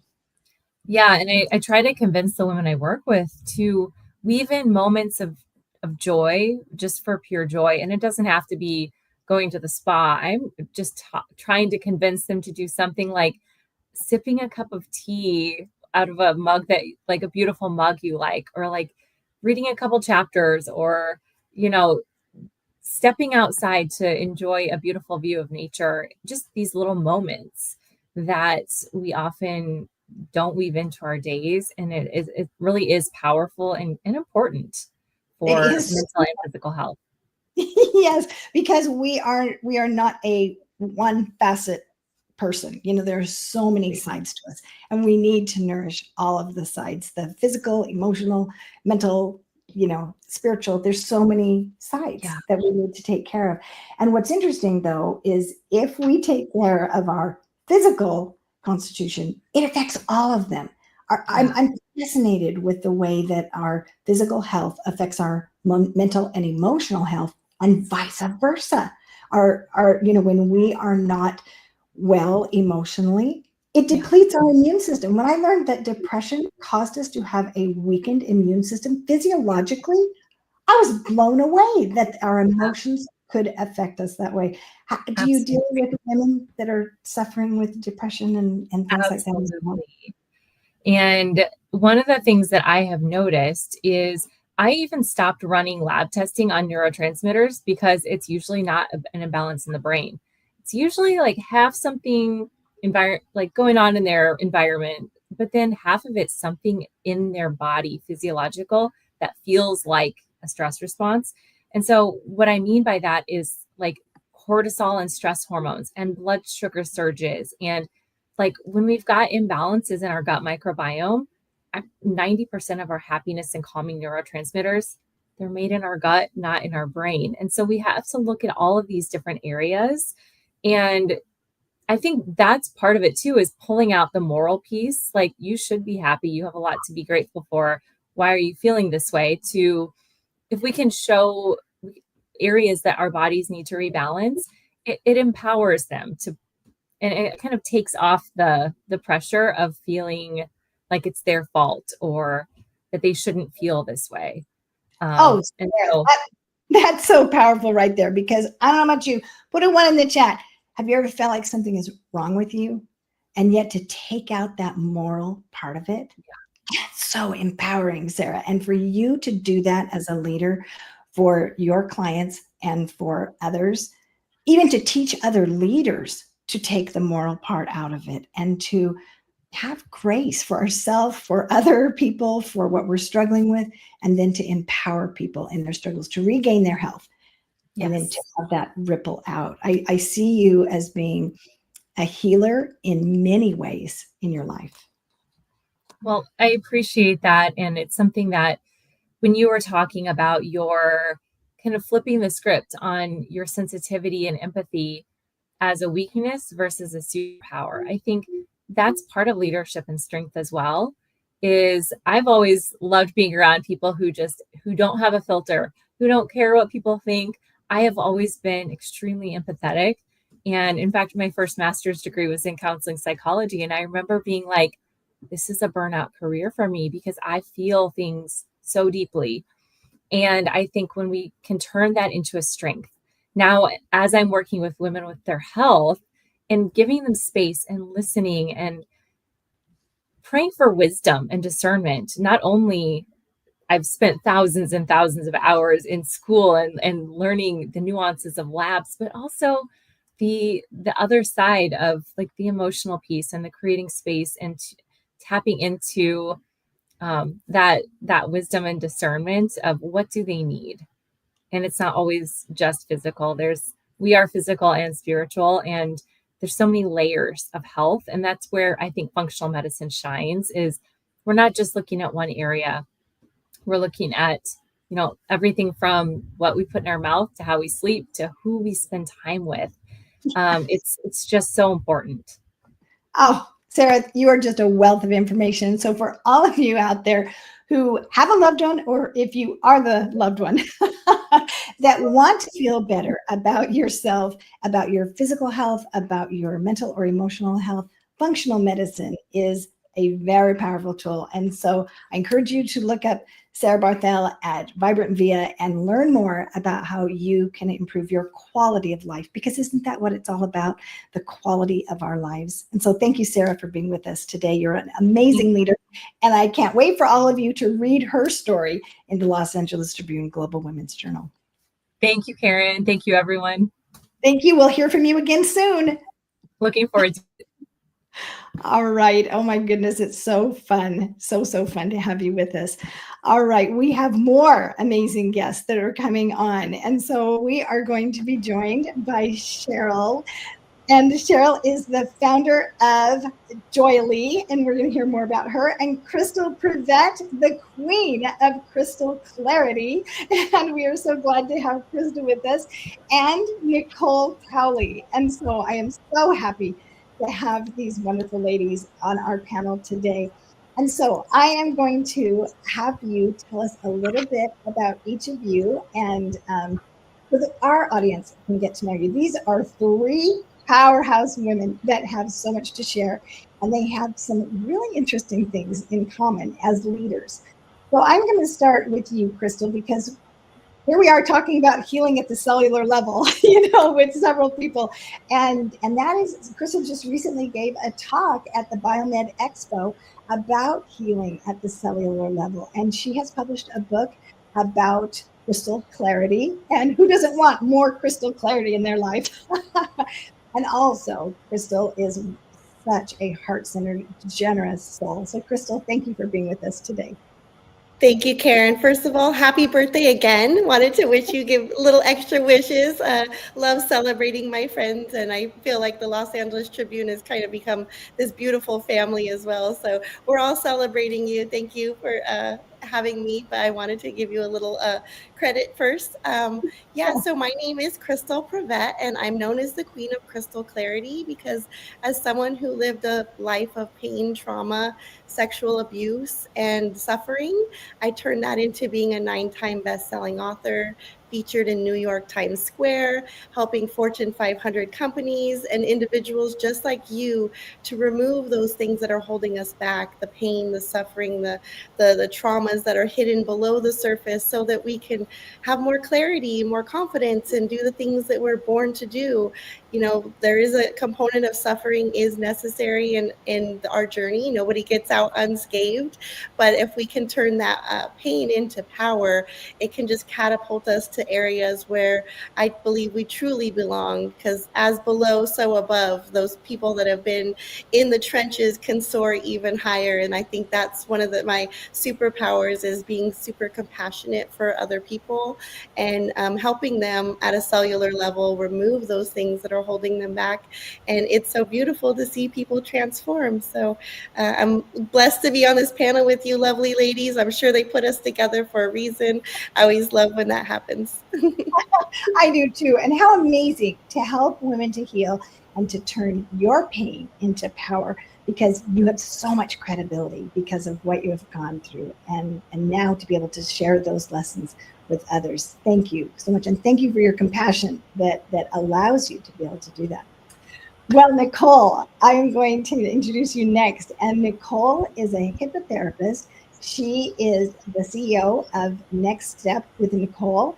She is an empowerment coach and an author and a speaker. She is a very powerful mentor. And I have had Nicole mentor me, and it has been so healing. And I believe that Nicole has the gift of healing. She has a genuineness about her that touches hearts, and she is able to help people really see, just like Crystal was saying, she helps them to be able to see with clarity. So welcome, Nicole. Oh my gosh. Thank you so much, Karen. And happy birthday again, too. Yes, happy birthday. What a beautiful introduction. And oh my gosh, listening to what Crystal was just saying, and then listening to you being interviewed just a little while ago, and all the people here, I'm hearing the most amazing aspects of leadership. And I'm honored to be here. So yes, I am Nicole Cowley. I am a women's empowerment coach. I really help women who are high achievers and look like they have everything on the outside going on. Everything's great. And then inside, they're exhausted, they're burned out, they're tired, and they have never really lived the way they wanted to live. They lived in the shoulds instead of living in what they really would love. And so it is my honor to help those women really take their lives to the next level. I have a background in personal training, health coaching, life coaching, and hypnotherapy, and I try to use it all to really help them take their lives to the next level. I had to do that many years ago. I had to start my whole life over, and now I love using what I learned to help them rise and be their best. Well, I can't wait because we're going to get back to that because we want to hear more. It's like, wait, what? You just hooked us right there, just like you do in your story. And now we can't wait to turn the page and find out what's next. That's awesome. Well, Cheryl Lynn, tell us about you and about how you founded Joyly and what was it that brought you to do that? Well, happy birthday. I can't be the only one. And I do think that the thread between us is healing. I was listening to all the talks before, and I just, Karen, I just want to compliment you. I think you said 5 or 6 times during your presentation the word joy. And so my ears were like popping, popping, popping. So we can talk about that in a minute. But I think a great story that kind of sums up what I am doing here and why Joyly is a thing is I walked into a group of construction workers, all men. So I know a lot of us work with women. And I asked them how they were doing one by one as I was going around the room before I spoke. And they said, I'm fine. How are you doing? I'm fine. How are you doing? I'm fine. And so I feel like that's a story that we hear over and over again. And it took me years and years and years to just move that aside to get into what was really going on. And so what I found was a universal thread, and it was joy. And we started talking about what it would take to make joy a core life skill. And then 5 years ago, Joyly was born. And now she takes her joy chair everywhere she goes and has people sit in it and brings them joy. And so thank you, Sherilyn. I appreciate that so much. Okay, so I'm going to go back to you, Sherilyn, because you were just talking about, in different environments. And I know you've been in corporate. And so tell us as a leader, what have you learned in your experience in your corporate world? Actually, I have no corporate experience. Oh, well, I knew you had talked for the human resource management conferences, and I thought you had some corporate experience. As far as physically working in corporate America, I have never done, but I have worked a lot with presenting and creating conversations around personal and professional development within corporations. So what is it you want to know? I wanted to know what you had learned about leadership in the corporate setting. Oh, got you. So I thought you meant me as a leader, but okay. So anyway, or me as a corporate employee or a corporate executive or manager.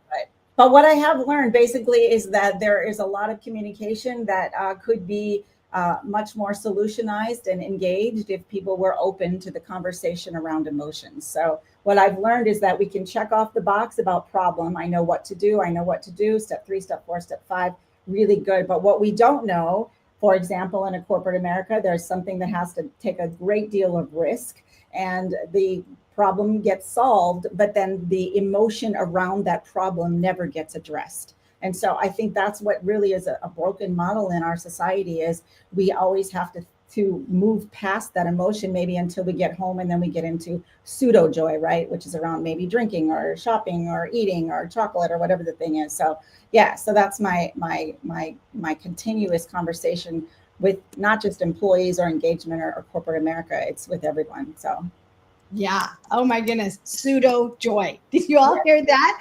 How many of us are, looking for joy in all the wrong places? And so thank you. We're gonna come back to that. That's really good.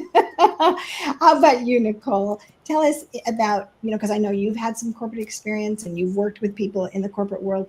What have you learned about the corporate setting and about leadership? Well, I work with a lot of entrepreneurs, and actually my family had a chain of children's wear stores for over 60 years. And our company was all women. It was all women except for my dad. My dad was the leader of it, and 80 women, my dad and 80 women. And it was really interesting what I did learn within our organization. And my dad was really amazing at teaching me this and helping me understand is that it wasn't about us, it was about them. And it was always about them, like really learning what made them happy, what wanted to recognize them for all the service they did. They were the front line. They were the people that were they represented us. And they were the ones who were always in interaction with all our clients. And so my dad was always always told me, Nicole, make sure everybody feels seen, make sure they feel heard, make sure that they know they matter. And then when they do, this is not just our company, it is their company. And I love that. I always love that. And so to me, what I always feel is that what comes down to always is that people just need to be heard and seen. And when they're heard and seen, and I think you were saying this too, Karen, when they're heard and seen, they are productive. They feel worthy. They feel like they have purpose. They can't wait to get to work. They can't wait to help other people because they know they matter. And so that's what I've noticed the most for me. Oh, that is one of your superpowers, is seeing people and hearing them and understanding them. It's a beautiful gift that you have, Nicole. And when we do have someone in our life that sees us and hears us, don't we feel so cherished and so valued? I mean, when we talk, Cheryl, about joy, that brings me joy. When someone sees me and I really feel heard and understood. Thank you, Nicole. And to do that in a corporate setting with your father, with his business, to actually live it is another thing. Because, people talk the talk, but do they walk the walk? And are they actually really implementing that in their daily interactions? That's a true leader right there. Thank you so much. Thank you. How about you, Crystal? Because I know you've interacted with, the corporate world as well. And what have you learned about leadership in the corporate world? Well, I think that I heard a lot of people talking yesterday about active listening, which is a great communication skill. It's so important, but also active thinking, thinking with discernment, because a lot of times in corporate environments, people get very burnt out because cultures can kind of glorify the overworking, the overstimulation. You either need to make your goal and then we're going to raise it, or you don't hit your sales goal and we're going to make you feel guilty about it. So these are real struggles that people are going through every day, and that can really affect our mental health in maybe an underlying way that we don't realize. So something like active thinking, where you're actually using discernment and boundaries and saying, okay, I might work 7 hours today, but maybe I'm going to work 6 hours tomorrow to balance it out. And because the next day I know I have to work 15 hours because my mentor, Bill Walsh, says entrepreneurs are the only people that he knows that will trade in a 40-hour work week for a 100-hour work week. So we oftentimes will work more than a 9-to-5 job when we're in the entrepreneur seat, and just maybe making time for boundaries to, like we said just now, doing some things outside, doing some things to nourish ourselves, and really tuning into the fact that we are mind, body, and spirit. I know this was brought up earlier, and we put so much into the mind and getting things done, and then sometimes we'll focus a lot on the body, but there's an integration process of really balancing that out. I feel like that is really the sweet spot. Sometimes it feels a little unattainable, but I challenge people to keep pushing towards balance because it's really imperative. Yes, I totally agree with you. And isn't that interesting quote what Bill Walsh says? Entrepreneurs are the only ones who will trade, a 40-hour work week for a 100-hour work week. And yet, with joy. Yeah. With joy. Why do we do it? Because of the joy, and there's a fulfillment that comes to us as we do that. And I think that part of the reason that we have that fulfillment is because we are using our gifts in a way that we weren't able to do so otherwise. And so, Geraldine, I'm going to go back to you about joy again. And since that's your favorite thing to talk about, let's talk about it some more. Yes. We're so good at it. I want the audience to know from you, what would you like to teach the leaders out there who are listening to us about joy? Can we put a little bow on it? It's very simple. It's called joy intelligence, which all of you are, which everyone I've talked today. I encourage everyone, there's a there's a blog on my website called The 25 Misconceptions of Joy. And I must say that bring you joy is one of those things. So I just want you to know that it's not a package you bring to someone, right? I think Sarah just said earlier, 90% of our neurotransmitters are in our stomach or in our, from cortisol and stress and overwhelm. So if we could get ourselves elevated to understanding what does it mean to become joy intelligent? How do I surround myself with not positive toxic, oh my gosh. Toxic positivity. Thank you. Too many words to combine there, but not surrounding ourselves with, what's masking and all the things that are wrong, but instead, how do we elevate and use safety, presence, get grounded? Not that we have to be, elevated in joy, but to understand that if we prioritize it as a human race, what could we do for not just our family and our friends, our corporations, our team, our staff, our churches, our communities. So everyone can be impacted by joy intelligence. Oh, and Debbie Prediger just said, wow, what a true leader. 80 women in 60 locations and bringing joy. It really is a superpower, and it really is a skill that we can all learn. And then it ripples outward. And so whether you're the recipient or the giver, the sharer, the example of it, both sides are blessed. And so thank you, Sherilyn, because your work that you are doing is a very, very powerful work. And joy intelligence, isn't that a great way to think about it? I love to talk about emotional intelligence, but joy intelligence, is it pseudo joy or is it real joy? That's fantastic. Being able to discern that exactly what you're saying. Mm-hmm. Yes, to discern that.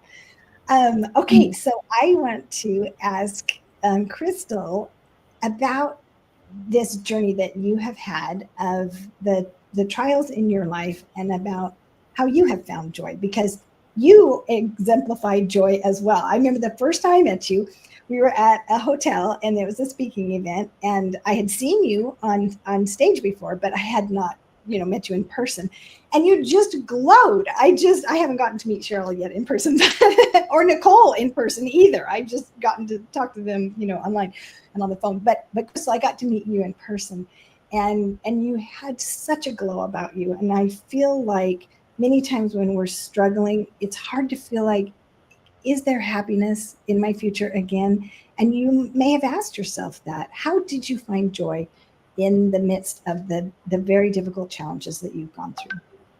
I think I resonate with probably Nicole's ideal client. For a long time, I looked like I had the best life anyone could ever imagine. I had the beautiful home, I had the husband, I had the 2 children, and I deserved an Academy Award for faking it. I literally was miserable inside. My body was getting sick. I was getting these signals from the universe. I fell and broke my skull. And when I broke my skull, I fell so hard I broke 2 of my teeth. And so I had a bunch of surgeries. At the end of those 13 surgeries, I lost 175 grand in 10 days. COVID hit. So then I was homeschooling my children. I ended up separating from my ex of 17 years. I tripped and fell and broke my ankle in 4 places. And then my house was struck by lightning. Good heavens! So literally, the universe was trying everything it could do. I'm very strong-willed, so I wasn't maybe listening to some of those signs until it really cranked it up full blast. The last house being struck by lightning was pretty much the last straw. I was like, okay, white flag here, what's going on? And that's when I found the process that I do, the neurolinguistics, so that I could go back, and it seemed like that was the stuff that was really affecting me. That was so much stuff. That would happen within about 3 or 4 weeks of itself.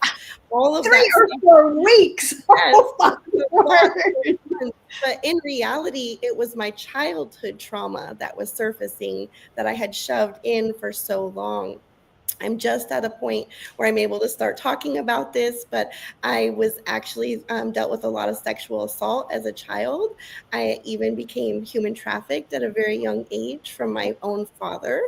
So there was a lot of shame and repressed guilt and a lot of mixed emotions around who I was and feeling some abandonment and rejection. But I shoved all that inside because I think culturally it's was appropriate to pretend that we're joyful or to act like we're happy.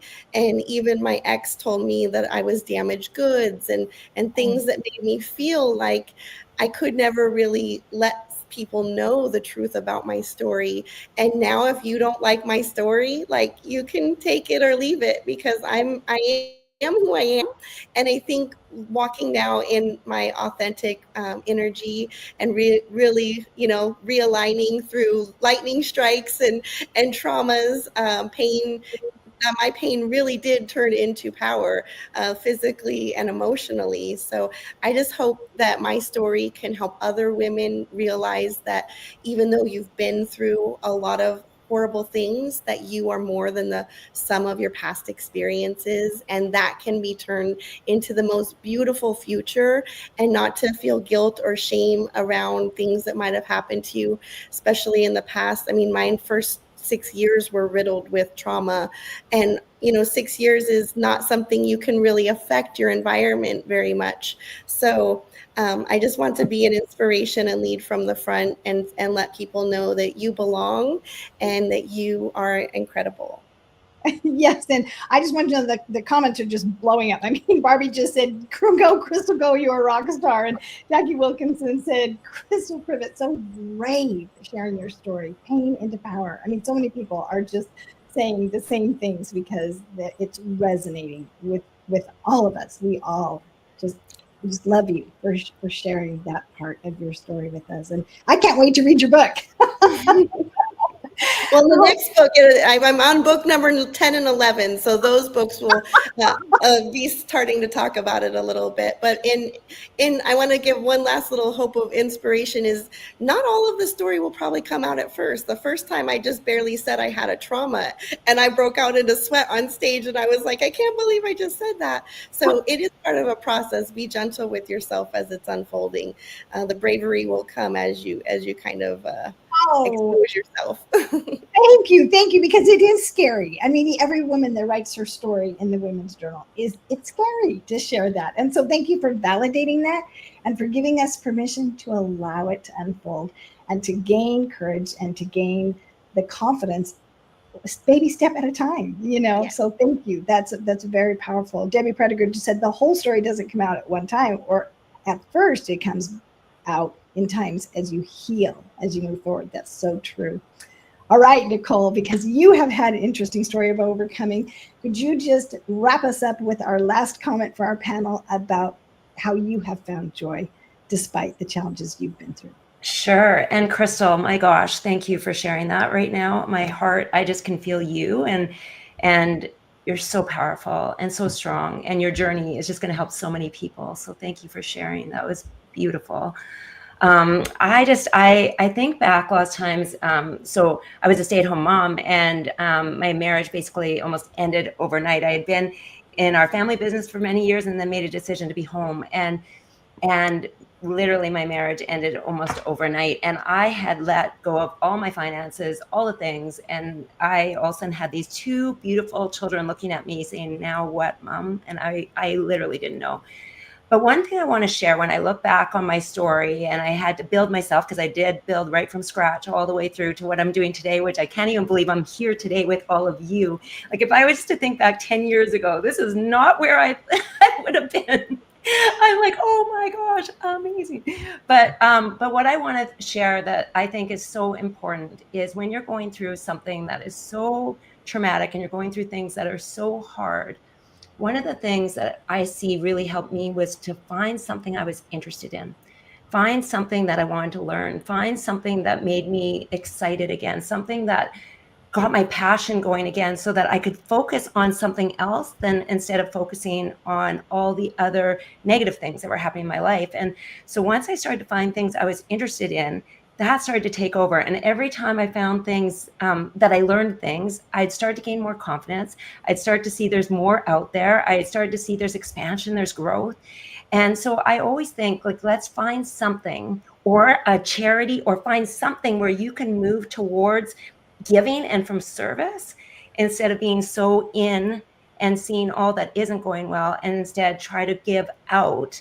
And that's when really everything I find started to change for me. The more I could help people, the more I could really show up in service. When I found my passion, when I found things that really lit me up, I was no longer focusing on the past, and I was getting really excited about the future. And so that is just that's my one of the things that I just know does change your pattern really fast, is just start something for you, start something just for you. Yes. So starting that passion project, that using that creativity, you know, Becky Robbins talked about the antidote to anxiety is creativity. And what you just said is so powerful, giving. And that as we serve and as we give, we get outside of ourselves, and that gave you purpose. And just like we talked about, that turned your pain into power. Ladies, you're amazing. I'm so excited to have you speak. I brought a prop. Can I share real quick? Real quick.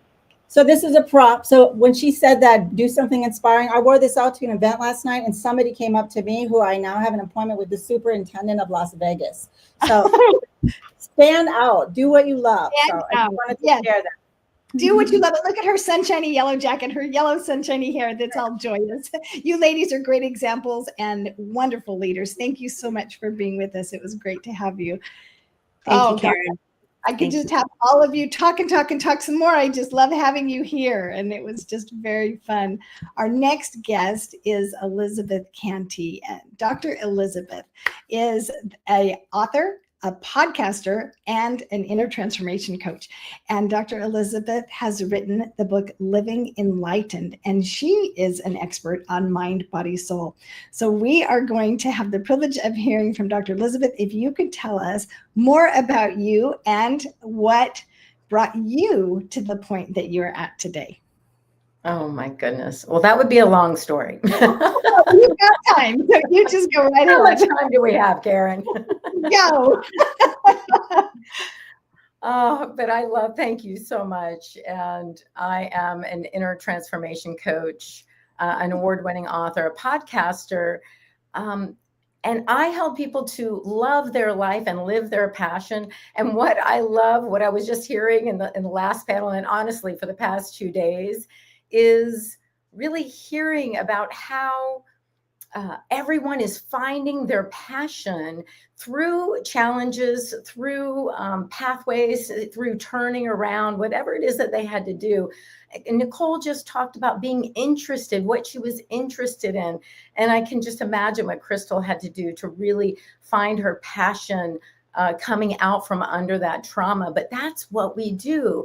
And I believe that the reason we do that is because we really know that that is our birthright. That is what we're meant to be doing, regardless of the situations in our childhood, regardless of the things that seem to want to keep holding us down. We are here to, burst forth, find our joy, live our passion, and love our life.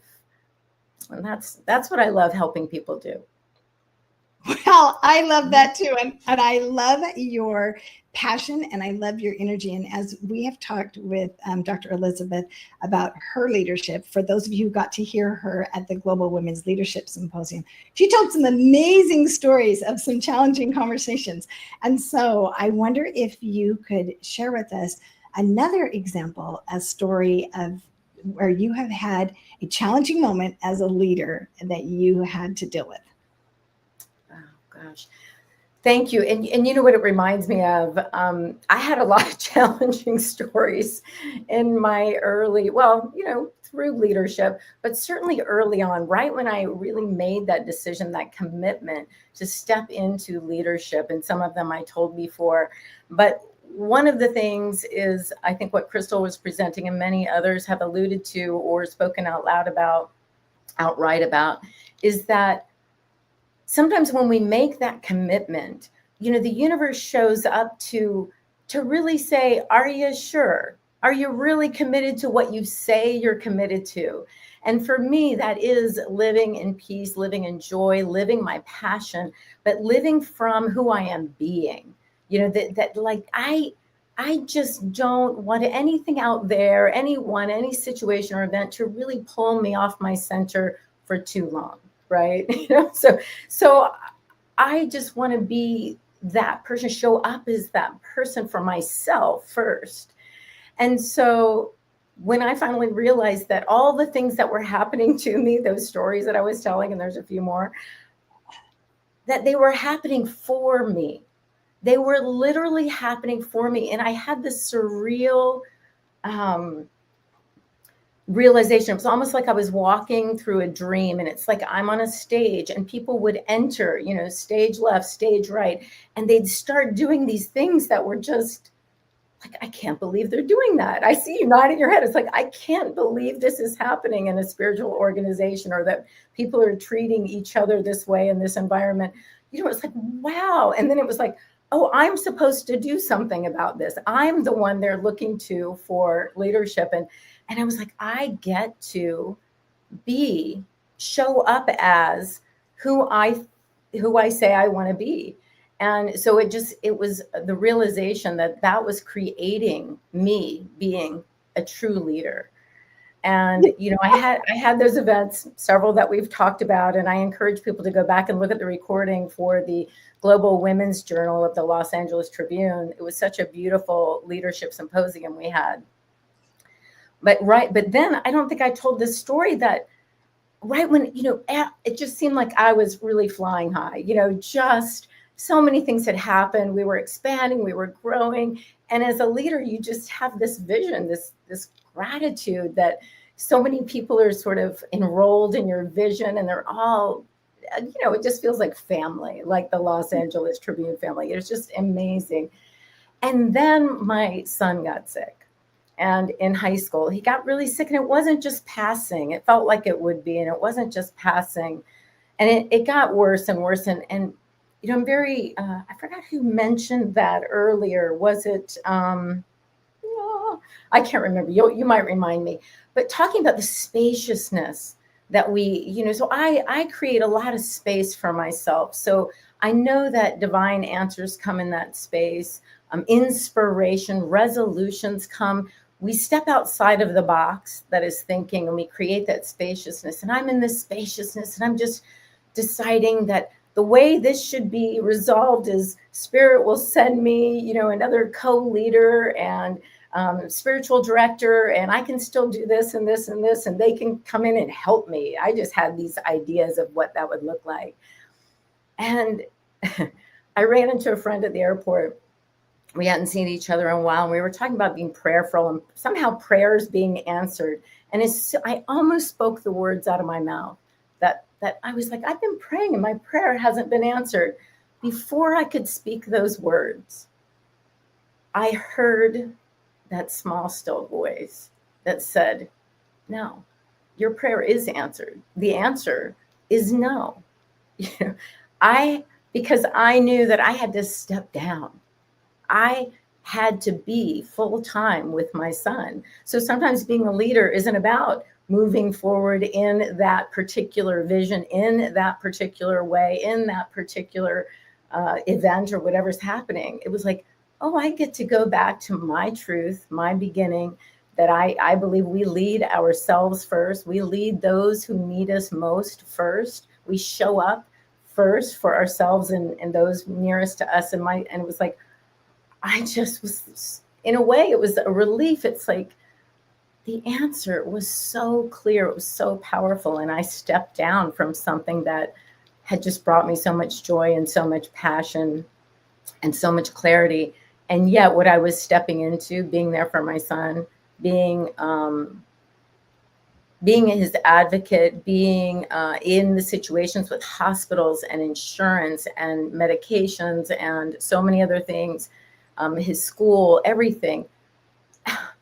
You can just imagine what kind of a leader that created in that situation. And of course, with him now, our relationship is something I couldn't have even imagined. We're just so close, and he's very happy. He's very healthy now. But I just, I was reminded that leadership sometimes doesn't show up the way we think it is. It doesn't continue on the path that we think it will. It moves itself around. And when we surrender to the highest good for ourselves and others, man, we can just create, we are engaged in loving our life and living our passion from just over there and over there and over here. Right. You said something that I thought was really powerful. You're praying about this situation with your son, and you're wondering, why are these things happening? And why are these people acting like they are? And it just doesn't make sense sometimes. And yet, just to step down from that position that brought you so much joy, and yet it was for something that would bring you the greatest joy, to be able to be there for the most important person in your life, your son, and to be able to cement that bond to each other. That took incredible courage as a leader to make that choice, and the payoff is eternal. And so can you talk to us a little bit more about making those difficult decisions? Because as leaders, we do have to make difficult decisions. Absolutely. And it's interesting how, like, for me, so many times in my life, and I'm sure so many can relate to this, we just have a way we want it to go. And, because we are gifted with imagination, we are gifted with our passion and our gifts and our vision. We're gifted with that, and we can kind of see the path, and we see it opening and unfolding. And it does feel like sometimes things, not that, and for me, that wasn't something that got in my way. It wasn't at all. It was like that with my son, my first leadership role was to myself. My second amazing leadership role was to be the most incredible mother that I could be. Like that, the moment I found out I was pregnant, I was like, whoa, leader. I get to lead this little tiny, thing. And, I'm going to be the best mom that I can be. And so our purpose changes, our vision changes, all those things change as the events and circumstances do.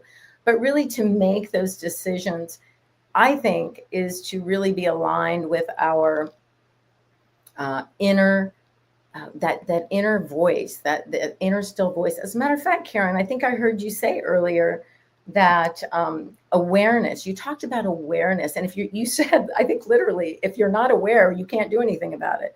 So becoming aware, then we become aware of, here I was having this incredible adventure as a leader with the spiritual organization, my dream job with dream people, with, everyone who showed up and was enrolled in this dream.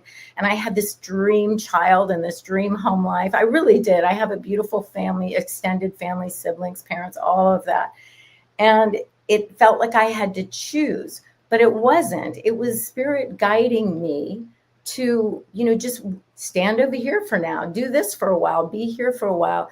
So the decision, I just don't think it is what we think it is. And when we can give it the space, it comes to us and it's a relief. It's almost like I didn't have to make this hard decision. It's like, now I just know what to do. Right. And that knowing is so valuable. And, Elizabeth, you have such a beautiful soul, and having that connection with mind, body, soul that you have really internalized and are, in a comfortable place where you trust your intuition, where you can lean into that and do what you feel right about, despite the other things that are going on, is a very powerful place as a leader. You set a very, an amazing example for all of us in your leadership. So anybody that hasn't heard her story from the Global Women's Leadership Symposium, you've got to go back, because when she was saying, why are they doing this? And I don't understand, she gave us some of the most incredible leadership examples. And so we have 1 minute left. Elizabeth and Dr. Elizabeth, if you could tell us one last takeaway that you would like to share with our audience about leadership, what would it be? Well, I think, I already said, for me, that the biggest takeaway is knowing that it's happening for us. Like everything is working for us to be really committed to our authentic expression. But I did want to say just one more quick thing on the decision making and how hard that can seem sometimes. One time I was presented with 2 jobs. I was in a great job. It was on-site sales and real estate. I love real estate. I've done so well in real estate. And then I was presented this man came from another county and presented this beautiful opportunity. And I really, making a lot more money, but I was going to be away from home a little bit longer. And I just thought, this is a no-brainer. I'm taking the job, beautiful properties to sell. I would be managing the whole thing. And I made the decision and I felt terrible. It's like, I'm like, where's the party? Where's the champagne? What's that? What? And so that's a good, it's like, if you're really aware of your inner, what's going on, spirit, mind, and body, then you feel, oh, that's not the relief. That's not the excitement for this new job. That's not it. And I stayed at my old job, the job I was in, and it was amazing. It was beautiful. So that, knowing it's all happening for us, knowing that we can feel the truth rising up in us and know that that's the right decision. And you know what? This is the last one. There is no wrong decision. There is no wrong decision. There is no wrong decision. Jake Clendening said, I think he said, no matter, was he quoting someone? No matter how far along you go on the wrong path, you can just turn around. Yes, or you and you know take what? a right, take a left, whatever it is. Trust the process. And I'm sorry we can't continue. This has been so amazing, but I loved hearing your stories. Thank you for joining us.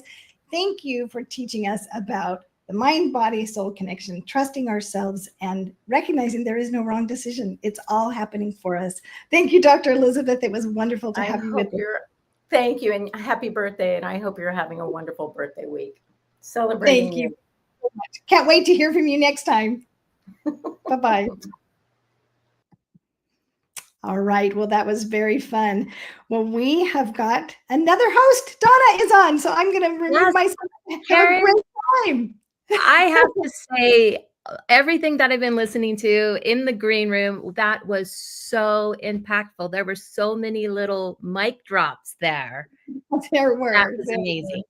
Thank you. Thank you, Donna. Bye-bye. Bye. So yes, we had just finished up with all of the women's journals and Karen Hall, and we are going to be inviting 2 additional co-hosts coming up here onto the screen with me. I am bringing up Misty Kerrigan and Rex Sykes as soon as he is ready to come up, because we are going to continue the women's empowerment section, and we have an amazing speaker coming here next. Misty, how excited are you for our next speaker? If women's empowerment had a journal, it would be by the Los Angeles Tribune, I bet. But on the cover of that journal would be Sharon Lechter, because she has done so much, even in the book she writes, when she's doing talks, in her tagline. I won't say that. I always get so excited and say it before she does. But she's done so much to empower women, including one of the first to write Think and Grow Rich for women. So I'm very excited and honored, because every time I meet her, I just learn so much more. Yes, I absolutely love it. And Rex Sykes, I know you and Sharon have known each other and you've been on the stage with her before. How are you excited for Sharon Lechter? I am always excited for Sharon Lechter, or to share time or space with Sharon. I tell people that most of my life I have been surrounded by very powerful women, including the 2 women who are here right now and upcoming Sharon. So I'm thrilled. I absolutely love it. We're going to be inviting Sharon up here to the stage as I'm introducing her. She is the co-author and the global bestseller of Rich Dad, Poor Dad. She is the founder and CEO of Pay Your Family First. And she's also a trusted advisor with the Napoleon Hill Foundation. And she has had over 30 years, you guys get this, 30 years behind leading financial literacy and actually empowering women with financial literacy. She's an international speaker, entrepreneur, best-selling author. I can go on. Your resume is one of the top of the charts there, Sharon. Welcome to Leadership Week. Thank you, Donna. You need to add to my intro that I adore the four of you, the three of you. Thank you Oh, so much for those wonderful thank you. comments. Thank you. And I did not mention you are also a presidential lifetime recipient for the Service Award. So that is one of the top awards given Yes, out by the great Office honor. of the President as well. It's a great So, honor. Thank you so much. Appreciate that. well, welcome. We are excited to have you here today. And of course, we're here on Leadership Week. And I know you and I have had various conversations about what it means to be a leader. And I remember asking one question about like a masculine leadership, feminine leadership, and you were like, it's just leadership. So can you share with us what leadership really means to you? Well, I think leadership is something that comes from within. We're all leaders. The question is whether or not we've released our skills as leaders, because the question is in the prior section, they talked about decisions. Napoleon Hill says indecision is a decision. And so we have control of three things: our thoughts, our words, our actions. If you are a true leader, you control your thoughts, your words, and your actions. And it's not that you lead others, it's that you show by example and inspire others to find their own course for leadership. Leadership is an internal diagnostic. Are you leading yourself and making those decisions, or are you sitting back and letting the world happen to you? Are you proactive or are you reactive? Think about that. Are you proactive or are you reactive? Leaders are proactive. They're adding value to the world. They're adding value to the lives of others. And inherently they do that by first releasing their own value to add positivity to others and to the world, and encourage them to do that as well. I often talk about the phrase, you see the light at the end of the tunnel. I go, stop it. Stand in your own power, be your own beacon of light.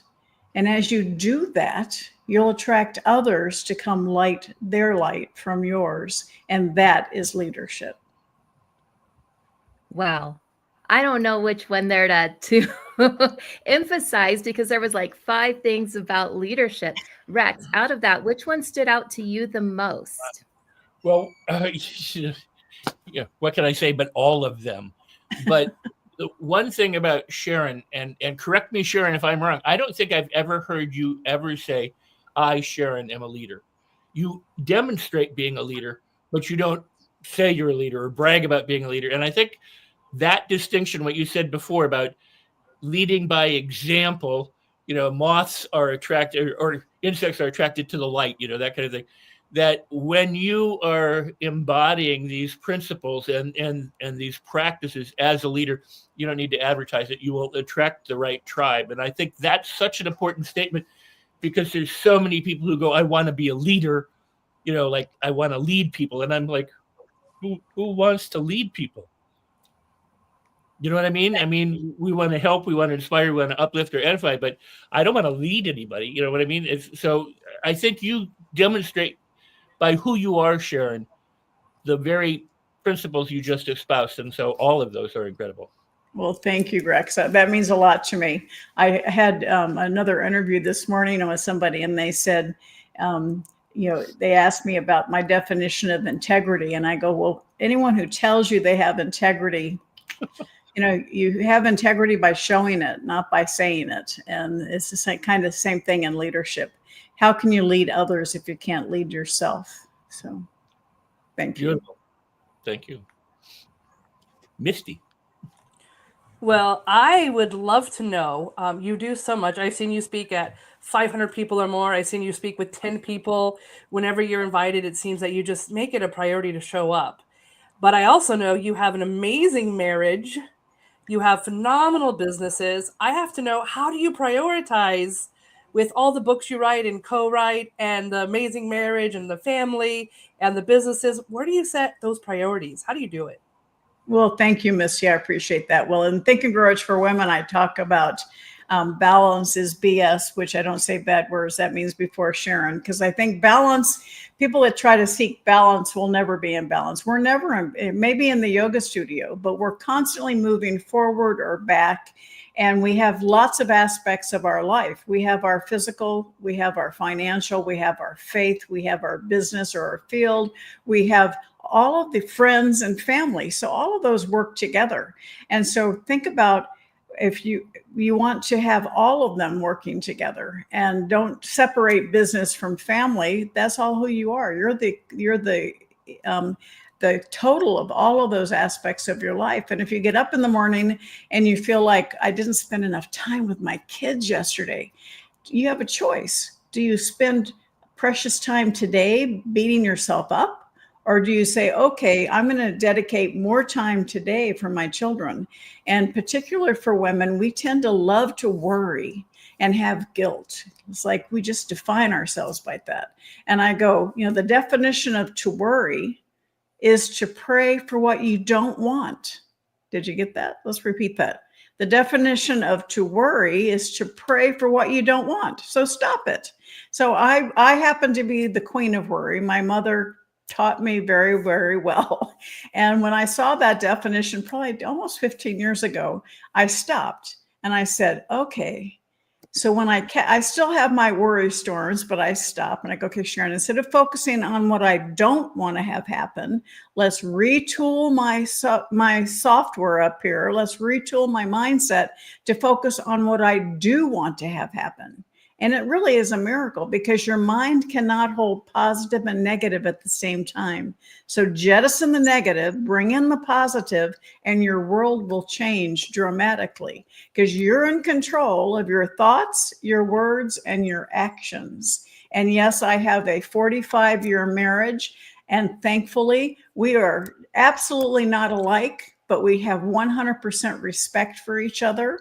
And people always ask me, what's the secret of a long-term marriage? I go, you have to respect your partner even more than you love them. Because there are those days when the love gets in question. There are days you might not even like your partner, but your respect will be there and it will step in. And that's exactly the marriage that we have, 45 years going strong. And we love to share our lives with other people, and open yourself up to the possibilities, because relationships just give us so much joy. Don't shut yourself off from people that need to be in your life. That is so, so very true there, Sharon, because family is important. Friends are important, our personal lives. The people that are the closest to you, they really do stand up and support along the way. And it goes back and forth. And I believe everything is to be demonstrated in action, not just in words. So it's really about walking your talk in all things. What I'm really curious about, slightly different style question, you have taught financial literacy and financial intelligence for decades. What part of your message do you feel most people say yes, they nod at it, they might even quote you, but they never actually apply? Well, the quote that I want people to start repeating and internalize is, assets are sexy, because most people out there talk about making more income or reducing bad debt. All are very important. But if you want long-term financial well-being, you focus on buying, building, creating income-producing assets. My favorite word on earth, assets. Say it and smile. Somebody put it in the chat, assets. And I take it a step further and say assets are sexy. And even one more step, the older you get, the sexier they become, because you are financially free when the income from your assets exceeds your monthly expenses. Got that? When the income from your assets exceeds your monthly expenses, you are financially free. That means you've achieved the freedom of your time. Your money is giving you that freedom. Those assets allow you, and then you can do things that you want to with your heart. You can give back. You can make even more assets. And that's the element that 99.9% of people out there don't teach. They teach how to make more money. They teach how to increase your sales. Let's focus on the engines, the economic engines, which are the assets that provide you long-term financial stability. And particularly with what's happening in the world right now, the uncertainty, the volatility, people's fear meter is off the chart.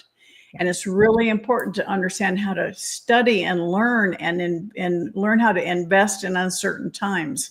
And it's something that's so important to me, that I want people to learn how to invest and how to start buying, building, creating those income producing assets.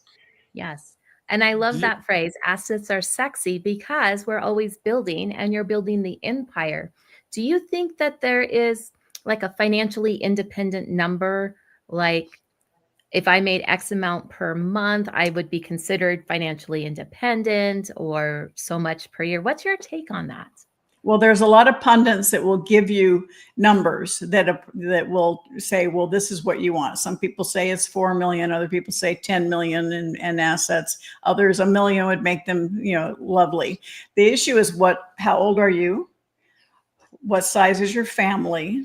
What are your obligations? What kind of debt are you in? All of those things have to come into this. So one person's answer is unique to them, not to everyone. And the issue is for you to determine what kind of lifestyle do you want to have? I mean, those people out there that have decided they want to buy the very big expensive home, the very expensive cars, the jets, their number is going to be a whole lot larger than somebody who is working and creating an environment that they don't have to have millions and millions of dollars. So the answer is unique to you. But the more assets you get, the larger you're going to have that long-term legacy. And legacy is really important to think about, because you think about your family, your future, but legacy is impact. And so you create your legacy every single day with every heart you touch. It's not about money. What is the impact that you're going to leave on the world? Either financially, mission-driven, and memories. So legacy is memories. And so I tell people, don't wait till you die. Let's create those memories now, that impact that you have on the people you care about, on their hearts. That's your legacy. Wow. I love that. That is gorgeous. I mean, that really is. And I think it puts it into perspective, because for every person, it's going to be a different number depending on what it is that they are wanting to accomplish or what they want to leave. I wanted more money when I was younger than I do now. I wanted a bigger home. I'd rather live in a closet. I'm going to be careful, the story about the woman who wanted to live in a closet, she ended up living there. A small home would be perfect for me.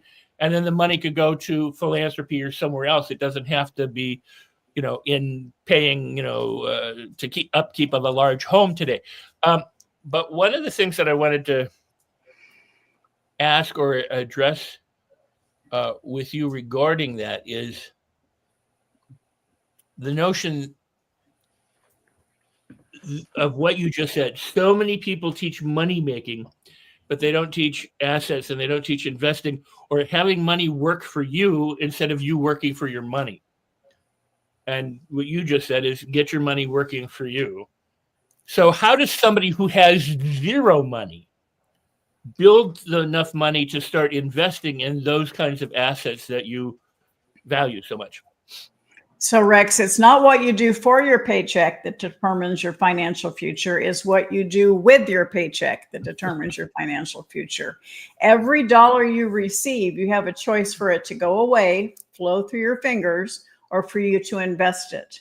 And again, it's your decision making. We have bad money habits. We need to adjust those money habits. Instead of going out for the $400 dinner, invite your friends over and barbecue for $40 and put that $360 into an account for investing. It's never been easier to start investing, little amounts each month. If you're really bad at it, make it automatic so it comes out of your account so you don't have to think about it until you start building up enough. You can invest in real estate with small amounts of money. There are now vehicles that allow you to do that. And it's really important, Rex, when we talk about diversification. A personal financial planner will tell you to diversify across paper assets, stocks, bonds, mutual funds. Well, I teach diversification across asset categories. Yes, paper assets, stocks, bonds, mutual funds, real estate, businesses, intellectual property, my favorite asset, and commodities, all of those things. Because when we see what's been happening in the world today, the ups and downs, that's why I'm launching a new course, because I want people to understand how to invest in uncertain times and diversify across asset categories. Very important. Beautiful. Thank you. Mm-hmm. So you brought up the assets in our head that we're able to get out and sell. I wonder, do you have a favorite book? Because I know there's a few, like Outwitting the Devil, one of my favorite, changed my life. You and Greg, 3 Feet from Gold. You and Michelle, Exit Rich. I think each time in my life you come out with a new book that really speaks to that time in my life. But I'm wondering, do you have a favorite that's like a baby, or one that just really surprises you or you just love? Well, I get asked that question an awful lot, Misty, and my answer has been pretty consistent until most recently. And the thing of course, Outwitting the Devil, I think, is the greatest book there is for the younger people, for them to understand how that they've allowed fear and a lack of drive to hold them back. And so I think is a life changer. And I'm so honored to have been part of that. And then, of course, Rich Dad Poor Dad, is hard to argue with the impact that we've had with that book. But I think my most recent book gets me really excited, and it's How Money Works for Women. And it's a very short read, but it is packed with all kinds of information, because I talk about it's a 4-color, almost like a graphic novel, and I have women from every decade of life, avatars, and they talk about things that happened to them during their life from 19 to 86. And there's stories about the financial impact on women from, number one, having a child with special needs. You have to redefine and redesign your entire life. And how do you do that financially? Exiting an abusive marriage with children and having to start over again. The financial impact is physical abuse is always coupled with financial abuse. Having an adult parent move back in, as well as an adult child move back in, or having been married for 25 years, looking forward to retirement, and the husband comes home and has traded you in for a younger model, and you haven't prepared yourself financially. Or you've been married 35 years and your husband suddenly dies and you have not prepared yourself for the future. You don't have credit in your own name. All of these things are happening every single day. And so this book talks about those kind of things and the resources on how you can survive if that happens to you, but more importantly, how you can prevent it from happening to you. So it's an incredible book. I'm very proud of it. And if I had to say I have a favorite today, it would be this one, because I'm seeing it make a huge difference in women's lives. And if you can get it at my website, SharonLecter.com, I'll even autograph it for you. So I will find you and get that autographed. I do want to mention that you did an amazing book on entrepreneurship for kids. And sort of a fun book. And I utilize that. I'm in my mental health when I work with kids. I still use that book today to help them get excited for the future and having a business. So I really appreciate all the work you've done. Yeah, that's my guided. It's wonderful. I had a lot of fun putting that together, because I divide starting a business into 7 sections, and you go through, and after each one, there's like a summary page, and the child does that. When they get to the end, they've just written a business plan. So it's very exciting. It's kind of like a surprise present at the end. And I love guided. It's made a huge impact. I have young people now that are in their mid-20s and 30s coming up, and they've got successful businesses that they kicked off using the guided. It's very exciting. That's so incredible. It is. And I am so interested in getting that book that you mentioned there, because definitely I'm going to have you sign it. Maybe the other stack of books I have of yours as well. With that book, we were talking about the past and all the things and the situations we go through that we don't think about. Let's move and take a look here at the future. So what advice would you give to the next generation of leaders stepping into the world today? Is it more digitalized? Is it more decentralized? Is it more divided? What kind of advice do we have for the generations that follow? Well, always focus on learning and experiencing new things. I have a question that I ask almost in every interview with every group. When was the last time you did something for the first time? because leaders are always expanding their education, they're expanding their network, they're expanding their experiences. And, you know, people I'm now 71, people ask, well, when are you going to retire? I go, well, that's a dirty word. I'm not going to retire. I'm going to refire.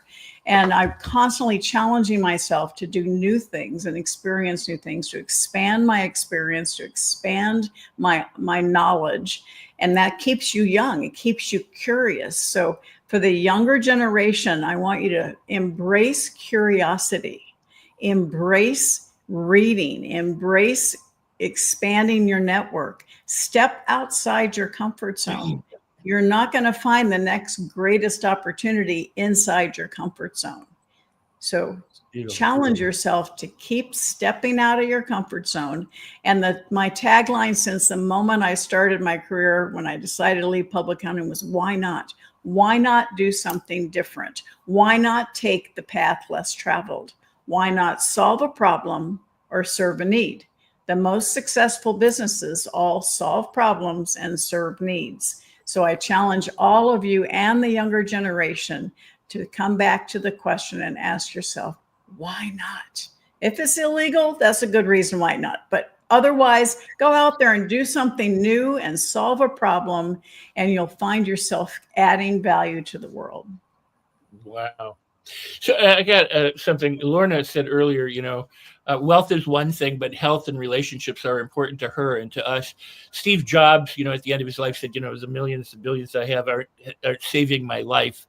There's currently a celebrity right now who's worth a couple $100 million, but they're saying he spends $150,000 a day to stay alive. So yes, money can buy you access to better medical care, but it's not going to necessarily save your life. That said, when it comes to finding a leader or a mentor, a lot of people think, well, they made money, so they must be the right person for me to follow. And there are lots of very wealthy, not so good people out there.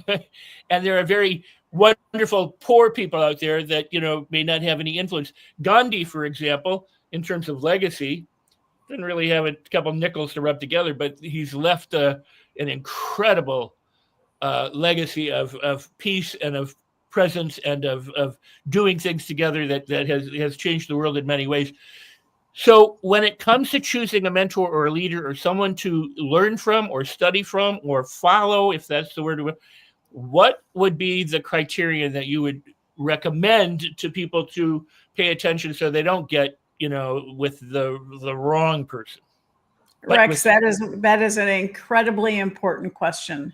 And it's something today with the internet and there's so many options to choose, and people, they can do a nice dance and they can string the right words together, and they can convince people through their sales pitch that you want to spend a lot of money to learn from them. But it's up to us to do our due diligence to find out, is this individual somebody who walks the talk? I mean, I have a hard time when people go on stage that say, you know, I made millions, I lost them and made it back and lost it again. And here I am, I'm going to show you how to make money. Well, I don't know that I want to learn from somebody that keeps losing it. I'd like to learn from somebody who earned it and kept it and has it grow and helping other people learn how to grow. So do your due diligence. Ask the people that you want to learn from, what's their track record? Talk to some of their clients. I do a lot of high-level mentoring, and it's something I say, you know, interview me, interview my clients. I want, you know, my goal, when we go back to legacy, my legacy is creating other legacies. My greatest joy is helping other people create that next level of success in their life and in their business, because that gives me the greatest reward. It's not about dollars, it's about impact. So if you're looking for somebody that can help you get to the next level, make it sure it's somebody who you know, like, and trust, but more importantly, that has that track record where they are investing in you. See, a lot of mentors just want to sell you a program. That's not really mentoring. Okay, I step into my clients' lives. I step into their world and see where they are, what they're doing, and help them identify new opportunities, new associations for them to take their business to the next level. You want a mentor who invests their knowledge, their wisdom into your world. And there's a huge difference between that and a lot of people that are doing mentoring services where they're just basically bringing you into their world and giving you a program. Look for somebody willing to step into your world. Beautiful. Can I do a quick follow-up? No, we're kind of up against time here, Rex. Okay. I was just going to wanted give Sharon the last word here. So Sharon, we have about a minute left, so we'll give you the last word. Well, thank you so much, Donna. Thank you, Rex. Thank you, Miss. I really appreciate all of you. And I appreciate all of you that are watching this because you've made a decision. We talk about you have a choice to control your thoughts, your words, your actions. You're here and you're learning from an incredible group of people. Thank you to Donna and Mo and the Los Angeles Tribune for always being there to curate and provide content that can help you. Congratulations to you for being here. Now I implore you to take action. You've got your passion, your talent, you've got the right association by being here, but you have to take action and have faith and confidence in yourself. Your faith in who you are, what you're doing. Please reach out to me. You can reach out to me, info@sharonlecter.com. I'd love to invite you to go to a new program I'm doing, investing in uncertain times, and just hear from you. I would love to be able to support you in your next journey. And it's my honor to be here. And thank you all for including me. Thank you. Thank you so much, Sharon, for gifting us with your time today. And for everyone else, we're going to go to a quick commercial break and we will be right back.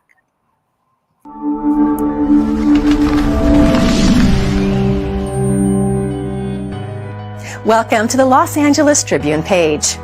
Here you will find original news programming, exclusive digital events, and shows that are directly from the community. At the Los Angeles Tribune, we believe in giving a voice to the voiceless. We are proud to be the only national brand to empower everyday people to make a difference. Since 1886, our reputation has been built on truth and responsibility. Thank you for watching and making a difference. For general inquiries, contact today. Thank you on behalf of the Los Angeles Tribune team.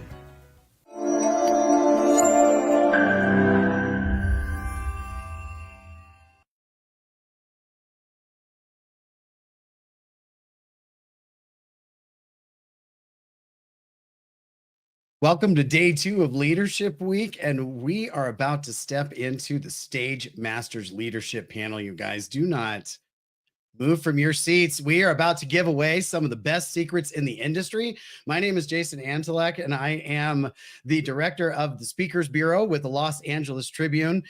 And I have arranged a panel here. If you are a speaker or you are looking to grow your business through hitting that stage or speaking in front of people, or frankly, even if you're just in a one-on-one session, which is still a speaking opportunity, this is the panel that you guys have been waiting for. Everyone on this panel is holding presence. They speak louder than a script. And if you've ever been watching and wondering what makes a speaker stand out, what event planners are really looking for, and what it takes to be invited back to the stage, that is exactly what you're going to find out today. So I'd like to bring up a couple of our folks here, our event planners, Brenda Ringwood, Marla Press. If you would join us real quick here. These are 2 of my cohorts. We got RK joining us. Mark is headed his way up too. Let's just go ahead and fill up this screen with some of the best speakers on the planet, you guys. We are representing from every single corner right here. Every part of the stage that exists for you, there is someone here that is a professional at it. Brenda, let's start with you right there with BTBY. We just recently all participated in that incredible speaker class over the 8 weeks that is all about being the better you. And we were in the speakers version. Brenda, you have got a ton of things going on. You're not just a speaker and author and founder of multiple businesses, one of the most resilient stories of transformation. Share a little bit, Brenda, about your core message and what it takes to really hit one of your stages.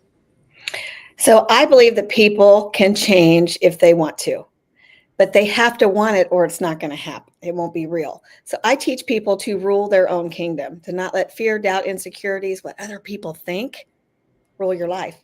So we created Becoming the Better You to give a stage to help people get unstuck, to help them get to the next level of their life, because we need those platforms to share our stories.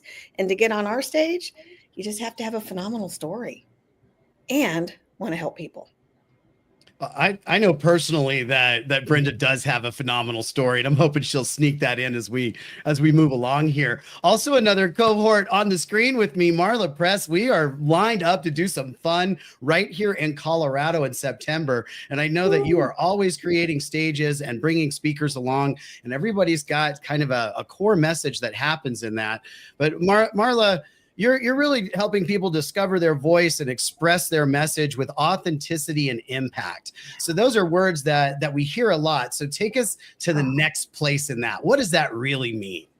What does that mean? I mean, people overuse the word presence and authenticity.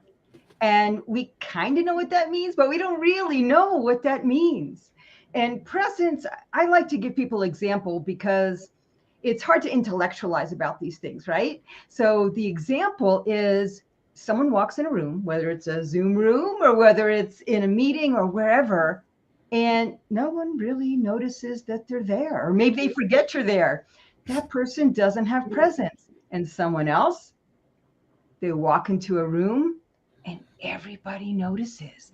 They're curious. They want to know more. They want to connect with you because you have presence. And presence to me is not the same as mindfulness. A lot of people think, well, it's just being the present moment. That's mindfulness. Presence is getting out of this cluttered, critical mind and into your full body energy and communicating from that place. And then you connect to people on a different level. You connect from your essence. And it also brings out your authenticity when you are in your full body and connecting from this place and not from the mind that is thinking about, well, what are other people thinking about me and what's happening right now and what about what happened before. You're not thinking about those things. You're just being the essence of who you are and embodying that. Moving right past self-doubt and commanding the stage. That is what we're talking about, Marla, right? Did you guys hang in that little pause? That's a speaker. That's someone who brings it forward. Thank you so much for bringing that focus to the presence, because that's why my man RK is here. We're talking about multi-dimensional creator, strategist. This is a speaker who bridges the gap between, the ancient wisdom and what we can bring to the stage and claim that authentic power. So this is exactly who you're looking for, Marla. And RK, tell me a little bit about what it is to bring that energy and what the leverage of that energy really means when you step into the full power of the stage. Yeah, thank you so much. Aloha, everybody. It's really commanding your inner dialogue and knowing who you are. When you step onto the stage and you know your worth, you know your value, and you are so passionate about what you're speaking about, when you step on that stage, there is no denying that you're there, and your power and your presence shifts rooms. And when you were talking about ancient wisdom, when we look at science and spirituality, when we are able to understand that everything is energy, there's an energy dynamics that's going on. When you are embodied and grounded and you're able to transmit that energy through other people, that's called entrainment. And so you're entraining the audience and the people around you to bring them up to your level of energy so that that energy can be transfused to them as well. And so if somebody's just speaking, they can be speaking, but their presence, just what Marla was speaking on, is going to be the difference when people can feel your authenticity, and it's going to bring them in so they can really resonate with the message on a deep level. And that's what transforms lives. And that's it right there. He said it. We are hitting it with the training. These are trainers, not speakers, that we're talking to right now. I don't know why we don't run. We should run, not walk, to the Speakers Bureau. Right? The Los Angeles Tribune Speakers Bureau is ready to put these voices out in the world. We're going to do that with LAT Talks in July in Las Vegas. That is coming up right around the corner. Now, on the screen, we still have a couple of guys that are ready to go here, but we're already talking about 6 events in the next 5 months between just the people that we brought forward. And speaking of training, training, our personal mind trainer. That is my man, Mark Siegel, sitting here. He is committed to helping purpose-driven leaders create sustainable success. This isn't just the fly-by-night mission, okay? This is really living the mission, stepping into it. But Mark, tell us about that your seasoned strategy and business development. How are you leading entrepreneurs to scale what they're already doing? So most entrepreneurs are, they're focused on growing their business, obviously. The thing is, they forget about their own personal vision, their own personal mission. Like, why did you start this business in the first place? Why are you leading? So it's leading by example. A lot of people talk about work-life balance, and I like to call it work-life harmony, because there's 10 areas of life and you can't balance 10 things at one time. It's impossible. There's not enough arms and legs to balance all that stuff. So the thing is, you got to bring it back to the leader has to lead by example. And when you have the ideal state of mind, which is really the key thing. So things happen and we can react to those things, or we can pause, like you pointed out, Jason, and then respond in a way that shows leadership. Leaderships don't react. They're not reacting to the world around them. They're not taking what they get. They're creating. Sometimes creating from nothing, and amazing things come from that. But it starts with your personal vision. When you have a vision of what you want, and then the business is really just the thing that fuels your personal vision.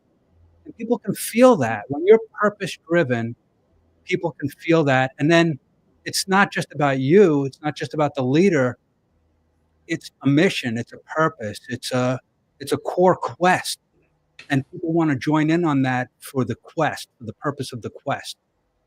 So that's the biggest thing that I can share with people. Wow, already with the takeaways, man. I hope folks are writing these things down, because this is going to go from immovable to unstoppable here in just a moment.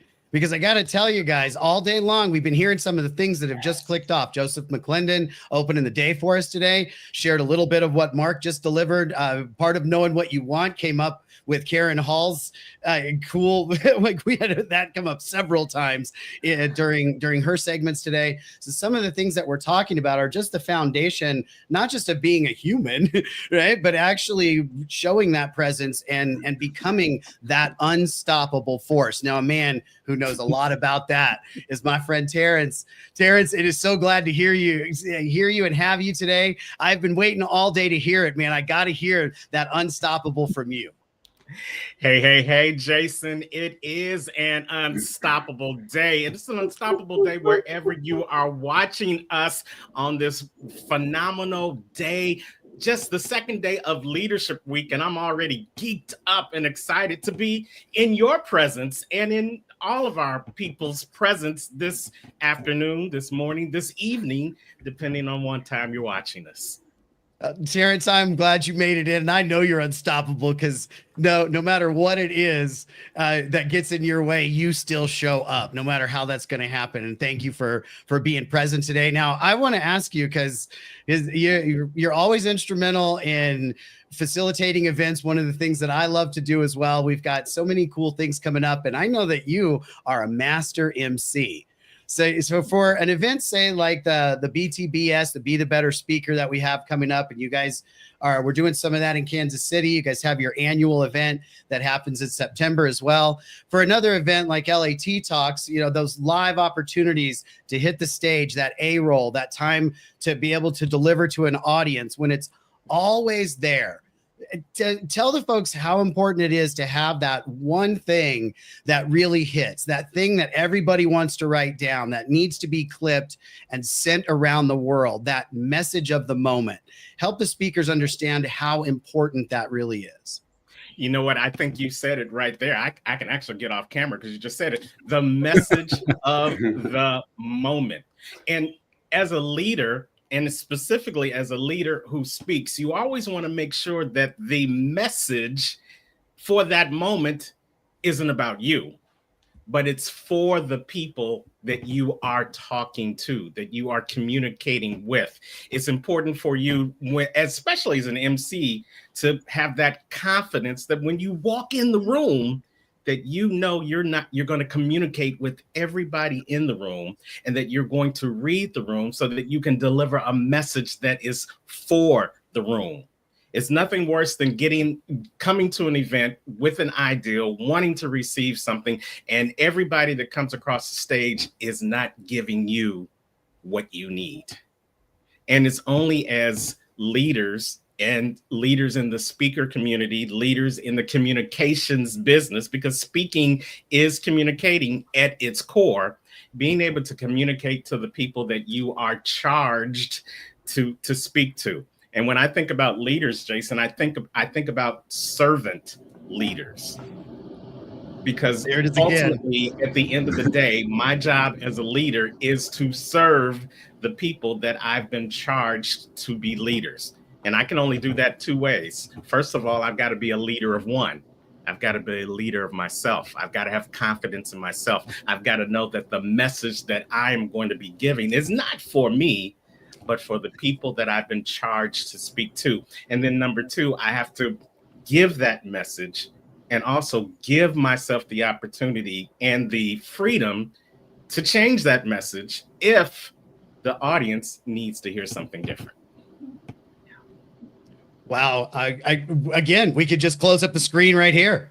The master class is happening here with each and every one of us. Terrence, thank you for your contribution there. And that 1-2, man, the 1-2 punch is something that hits really hard. And for folks to understand what presence really means, I'd like to get a little more rounded view, because let's give a shout out real quick to the BTBY, that nonprofit that is just being the better you. Yeah, do we got speakers doing it? Yes, but it's really at the core about being better humans and better souls. The truth is, it's about how we show up. Now, this is coming to you, Brenda, because you really look at what presence is delivered before, during, and after. Right? You're really watching about what people are doing the whole time when nobody's looking, and how speakers and other event planners, other MCs get invited back to your events. So help us understand, as a planner and a curator, what are you really looking for in someone's presence, and what is the key to them being invited back? I want them to live what they're teaching. If you're not living what you're teaching, then you're being a phony on the stage. So if you're not living what you're teaching, you are a phony on the stage. And why would we have you back? So if you're living your life by the example that you're living, then we want you. So there's nothing worse than being three different people. We have the people that we are at home, the people we are when we go to church, and the people we are at work. But you can be all the same person and just be yourself in every aspect of your life. We shouldn't be different because we're in a different setting. How we communicate, how we act, how we respond, how we build those relationships should be how we just do it. It shouldn't be different for everybody. It should be just you. And that's what we look for. And that's what this room feels like. I'll be honest, it's the same person that you talk to here as the same person you're going to show up and shake hands with, the same person you're going to greet before and after the stage. That's a beautiful way to say it. That really gets down to the core of who we are, right? Even if it's media presence, A-roll, speaker visibility, even when we're thinking about those things, it's actually coming from our base integrity and who we truly are. And that word authenticity, rolling right into servant leadership, another word that we have heard several times today. And I really appreciate it coming up in this panel. So Marla, you watch a lot of people through the transition, right? You help a lot of folks move into what we're talking about here. And then RK, you're coming up next, buddy. So pay attention, because this question is going to flow to you. So when speakers actually stop trying to be heard, when they stop trying to be listened to, and they actually live the message, Marla, how do you get them across that threshold, and what does that mean for them when it happens? Yeah, I think that's a great question. And I love what Brenda brought up too. It's like, are you the same person when you're on stage as you are in real life? And I just want to expand on that idea, because what I find, a lot of people, they're not necessarily a phony, but they're not fully expressed. And when you're fully expressed, you're so much more interesting. When you bring out your quirkiness, you're so much more interesting, and people pay attention. And what I find is a lot of speakers, especially beginner ones, but even experienced ones, they want to be seen as confident and the expert and competent. And so they're almost like this stoic talking head, and they're not fully expressed with personality. Jason, you have so much personality and people love you for that. It's really important to bring that out, because we got to be memorable. And, you know, if you want your message to be heard, you have to be memorable and you have to be interesting. That's just the way it is, because we're bombarded with information. So we really want an experience. We want to feel something when somebody speaks, and we want a connection. It's the other thing. We need to connect to you as a speaker. And so one of the exercises I love doing with people, that's so much fun, talking about getting them over the threshold, is saying, what could you add to your speaking persona that's really a part of you, but you're subduing it? And some people, they need to be more bossy. Other people need to be funnier. Other people need to be more serious. Other people need to be more of the authority. Other people need to be, there's so many parts of yourself that you subdue. Maybe it's your femininity you subdue. There's a lot of things that people subdue in order to try and look like the expert and competent. And yeah, you want to look like the expert and competent, but you also want to be fully expressed. And that is an art. And that is what I help people through. And you can't just talk about it. We do exercises and it's super fun. That's true. Marla's an absolute blast.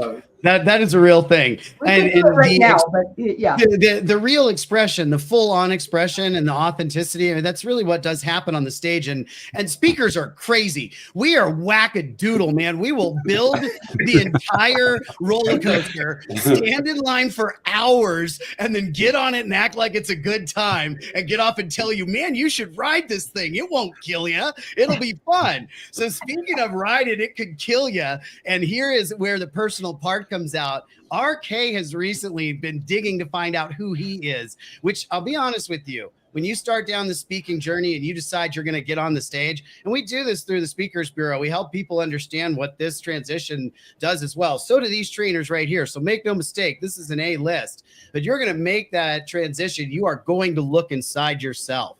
You are going to really have to figure out who you are and what you want to represent. And the multiple parts of you are going to get exposed. It's going to happen. It's going to show up. And you want to know what you're made of? Now, I did it in armor on the back of a horse, but RK, he did this just recently in the bull ring. So talking about energy and presence, RK, let's take a little bit of that personal story of the bull riding and tell me how facing that and integrating that into your persona and who you are and what you shared with us has added to your stage presence. Yeah, thank you so much, Jason. And Marla, you hit the nail on the head. Really, it's about knowing who you are. A lot of people, they have this programmed version of themselves from society, conditioning, indoctrination, culture, familial associations. And it's really, who am I without the facade? Who am I without the labels? What am I made of? And when you step into that level of authenticity, it's going to force you to be vulnerable. And that vulnerability is where the threshold of change happens. And so I had a calling, an intuition where, from God, Spirit, Creator, and it just kept on happening over multiple days. And like, hey, are you going to the rodeo? Because I was wearing this hat right back here. And I was like, maybe. And then somebody said, you're going to ride a bull. I was like, all right, let me do it. Let me do it. Let's go hop on a bull. I've never been trained. I've never done it before. But if I'm speaking about these things in my book and my nonprofit and telling people, hey, we have one life to live. How are you going to live it? How are you going to be engaged with yourself and other people? Because people can feel the presence when you're authentic, when you're vulnerable, when you're you. They don't want some watered down version of you. They want, everybody else is already taken. Everybody else is already taken. You might as well be you. Like, own who you are, love your quirks, love life, because people can feel that energy. And so I hopped up on that bull. I didn't have any equipment. I got it all borrowed to me. And they gave me a 30-second rundown. Hey, this is what you do. Hop on it. And I did it. And I rode for 8 seconds. And it was amazing. It was amazing because the threshold of change is fear.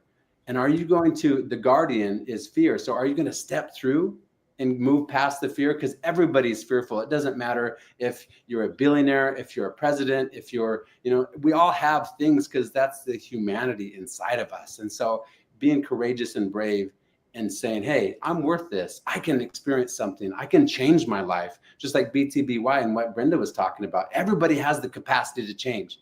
Are you going to do it and follow through with it? And that's what the story was about. Boom sauce. Man, we've been using that all day today, and I'm just going to hand that right over. Aloha. Sauce, baby. Let's send it right over to my man. What a story. What a story, and the reality of what that means, and really meeting it, it's just, and integrating it. And that's one of the when I saw you in the leadership role at our event in Las Vegas in January, RK, that was one of the things that really stood out to me, was your presence and the way that you hold it and you carry it consistently. Right? And that brings you into that trainer space. That brings you into that place of being able to command a room. And it's not because we're trying to step into an ego. It's because we're representing for the others, right? And when we notice the patterns, when we see the things that are keeping people from being themselves, this is our way as speakers of doing what we love and helping people through that. So any of you that are out there that maybe have blockages and whatever thing you're trying to do, just because it's a speakers panel doesn't mean that these aren't the same things that can help you. I'll give you a perfect example right now. Mark, you notice patterns. You work with patterns, right? The hypnotism, you're the personal mind trainer, and you've got great tools. And you guys get ready, because we're going to go around the horn with tools here, okay? This is coming up. This is teeing up. But Mark, I want to hear from you for a minute or so about, what it is that is the difference between being front row, backstage, in the production, right? What are the different patterns, and what do you notice for people that they want to adjust and move? What did you have to go through and adjust and move so that you became the stage master you are today? Well, the biggest thing is mindset, and like everybody's been talking about, and I'm just so happy to be on.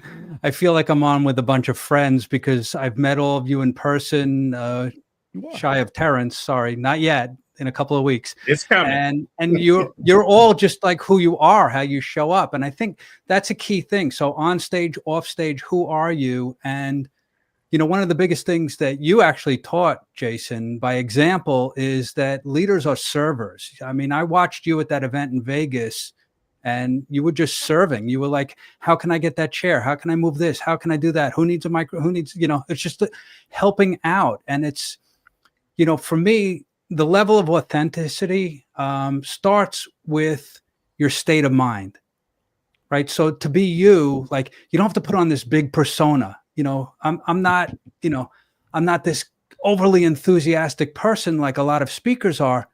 I look at it more like a calm enthusiasm, and that really, you got to find your sweet spot. So there's tons of different things that you could dial up. You could be excited, motivated, enthusiastic, focused, driven, calm, relaxed, whatever it is. And you can combine all of these to become your authentic self, the ultimate version of you, essentially.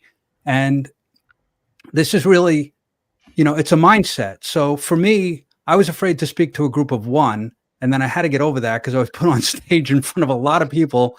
And what I found was speaking to one person in the audience, making eye contact, connecting with one person, whether it be live and in person or on Zoom, you connect with one person at a time. You're not speaking to 1,000 people or 100 people or even 10 people. You're speaking to one person. And then that comes across as conversational, as your authentic self. So there's one tool that I could share. It's just have a conversation. That's the perfect breakup right there, right? Make that eye contact, break the pattern, noticing it quickly. All right, Mark, thank you for dishing it up. We're going to go around real fast. Each one of you, we got about 10 seconds each. Give him your best one. Go for it, Marla. What is your best tool to send him away with today?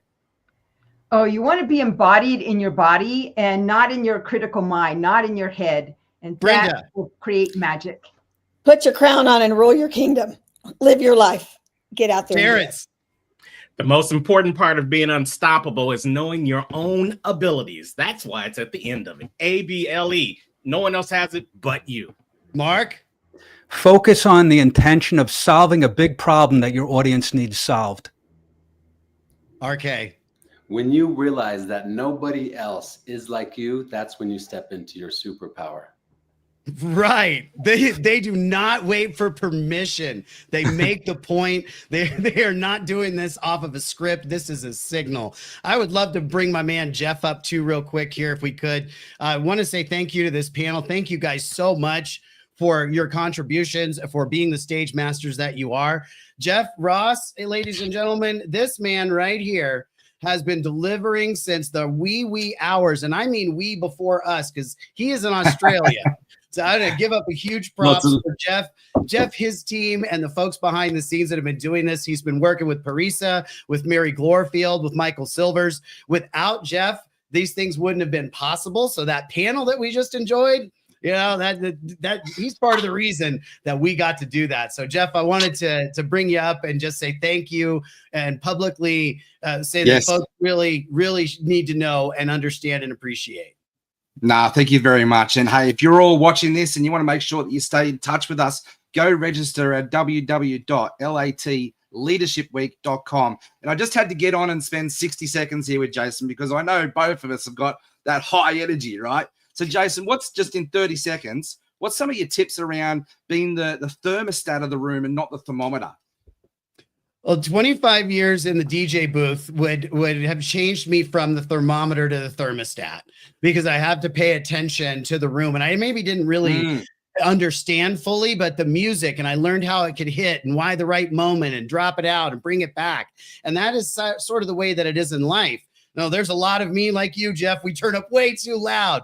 So instead of a switch over here, I put in a dial, and that let me take command of it and change it from a temperature to actually controlling the climate of the room. Well, absolutely, man. I just had to spend 5 seconds with you. We're going to hand it over to Michael now because we're going to more amazing speakers. Can you believe it? 200 plus speakers for this whole event. Over to you, Michael. It's been great. You know, I wanted to thank everybody, and Jeff, you could stay on for the next. It's up to you. You know, it's truly been such a great experience. Good. Now I'm first position. I like that, though. We can change anything. So, and by the way, everybody really hold on to everything you've heard today, from Joesph McClendon kicking it off with his energy and his thought process and his lead, to Sharon Lechter, to the great women's panel, to the speakers panel, to the Los Angeles Tribune Women's Journal, to the podcast journal, the podcast and the podcast speakers. It's been, what an amazing day. And tomorrow, right? And then we're going to kick off. I'm going to bring Jamie up. And tomorrow we're going to kick off with Jim Quick and Joesph McClendon. I mean, it just gets better. And then we have Gene Simmons, and it just goes on and on and on. And so many great thought leaders and so many people really working on this. And everybody's just doing it on their own time, because it's about all the countries we're going out to. And then after Jamie, just in a little bit, we're going to have one of the first women CEOs from Japan beaming in from Japan. And we're very excited by that. And she's smarter than me 100%. So that'll be a fun one, right? You get a scientist or anybody than that. I'm like, I'll just follow your lead. All right. Without any further ado, and I'm going to let her introduce herself. And actually, I just met her. I think it's like a day ago, 2 days ago, right? But you know, sometimes when you meet somebody and they come the right energy and they have the right, just that presence, you're like, let's go, let's do this. So everybody, introducing you to Jamie. So Jamie. Hello, everybody. How is it going? I am so stoked you guys got tons of energy because I don't know anything but energy. So. You know, it's always, and it's in here. Jeff's from Tasmania. He's been up since 2 a.m. on this broadcast. Let's go. Literally rocking it. So it's been great. So I'm going to just move your position because we can do this. And, you know, we're talking about leadership, and it's about leadership all day. Tell us just quickly about your background, because we only got about 10 minutes, but quickly about your background. And then talk a little bit about what does leadership mean to you, and how have you really put it into your what you're creating? Yeah, so I have a very diverse resume, personally and professionally. I may be young, but I've experienced a whole lot of life. Between on the personal side, I've experienced broken home, death, suicide, eating disorders, rape, abusive relationships, you name it, all of that stuff, burnouts by the age of 25 with a kidney infection. From a professional standpoint, I've worked for myself since I was 18, and then I switched over, randomly sold insurance, took top 20% of the company and was one of 8 as a Fortune 100 company. I have been a leader with everything that I do because naturally, just even with all of this type of stuff, I learned how to figure it out. So I think leadership is so important in a lot of different facets. But I think the biggest way is like, when and how are you going to start to take leadership of your own life first and foremost? Because how do you expect to lead anybody else if you can't even lead yourself? So I don't know if that quite answered your question, but right out of the gate, I think that's what's most important. The rest of it's irrelevant if you don't know how to lead yourself. But I think that's true. And so in your life, what is something, just even something tangible that could maybe take away today? What is one thing that keeps you going every single day?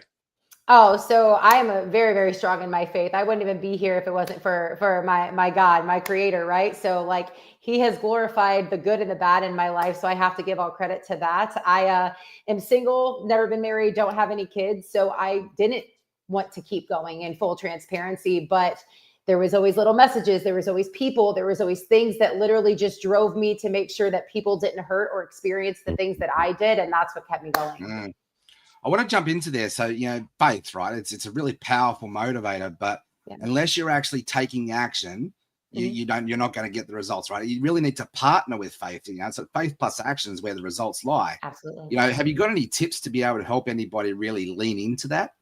Yes, I believe that starts with discipline, right? Like we all have the same 24 hours in the day. I always tell people, and I've walked away from my faith many of times, but got taken to my knees plenty of times too. And so for me, it was very much how I start my day. I go to the word before I go to the world. And so it was discipline, the habit of where am I getting fed? That's mentally, emotionally, physically, spiritually. Like I am putting in the time and creating the habits of fueling myself with the right things that is going to drive me in the direction of what I want to go. And specifically in my relationship with God, going to the Bible. So cool. I could talk about this topic all day long, and Michael knows I know. Let's go. Really passionate about, right? So I want to talk about obedience and submission. But submission giving you our free will, over, right? It's a choice. It's not because we've been compelled to do it. It's because we want to do it. And I think that has been something that has helped me to elevate my leadership, is to realize it's not about me. It's about how can we make ourselves small and the creator big. And so how do you help to, others to lean into that and grow into that space? Yeah. So one thing I want to give an analogy, because we do have free will of choice, but the way that I like to imagine, I'm a visual person, and I feel like our walk in life and with God is just like a GPS, right? Like we have a destination that's already set in place. I tend to take the scenic route sometimes, definitely not intentionally, because I'm like, oh, this looks shiny. Oh, I know what way I should go. Oh, my pride is speaking. This is what makes sense. And so I end up getting rerouted, but ultimately it always takes me back to the same initial plan. So I think that we do have that option, but I think that there's a way that God can always turn and glorify that. And I've learned over the years as well, when I try to do things my way, and I have like such just very, very gripped expectations of an outcome. We can only control what we can control. And when we realize that that's not much other than our thoughts and our actions, that's when you can loosen your expectations, which can really allow you to submit and then allow that will to be led in the right direction. Yes, essentially what you're talking about, right, is stewardship. It's like realizing that we don't actually own anything. It's like we're given it as a tool to be able to go multiply with the world, right? And really, it's that whole concept about stewardship. Can you talk more into that? Yeah, absolutely. So, I mean, again, I think that stewardship also goes back to like discipline, right? Like life is better when it's not about us first and foremost. But when you truly realize that, like, because I think the world sells us so much on money, power, fame is what's going to make you successful and what's going to make you happy. But when you realize it's love, it's connection, and it's serving, and you know how to steward your time in a successful way of achieving those things, not only is everybody getting to benefit around you, but you are too. So I think that by properly stewarding is going to be the discipline, but then also putting your energy into things that are going to produce that fruit versus the latter. That's powerful. I'm speechless. This is a great. This is I'm not very often. I'm speechless. Yes, Michael told me this. He goes, "Hey, just so you know, it's going to be fast. Be ready." And I was like, "Listen, You stay ready. You don't get ready, you stay ready. And I was you ready. stay ready. Yeah, you So know, it's go ahead, Jeff. Keep going. Wait, This no, is wait, great. okay, cool. And I I'm want to watching talk our about numbers the are actually growing. Yeah, we've had over 2,000 viewers. Keep going. I want to talk to about the intuition, right? That gut feeling is what I call the Holy Spirit prompting, right? Call it whatever you want to. But I want to talk to that. How do you know how to trust and discern that you're going into the space? For me, it's right. Okay, if it's a block between me and where I need to be, there's probably a distraction, right? But if it's going to be something that really helps me to serve and lean into being a person of love and joy and hope, it's probably that gut prompting that I need to lean into it more. I'd love to know a bit more about how you sort of discern that intuition. Great question. So I think that this is simple, but it's not necessarily easy, especially in today's world that we have so many distractions and we function in so much chaos. What I genuinely coach people through with the clients that I work with is I'm going to teach you how to slow down so you can actually speed up. And right now, when is the last time somebody has genuinely sat in complete silence? It's about a relationship. It's about intentionality. It's about time. So if you want to learn how to properly trust your intuition, sit with it, get to know it, ask it, why am I doing this? What would potentially be the outcome? Why does this feel good? Why does it feel bad? When in the past has this worked? When in the past has this hurt? Right? So when you slow down, you can become more intentional with it. Like I'm a recovering control freak. And because I always had like very set expectations on things, I got burned because of it. And because even though there was this gut feeling, I knew something bad was coming, but I wanted it so bad, I just overdrove. Right. But when I stopped, I slowed down, I spent time, and I started establishing a relationship, and I learned how to listen in that silence and ask better questions in that relationship. That was when the intuition got stronger and louder, and then the path got clearer. I feel like we're cut from the same cloth here, because I've been guilty of going in too fast and too hard and, scaring everybody away essentially. And I had to learn how to slow down. I'm still learning, by the way. Yes. We all are lifelong learners. Yeah. So what you're talking about though is slowing down is to meet people where they're at and have that heart to heart transfer interaction. Right. Yes. And that's when we feel help them to see. It keeps coming back to just helping people feel seen and learning how to be active listeners. I love to just see what your thoughts and receive some coaching from you to be able to help me to become a better active listener. I think it's genuinely caring about the person that you're sitting across from, because I've lived on the East Coast of the United States, and everybody is business, go, go, go, go, go. And it becomes transactional. And, I love quotes, but one of them is like, people may forget what you said, but they'll never forget how you made them feel. And one of the most powerful moments I've ever had in my life is when somebody genuinely looked me in the eye, wasn't worried about the next meeting they had, wasn't worried about what they could get out of the person. They genuinely no, but how are you? What's your story? How did you get here? Oh my gosh, I love that you are such an overcomer, or wow, thank you for sharing that with me. This is how I know I feel I can support you, because I genuinely cared and I was curious and I helped from there. Absolutely brilliant. And we've only probably got about 3 minutes left to go, but this is a topic I could definitely talk about. Okay, now we've got a little bit extra time. We're having a bit of a technical glitch back home, but all good. We can keep going. There we go. And it's been you only have about 3 minutes, but I wanted it to go a little further because I think this conversation is critically important. And I think that's the kind of thing that the viewers are really looking for, and it's how you discern. So take 3 more minutes, and then we'll kick Jamie goodbye, but keep going. Thank you, Michael. I really appreciate you. So I've recently just put myself into a really big leadership role out of being called into it. I wanted to do it like a hole in the head, but I felt like I had to do it. So my wife and I, we just started an online church, and we put ourselves into a space where we're, in that position where everything's new and it's never been done before. And we're really pioneering, right? And it takes a bit of a crazy person to put yourself in that place. Yeah. What would you give some advice and some coaching to help us to become better, more effective leaders in that space? Yeah. So specifically in this, and again, because of you also being very strong in your faith, I am going to kind of speak more Christianese, if you will. But I think it's important because, like, yes, we want to go out, we want to disciple, but we want to like cast our net super, super wide, but we can't forget to make sure that we're deepening the relationships, because otherwise we're leaving people 1 foot in, 1 foot out. And that's one thing. Yeah. And like right now, a trending topic and what is like a buzzword is boundaries. But realistically, it's like, actually my pastor, he says this all the time. Are you trying to serve the kingdom of me or the kingdom of heaven? Because when it gets in our selfishness, yes, we get to grow a church, we get to build it, we're going to help so many people. We. But It's not my church. Yes, Yeah. one person at a time, one relationship at a time, one conversation at a time, one healing at a time, one saving at a time, like allowing the roots to be established deeply, then being able to cultivate it so it can be spread wide. I love that. So let the main thing be the main thing. Well, we've actually run out of time. It's been absolutely a pleasure, Jamie, and been a huge blessing. Thank you. Yes, Jamie, thank you guys so much. Thank you. And thank you for coming last minute. And I think there's a bigger conversation we could have here, Jamie. And this is you're meeting just part of our team. And I think there's places that we can have more, more of a talk and really go from there. So Jamie, thank you so much. Thank you. Audience, give her that thunderous round of applause. The comments have been flying the whole time.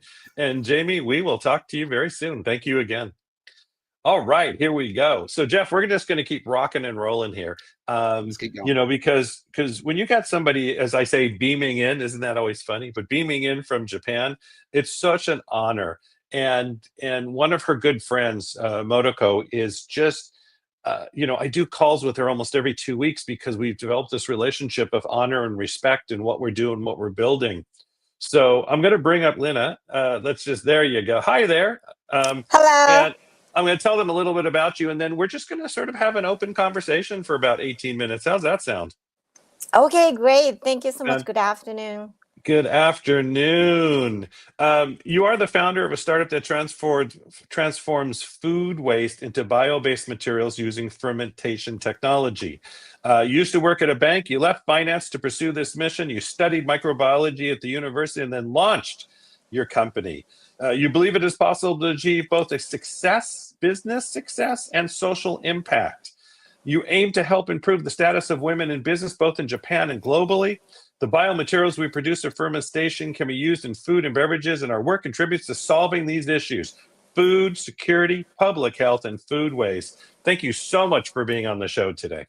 Thank you so much for this opportunity. I feel great and hearing all about myself. I see the ambitious in myself. Isn't it funny when somebody reads our bio or intro and there's somewhere like, that's me, I did that, I'm moving forward, right? It sort of grounds us in humility and makes us feel that we're really being of service. So we have a worldwide audience here. They are listening as over 50 countries. Some are in villages. Some are in big CEO towers, however, and they're all we're talking about leadership all day. And it's been a great day that way. We've had Joesph McClendon and Sharon Lecter and so many else really discussing that. I'm gonna open a question, then turn it over to Jeff too. From your perspective and being a leader in Japan and being a woman CEO, because we just had the Women's Journal on just a little bit ago. How do you perceive leadership and how do you create leadership with the people around you? Yeah, thank you for asking. Usually when you're CEO of a startup, there should be lots of model cases that you see, and you meet many people, and there are so many books on it, articles and podcasts. But actually, sometimes I don't feel I feel most of the model cases tend to be men, lots of energy, guts, and sometimes I ask for advice when I'm so stressed. They say oh, you should do triathlon, run, and focus. And sometimes I feel okay, but no, I'm not that athletic, and this might be not something that I really want to do for stress relief. And sometimes I feel that I may need a different model. So sometimes I see I should not follow all the typical cases that you hear often. So that's what I find it difficult, to be honest.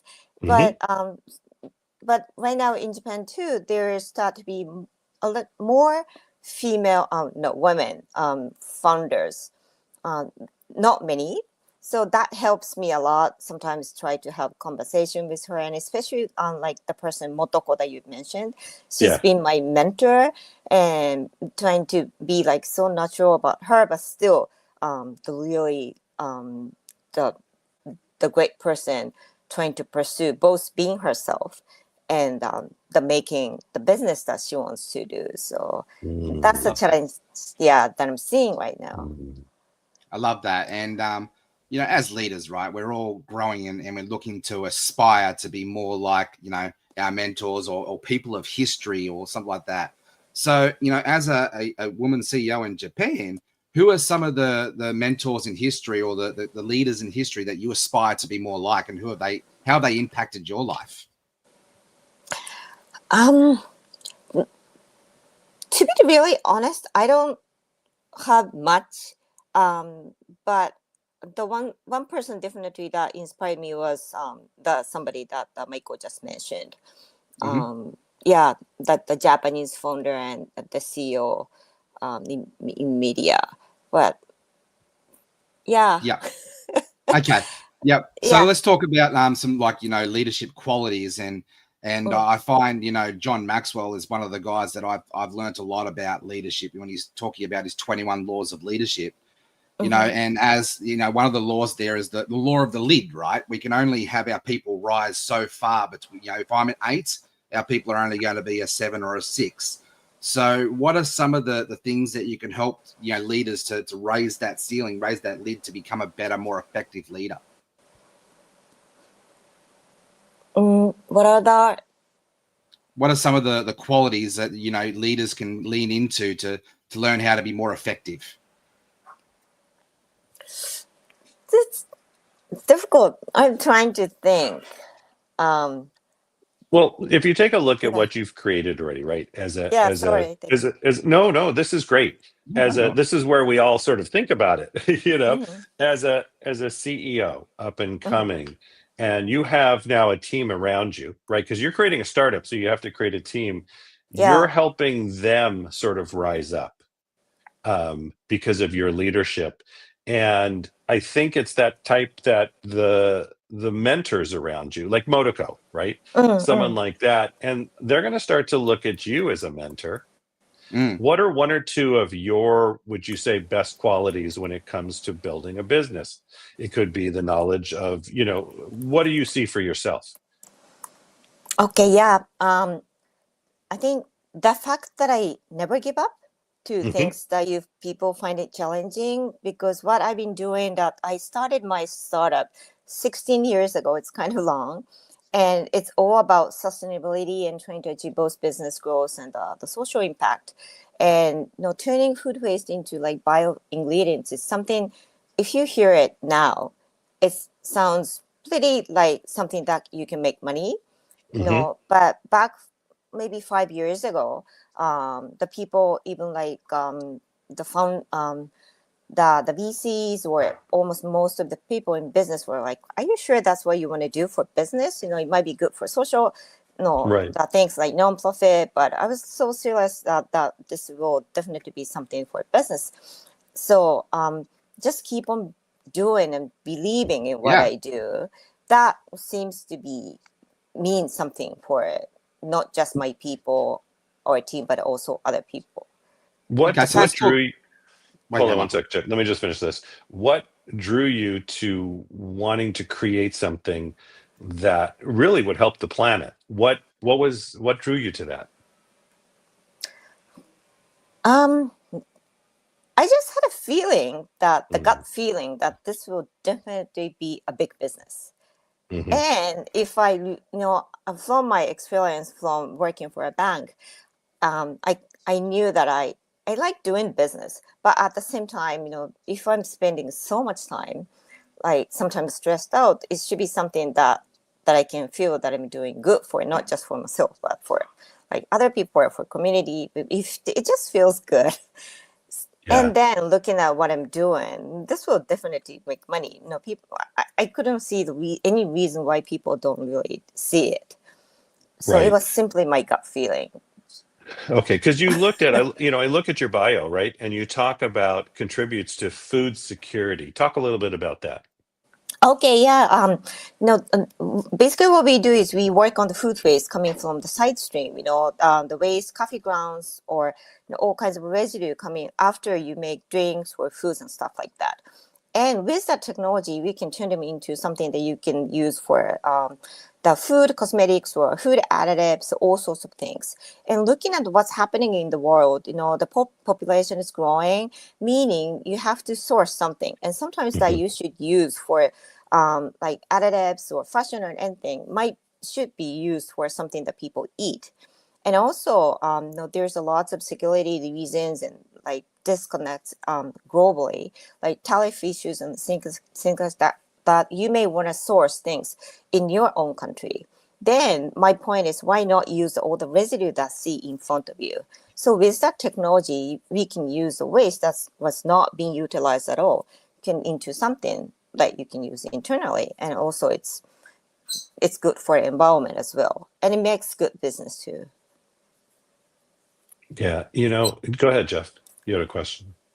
Yeah, no, I just had a question, and I've been coming back around to like belief and resilience, like never giving up, right? And I don't want to make an assumption. I want to ask the question.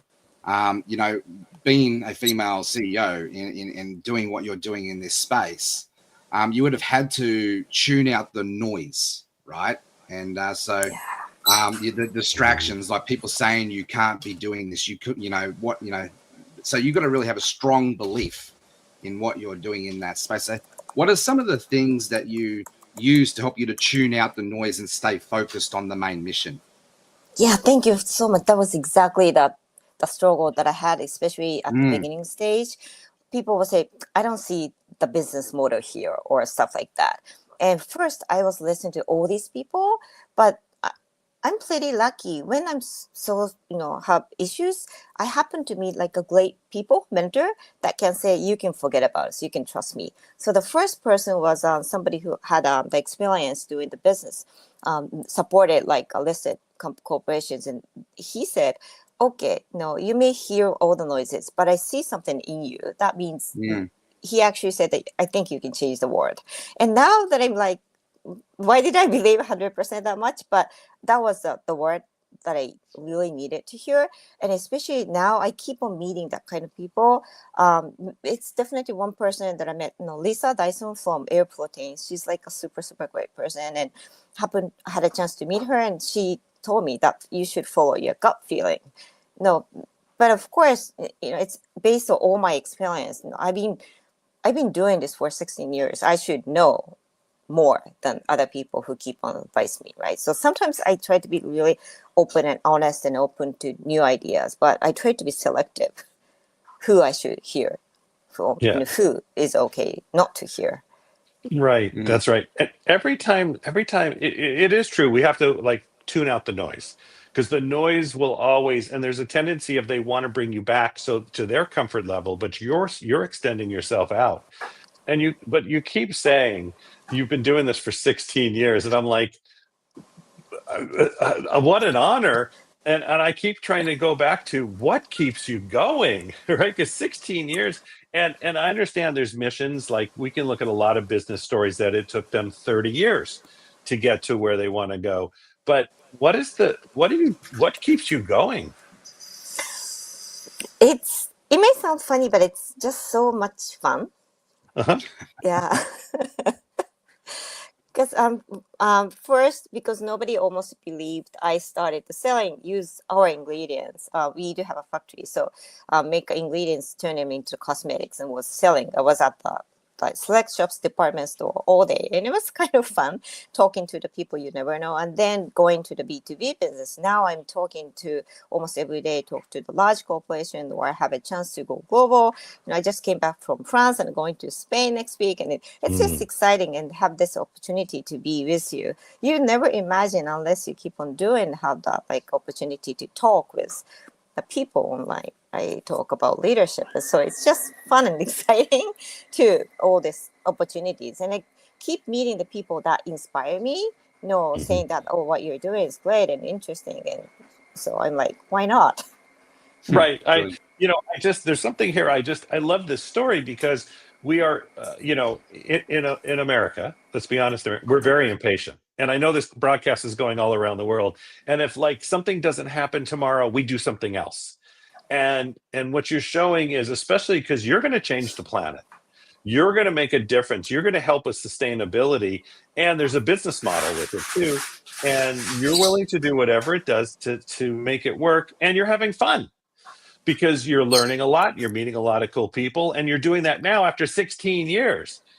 So you were willing to put in the time to get there, which for me, I honor you so much just for what you're doing. Jeff, I think you had a question. Yeah, I think the fun is probably been brought from obsession, right?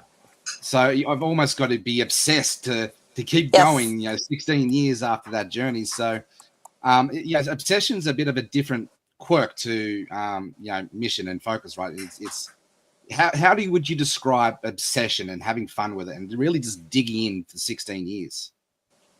Yeah, no, I think you can definitely say I'm so obsessed. And in a different way, my family keeps on saying that she may die, if you take this business from her. For now, that might be true. But, you said that the people in the States keep on changing like the next day. And I might be same in that way. Things at the top or bottom or somewhere, it's always the same. Want to do something that can prove to people that I met that try to achieve both business growth and social impact can be possible. But except for that, I've been trying to do so many things. So like today I was doing the cosmetics, and tomorrow I might be doing something else, but still it's been the same. So it's the fun part is that you can try many things, right? And if you are in a larger corporation, it might be tough. But being in a startup, of course, there's lots of communications, but we can try. And if it doesn't work out, we might come back and do something else again. So I think I can say obsessed because I love what we're doing, and I love the purpose and missions. But at the same time, the fact that we are a startup and we can try so many sorts of things. So that's the good part, I think. Yeah, I appreciate you so much. You taking your time. Are you sitting in Japan right now? Yes. Tokyo. Oh, awesome. Tokyo. I loved it. When I was there in February, by the way, everybody out there, I loved Japan. I had the most amazing experience. And I didn't even get to places, right? I got to come back because I want to go to Kyoto. There's a lot of places I want to get that I didn't get to, but I found that the people over there it was so respectful. It was so clean. I just loved it. And the food we ate, it was great. And I thank you so much for being on here, because I think sometimes people are afraid to start something, or afraid they have an idea, they have something good, but there's that fear, or the people around them, like you said, say, no, no, no, no, no, no, no, no. And you were willing to push through that. Just one last question, and then we'll need to let you go. I'm thinking this through, but how about this? What is one thing you could tell your audience that you think a new entrepreneur should know?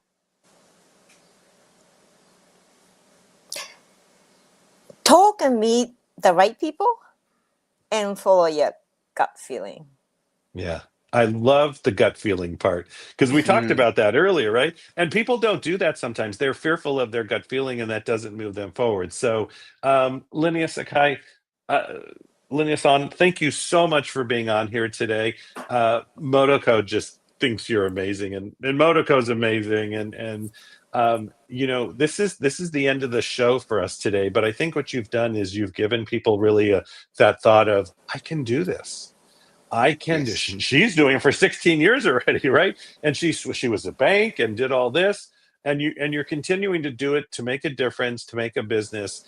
And there's also multiple businesses that are available as long as you stay on track. And you said get the right mentors, and I think that makes the difference. So thank you so much for being on with us today. I really appreciate the time. Thank you. I look forward to. We're going to have you back, because I would like to go deeper into really what it is that you do, and continuing to change the planet. And next time you see Motoko, say hi for me. Yes, So definitely do that. So everybody waiting I, from Japan. And thank you so much for this opportunity. thank you. Thank you. I'll talk to you soon. All right. Have a great afternoon. Bye, Linnea. You know, all right. Yeah, there we go. I know I'm quick on the trigger. She was great. I mean, I love it because it's the message of being a leader is you keep going.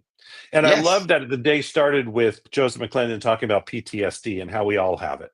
So we all have those things that can stop us. We all have pains and aches and trials and tribulations. I could break into song here, but there's all these things that stop us from moving forward. I mean, you and I have had experiences, right?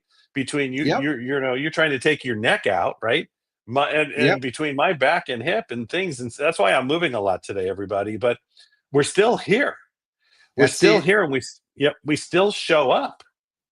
Yep. I had a horse jump on my neck and I had to go through an identity crisis and come out the other side of that. And you know what? As weird as it sounds, I'm actually grateful for that experience. Yeah. Because Yeah. it's maybe to be the person I am today. What I actually love about the whole through line of today's conversations, and Joesph set it up really, really well. You know, everybody's been talking about the qualities of leadership, and you know, Joesph was talking about the 5 qualities, right? Integrity, you know, let your yes be a yes. We had tenacity, and so you know, resilience. And then we've had like energy, and you know, the energy transferring and getting people to, you know, follow you, not be, you know, because they want to follow you, but not because they have to follow you, but because they want to. But then we also talked about kindness and joy. And I love that every speaker who followed was touching on those 5 points. It was an amazing setup and through line throughout the whole day. Yeah, it really was. And I really, the thing is, everybody had fun, right? So make sure you had fun. We enjoy being here from myself and the Los Angeles Tribune and Mr. Morak, and it is really about how we are making a difference and how we're keeping that positive media. And so, first of all, for staying with us all day, which a lot of you did, give yourselves a round of applause, right? We do this, right? I got to go through the screen, but and Jeff, you've just done a brilliant job today. You really took care of our back end. There was a big team on with us today, from myself and you and Parisa Rose and Jason and Donna and Karen Hall did a whole section for the Yes. Women's Journal. And I'm always going to leave somebody out, but I do. And Chris running the panel. And if I left somebody out, I am so sorry. I do it every time. And really, for Joesph McClendon being here, for one of my business partners, Mary Glorfield, who was Tony Robbins' vice president for 18 years. There's so much we do together and so much that we help each other that makes the difference every single time. So just one last time, we would love you to register so you could be part of not only what we're creating, but I'm going to have a special call for all of you Sunday night. For those of you listening, we're just going to go over some of the things we learned. We're going to get to know each other. We can do a little networking. If you can make it, fantastic. If you can't, fantastic. But make sure that you sign up. All you have to do is just register at latleadershipweek.com. And we'll just keep moving forward. Jeff, last words before I let them go. I'm just fired up. Like, this is only day 2, and you know, we've still got 6 days left to go. And there's just been so many golden nuggets. Like, this has just been an absolute gem masterclass of leadership, and you know, one of these ones that will continue to go back and, you know, watch over time and time again. And just so grateful for everybody who's tuned in from around the globe, from Puerto Rico, from the Philippines to India to Italy to Australia to America. And it's just amazing, like the global impact that we are having here. And that's one of the reasons why I have chosen to, you know, lock arms and run with this amazing team and serve, because the positive impact, the legacy impact that this is going to have, just not for this year, but for generations to come. And just so honored and blessed, especially for our CEO, Mo Rock, to be able to just cast the vision wide and basically be a floodlight, not a spotlight. And I'm really looking forward to tomorrow. We're kicking off with Jim Quick, and it's going to be an amazing session. You know, it really is. And the whole day, I was trying to quickly look at the whole day, but here, I can do it. And you can still hear me. You know, we have this day of start kicking off with Jim Quick, and then we have thought leaders and podcasters. And then we have a whole group from Vietnam, for the Vietnam Journal. It's going to just be spectacular because it is about that learning. And then we're going to have thought leaders from Singapore and from Malaysia and on and on and on. And then the next day, we're going to kick off with Mr. Gene Simmons. So we can't wait, right?